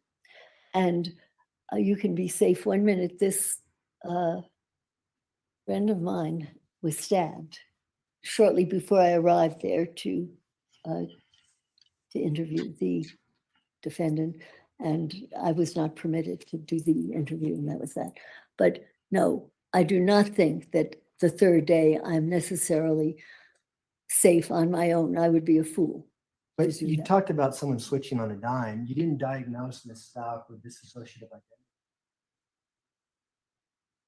2023. I have Why no were you concerned idea. about her switching on a Please, dime, but you just- hadn't made a diagnosis yet. It's ridiculous. Because I don't know when I come and see a patient what the disorder is. And there are other disorders in which someone can switch on a dime. And, or you could say something stupid or the wrong thing and the atmosphere changes. So that, I don't know, maybe I'm a coward, but I don't think you're a coward. Does everyone who is diagnosed with dissociative identity disorder, are they legally insane throughout the United States? no. Of course not, right? There's a spectrum. I taught you that. I went to school for 7.5 years. I might have picked up a few things. But anyway, there's some who are more severe than others. There's some that may not impact their life whatsoever, correct? I don't know. Because you only look at criminals, right? No. Okay. Come on. Your opinion is that something that happened over 20 years ago with Miss Stout's stepfather is the origin of her traumatic stress that leads to dissociative identity disorder. Did I get that right? No. Tell us, what's the origin of I it? do not know enough about what she suffered or experienced as as an infant, as a child, as somebody growing up, nor have I spoken with her relatives, friends, acquaintances personally, so that I cannot possibly say that. In my experience, I'm staggered by how very, very early ongoing intolerable torture can create this. And you can, sometimes you can get a hint of when it happened, because when the person is in a certain dissociative state, they may draw the way a 3-year-old does. And it may turn out that as you learn more, that maybe it was at around that time that that the major trauma occurred. But it's Well, let me, and I don't know want to what make sure I caused it. wrote down your answers right. Yeah. But you said the cause is early ongoing physical and or sexual abuse that is intolerable, can't cope with it anymore. Mind self-hypnotic. It is as you left out as if. It is as if the person has gone into a self-hypnotic state. I have used that term because for me, it makes sense. You will find others, experts far better than I, who may use a different term in terms of the way in which the mind changes. But for me, it is most understandable to say it is a type of self-hypnosis. Because, you know, if you kind of think you are someone else and you're talking differently, it is like a self-hypnotic state. And is unconscious, it is not conscious.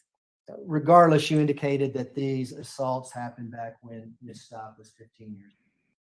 Remember saying No, that? I said I know only from other people's histories, and maybe one time where she told me from about age 5 to age 10, some things occurred, that these things have been documented by other people.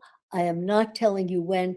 I suspect that we don't know a lot of what went on early.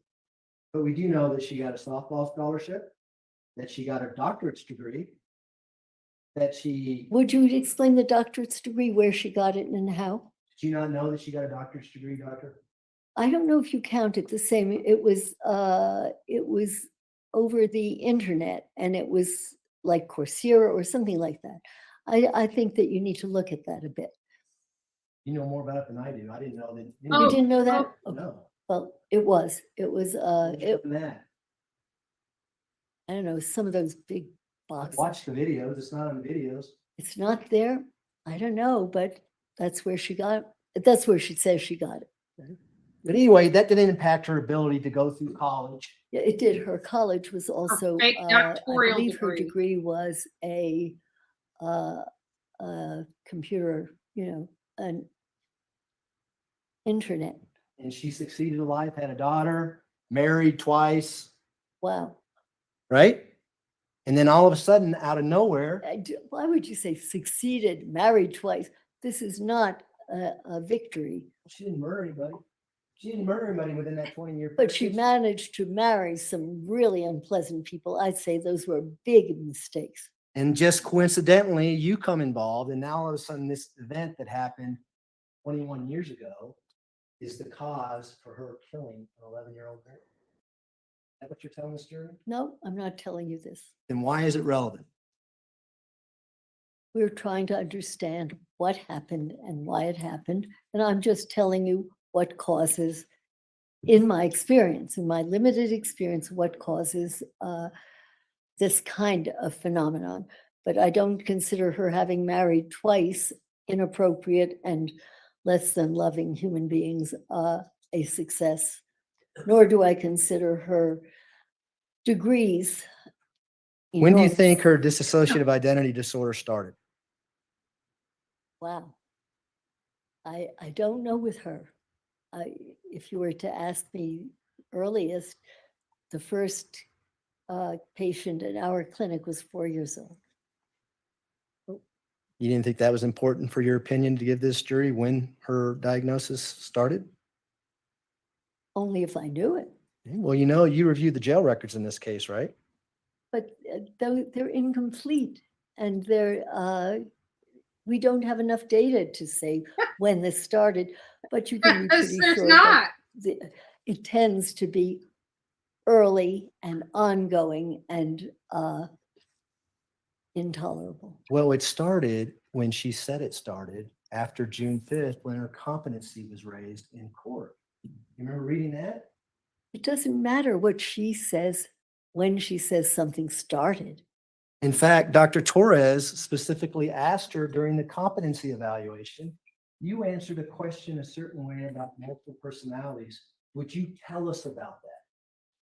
And Ms. Stout didn't have anything to say. Remember that? I don't know. Would that be significant in your opinion? I would have to know the whole context of it. In fact, it wasn't until the second competency evaluation with Dr. Grimmett that dissociative identity disorder became an issue in this case. Right?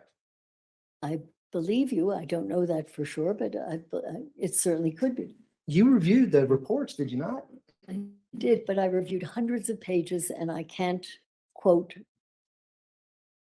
date.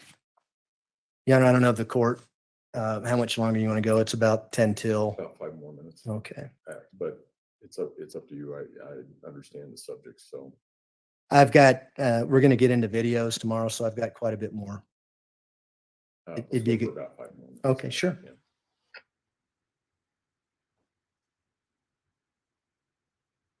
You indicated on direct examination that it's very common for an individual to split off to take the characteristics of their abuser when they have dissociative identity disorder. Yes, I've seen it often. Did you see it, Ms. Stout? I can't say for sure I saw that with her. I don't know. No. I, Rita Sanchez has nothing to do with her stepfather.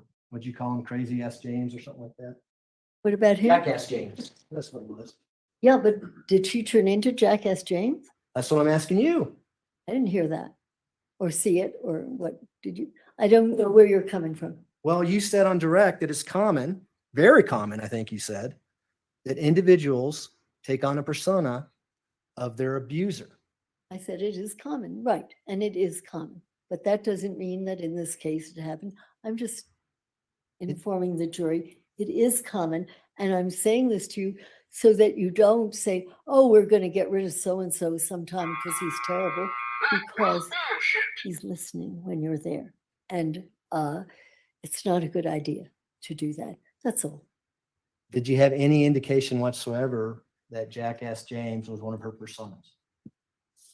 I don't think that I got to know her well enough or see her often enough to say that. You didn't ask her for Jackass James to come out and talk to you, did you? No, I tend not to ask for alternative people to come and talk to me. Well, you asked Maria Sanchez to talk to you. Only because she told me Maria existed. I had not heard of Maria. And, you know, so I would say, is it possible to talk to her, particularly because she did give us a clue that Maria Sanchez is a very violent character and there are guns and there are all sorts of things. So that, of course, I would want to say, is it possible to talk to this person? I'm not saying I want you to talk to me, but is it possible for me to talk to so-and-so? And the DSM-5 talks about a triggering event that causes someone who suffers with dissociative identity disorder to trigger that event. Say that again. The DSM-5 talks about a triggering event, something traumatic that triggers that individual to change personality when they're diagnosed with dissociative identity disorder. It can be, there can be any number of triggers. What trigger did you use to have her change to Maria Sanchez? I do not consciously use a trigger. It could be I have brown hair that's a trigger. It could be no trigger that I have done. It could be looking at the light there and there's a green light there. And a trigger is not, you know, it isn't you press a button and that does it.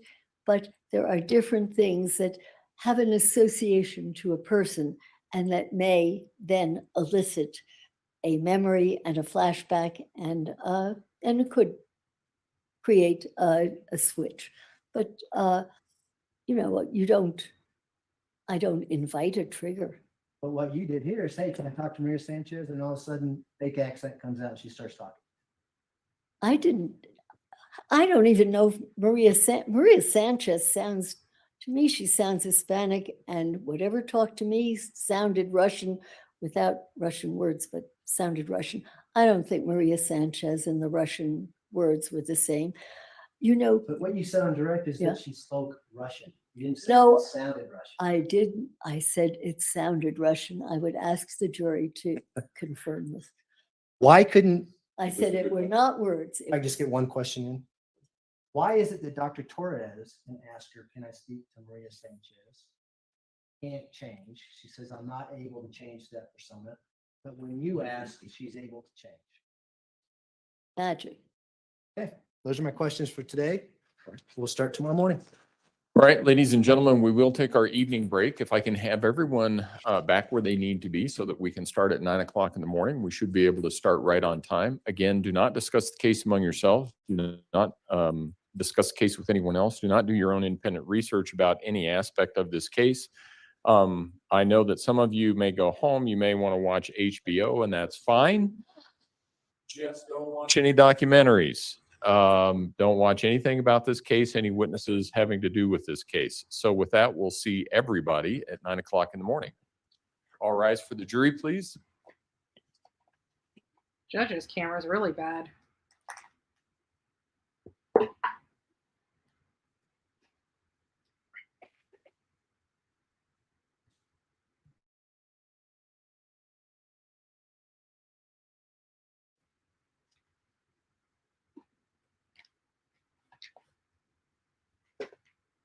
Hear that, Dr. Lewis? 9 a.m. Amen, Wait a Robin. He lied. Thank you. You may all be seated. Record should reflect the jury has left the courtroom. So Why don't we leave? if we can start everybody in the morning at 9 o'clock.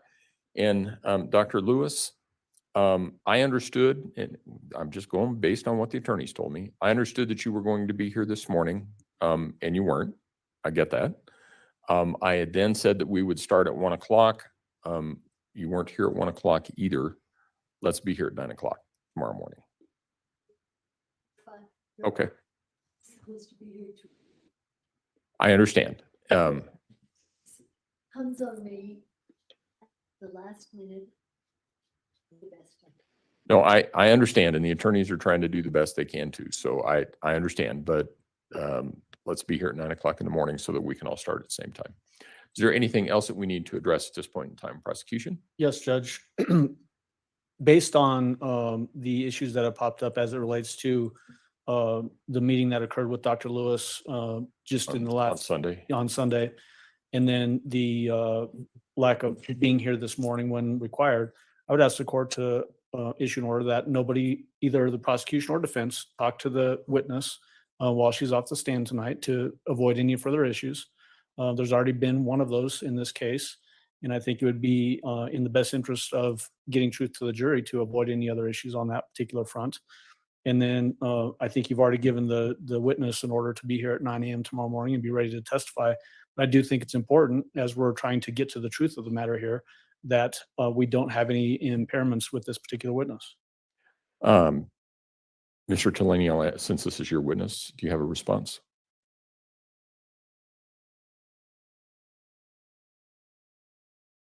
Okay, that request is granted.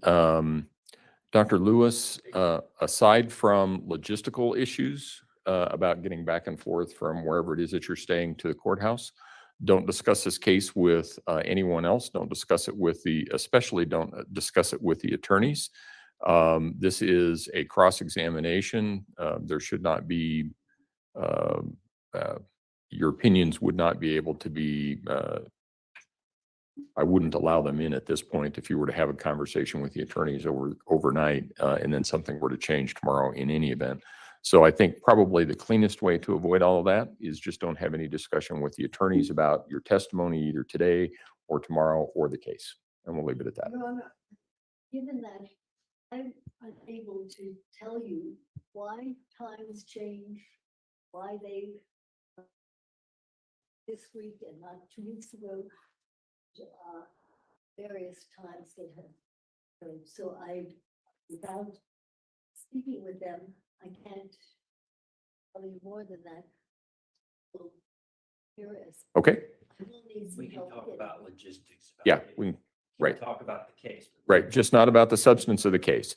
And then we'll see everybody tomorrow morning at 9 o'clock. One caveat, I don't know. Okay.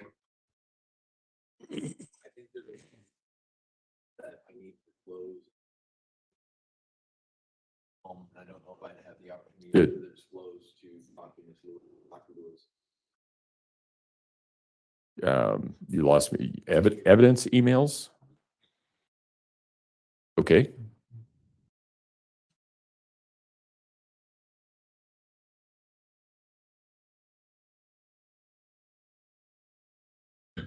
Don't know what this is about. They're talking about evidence emails. It kind of took the judge by surprise. I think it took us all by surprise.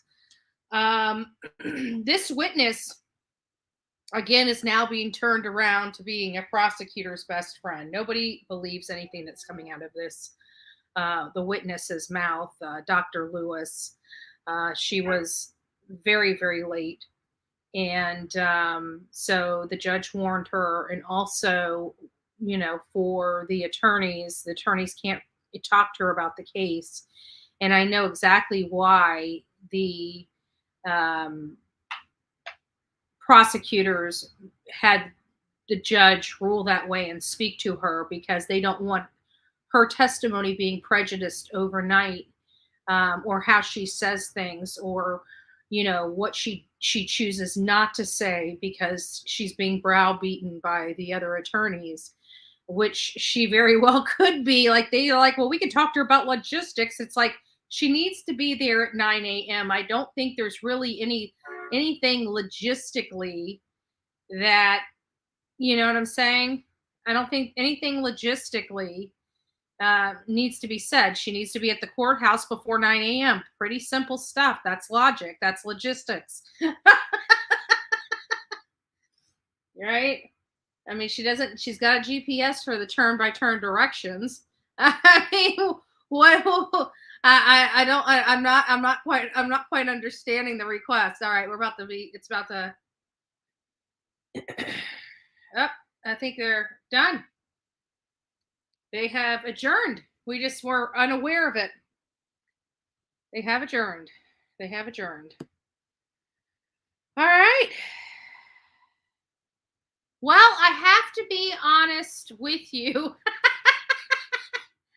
That witness was not good for their team. Like, at the end, you seen the other attorney. He just hung his head. The one that the more polished attorney, you can see defeat. Like, he doesn't even want to be associated with this case.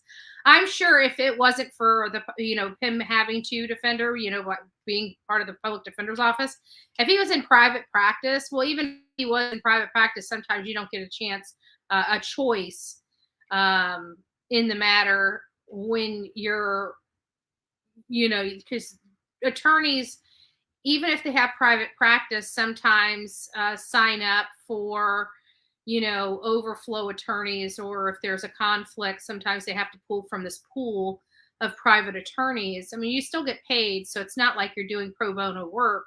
It's just the state pays you.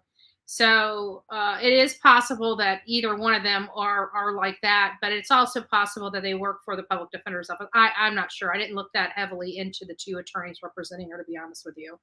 But they're being paid for by the public defender's office either way. So long story short, he looks a little more polished, but you can just see defeat all over his face. You can kind of see defeat. I think I've seen defeat on their face literally throughout this trial. And I've always said that this trial was kind of like the Hail Mary, if you will, for Letitia. You know, she's got nothing else to lose. She might as well go to trial. She has admitted to killing Gannon. So she's just saying that she wasn't in her right mind. And this one lady, you know, she's trying to, she's the expert for the defense. However, she's shooting herself in the foot because she gave this opinion that Letitia's was clinically insane, was to the level of Colorado insane, but she never could define what Colorado's standard was. And she could never explain how, in order for her, if she states in this book she wrote that you need this, all this stuff to really give a good opinion of somebody with this particular condition, and you find out she really, like, I understand that it's been 4 years, and this lady is much older. She's of advanced age. I don't want to dog her, but she's, an older person. So 4 years, the aging mind, could she have forgotten a lot about this case? Yeah, but I'm not sure. And there are rules in certain states that prevent witnesses from reviewing their notes unless they're already at court. So this may be a rule in Colorado. I don't know if that is. If it's not, for these people not to be refreshed in this case, sometimes I lose details in cases I cover, but I don't know if I lose this much detail. Like, she can't really explain how she came to the conclusions that she came to. And the state is just walking her like a dog. And it sounds bad because she is so sweet, but it appears she was paid for her opinion. I think we all think that, right? I mean, I'm sorry. I'm going to say it. I think she was paid for her opinion. And I'm curious to know how many times she's given opinions in these 100 or 200 cases that actually helped, right? That she was right on. She was always the one that the defense calls for help. They probably need to find a different, I don't know. It's been a long day, guys. Anyways, I appreciate y'all for hanging out with me and spending the day with me again. Yes, I'm that annoying person, right? And I'll see you guys back here tomorrow. Tomorrow I will have to leave. I don't know where that comes in on the timing of breaks and stuff like that. I'll do my best, but I have a hair appointment. I'm not missing my hair appointment.